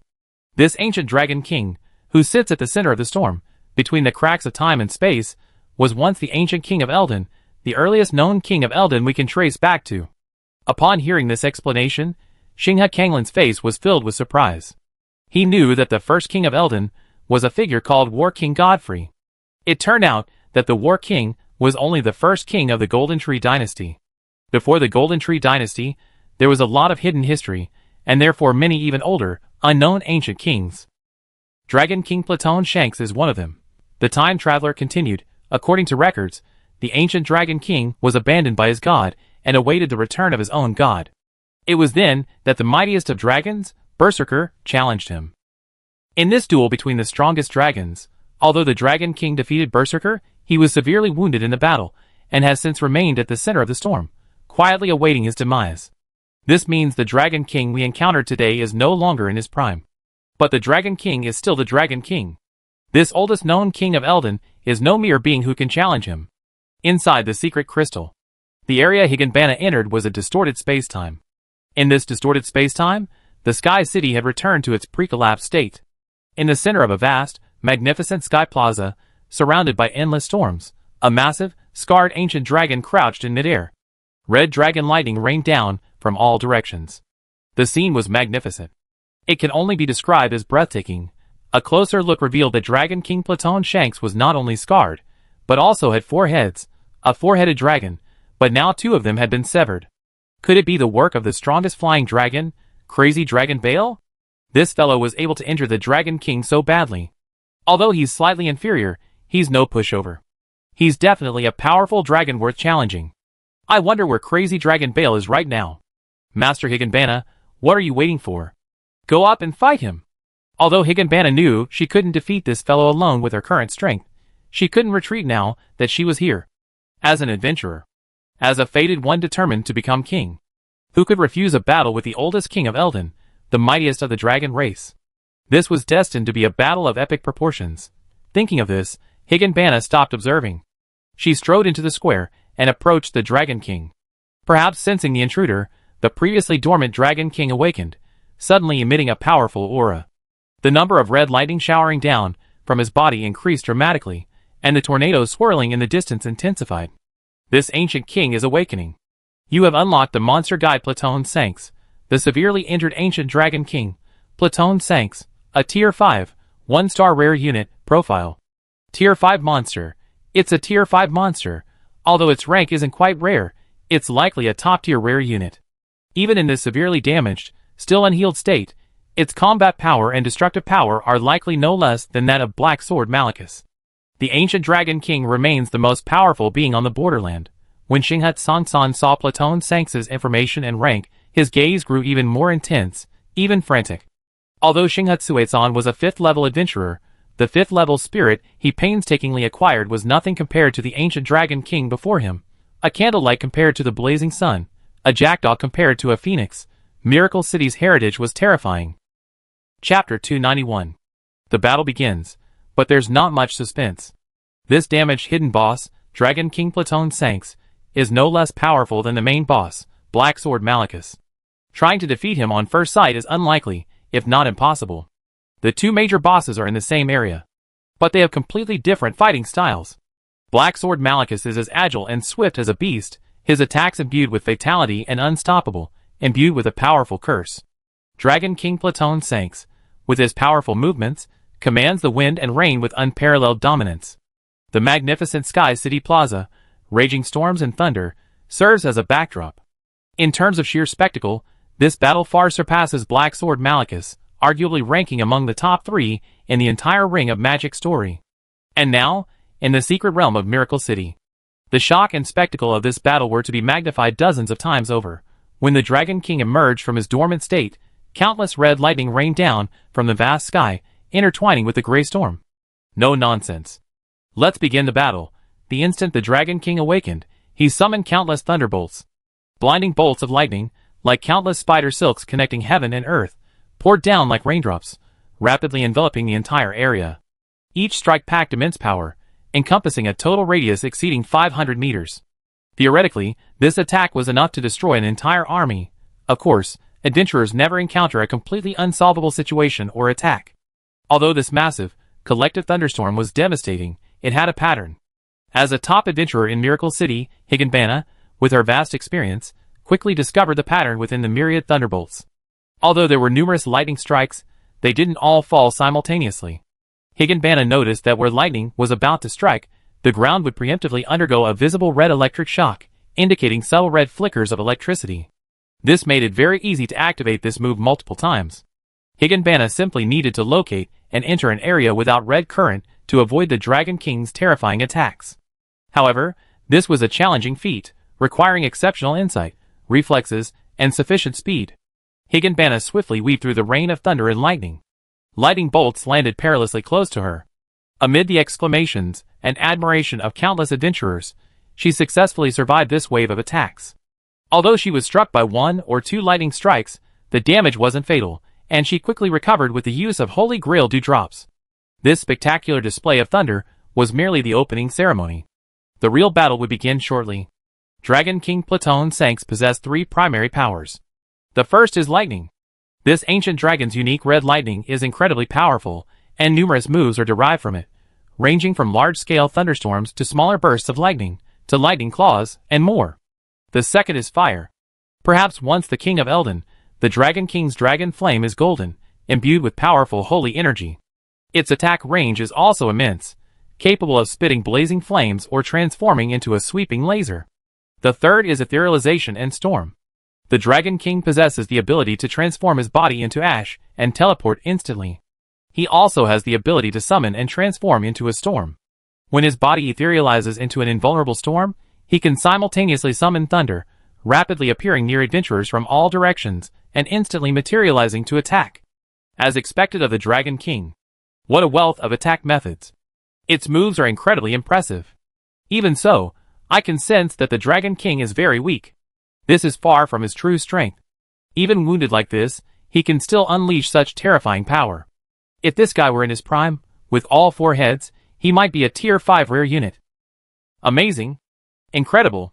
It's far exceeded my imagination. Old Thief Chi is as awesome as ever. The battle ended amid cheers and sighs from the adventurers. In a one-on-one fight, Higanbana was no match for the Dragon King Platon Shanks. The Dragon King transformed into a rolling black storm, swirling with countless lightning bolts, rapidly surrounding him. Then, suddenly, from within the storm, his claws, swirling with brilliant lightning, emerged. Boom! With a loud bang, the dragon claws and lightning tore through the earth. Higanbana, already severely wounded in the previous battle, was unable to withstand such a ferocious onslaught. Her armor ripped like paper, and she sustained catastrophic damage. Although Higanbana was defeated, she felt immense satisfaction. This battle was intended to test the Dragon King's abilities. The fact that she had held out against Platon Sanks for so long before being defeated was reason enough to be proud. Few in Miracle City could currently boast of this feat. This battle clearly demonstrated that Platon Sanks was a formidable opponent. But it also fueled the adventurer's fervent desire for challenge. One of the greatest meanings of adventure is to challenge a powerful foe, to find joy and a sense of accomplishment. Dragon King Platon Sanks swung his hand. This atmosphere, this battlefield, this enemy, it was truly astounding. What could be more fulfilling than defeating such a powerful, imposing opponent, filled with such a story? Xinghut Songsan could hardly suppress his excitement. After witnessing the Dragon King's magnificent and impressive tactics, and feeling the monster's immense power, he was completely captivated by the allure of the Ring of Magic. I still underestimated the Dragon King's power. The value of this 5th-tier monster spirit, it's more than 10 times more powerful than the 5th-tier spirit I possess. If I could obtain the spirit of Dragon King Platon Sanks, my own strength would be directly increased several times. What excites Xinghe Brilliant most is that Dragon King Platon Sanks might even have an even stronger version. If the Miracle Lord can release this prime version of the Dragon King, its value could increase 10-fold or 8-fold. Xinghe Brilliant couldn't help but exclaim, I definitely come to the right place this time. I never heard of such a high-quality 5th-tier monster before. Defeating it, however, would be quite a challenge. Six-Eyed Flying Fish immediately asked, Master Xinghe is interested in the Dragon King's spirit.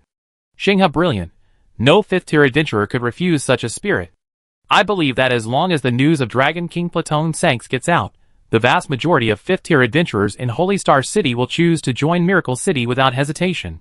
When they heard this, several adventurers were delighted. Iron-Beaked Cockroach immediately said, Boss, if you're interested in a 5th-tier spirit, the Dragon King isn't your only option. We have quite a few 5th-tier spirits in Miracle City. What? There are other 5th-tier spirits. Of course. Many secret realms in Miracle City have 5th-tier spirits, like the Sui and Tang chapters of the 10 Kingdoms secret realm, the Arad continent, and even the Ninja world. Even in the borderlands, the Dragon King isn't the only 5th-tier spirit. The more Xinghe Song listened, the more astonished he became. How could Miracle City have so many 5th-tier spirits? In addition to the 5th-tier spirits available in various secret realms, Miracle City can also transform rare 4th-tier spirits or other spirits that meet standard tiers into 5th-tier spirits through the altar's function, a practice that's currently very popular.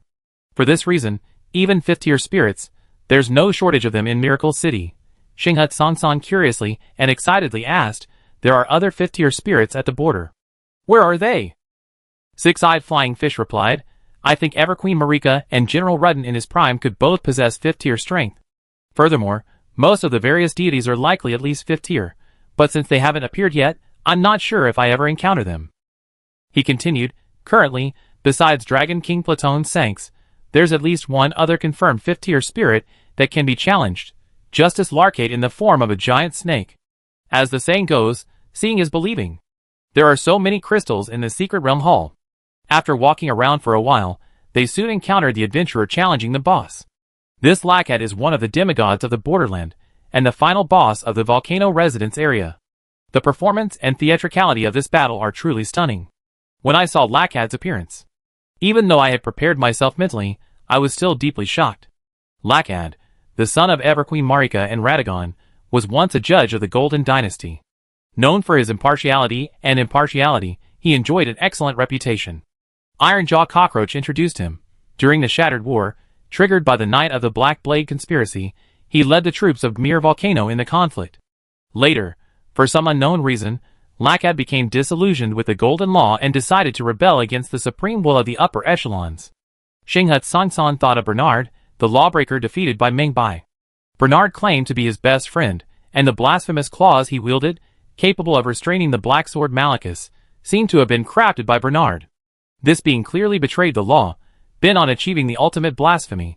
What was the reason? What turned the stern and impartial Justice Bernard into the blasphemous King Bernard?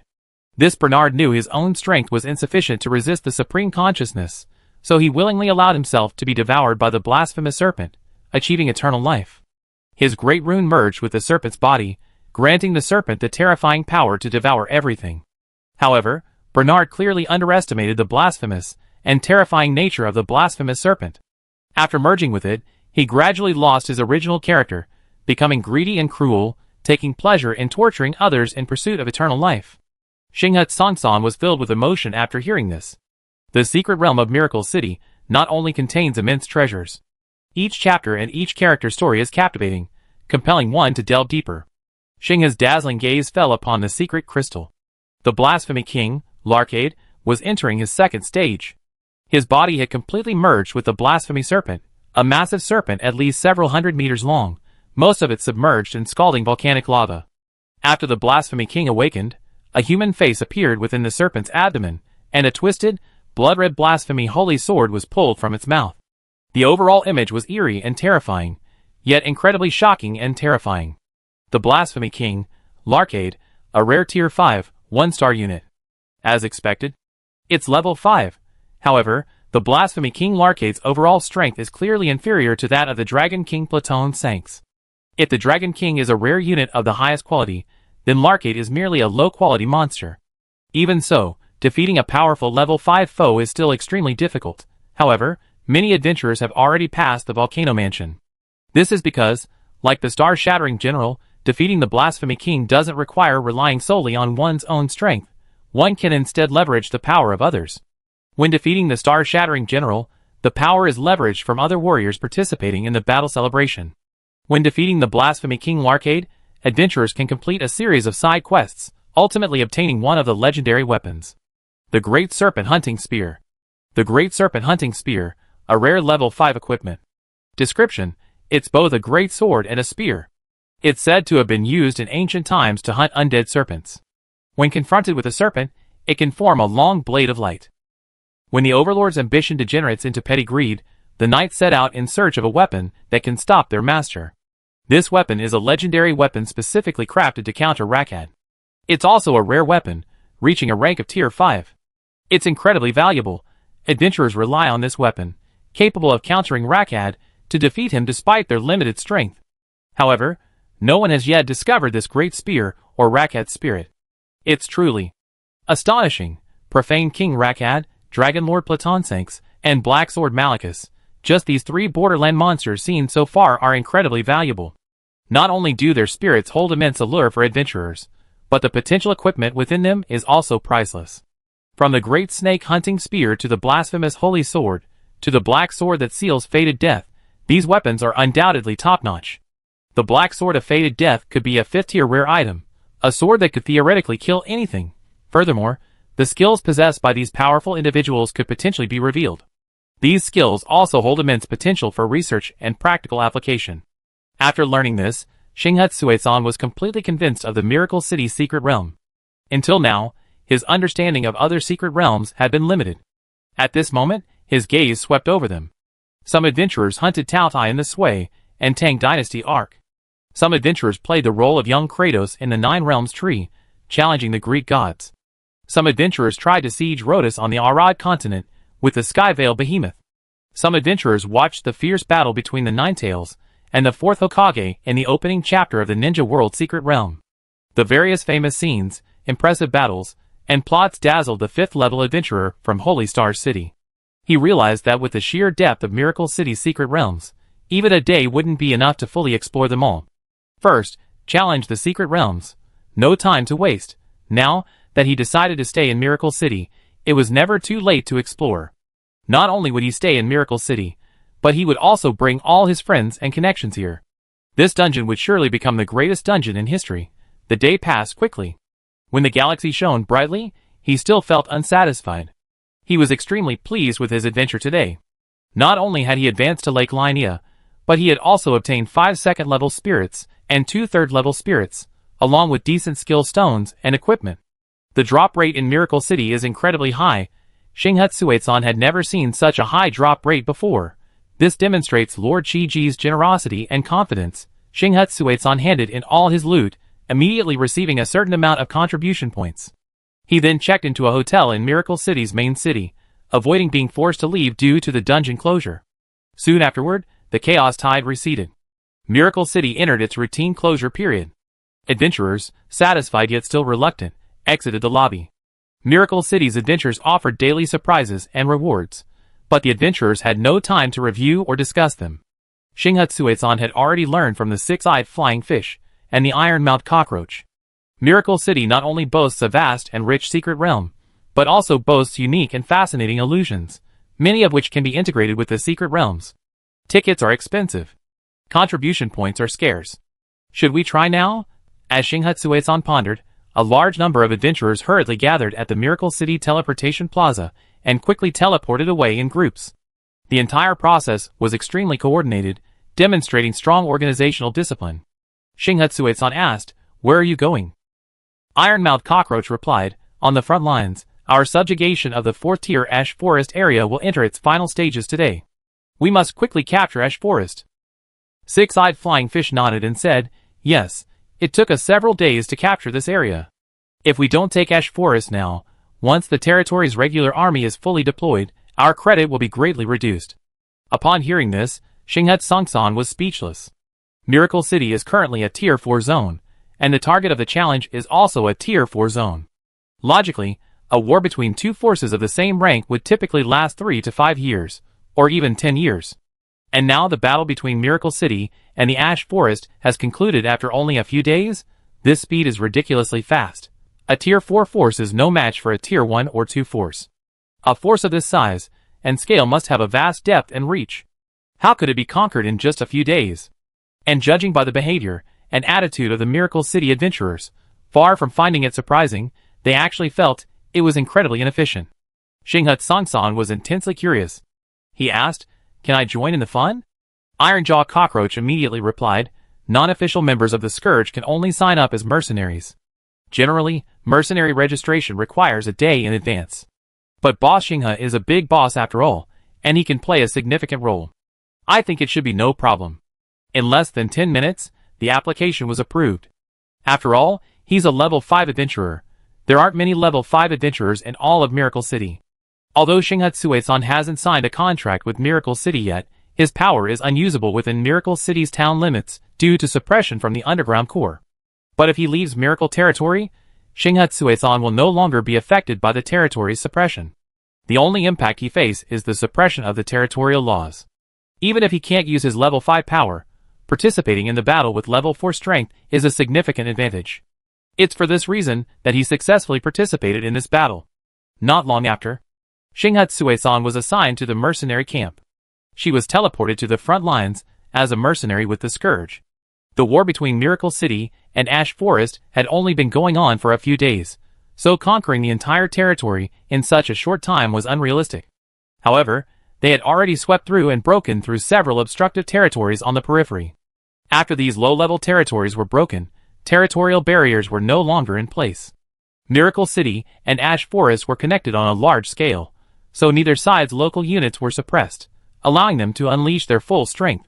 Furthermore, due to the high-level combat power of some of the territories, the regular army would naturally be unstoppable. Today was the day for the general assault on Ash Forest's core city. The Scourge had teleported to the nearest forward base. Yesterday, they had already split into several forces and launched a rapid attack, successively capturing several towns and strongholds near Ash City. They were now encircling the core city. After several days of high intensity and intense fighting, the elite troops of Ash Forest suffered heavy casualties. How could they oppose the fierce forces of Miracle City? Several Scourge leaders requested to join the battle. Regular troops led by Yuantuo, Han Tung, and several other nominated territories would remain at their bases, while the Scourge army, acting as the offensive force, launched a siege on Ash City. Miracle City currently possesses a formidable military force. Additionally, several outstanding nominated territories, such as Yuantuo, have been added. Currently, the regular territories are led by guardians and nominated territories.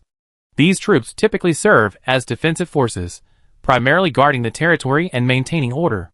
In offensive campaigns, however, the guard troops typically serve more as a stabilizing force.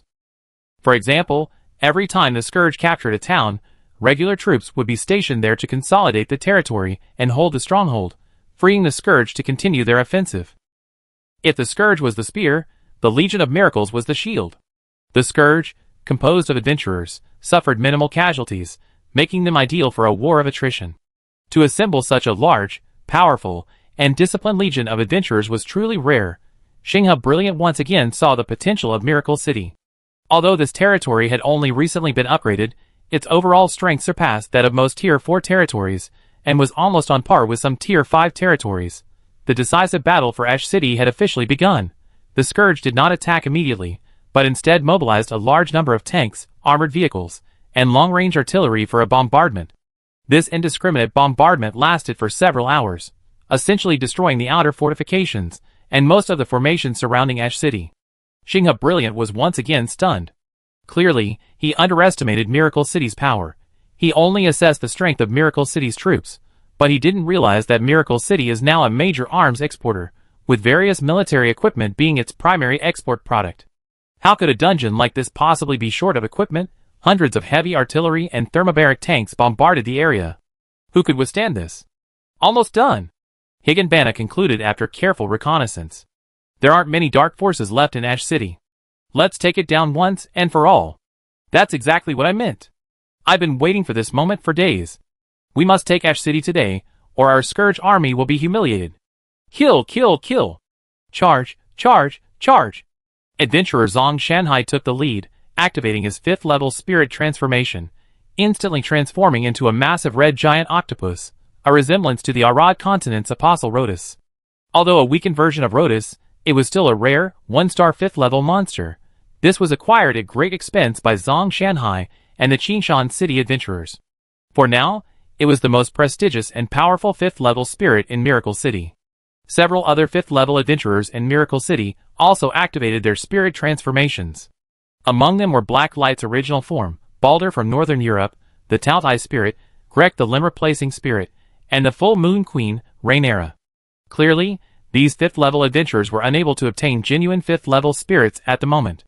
So, they used the altar to transform 4th level spirits into 5th level spirits by downgrading and upgrading them.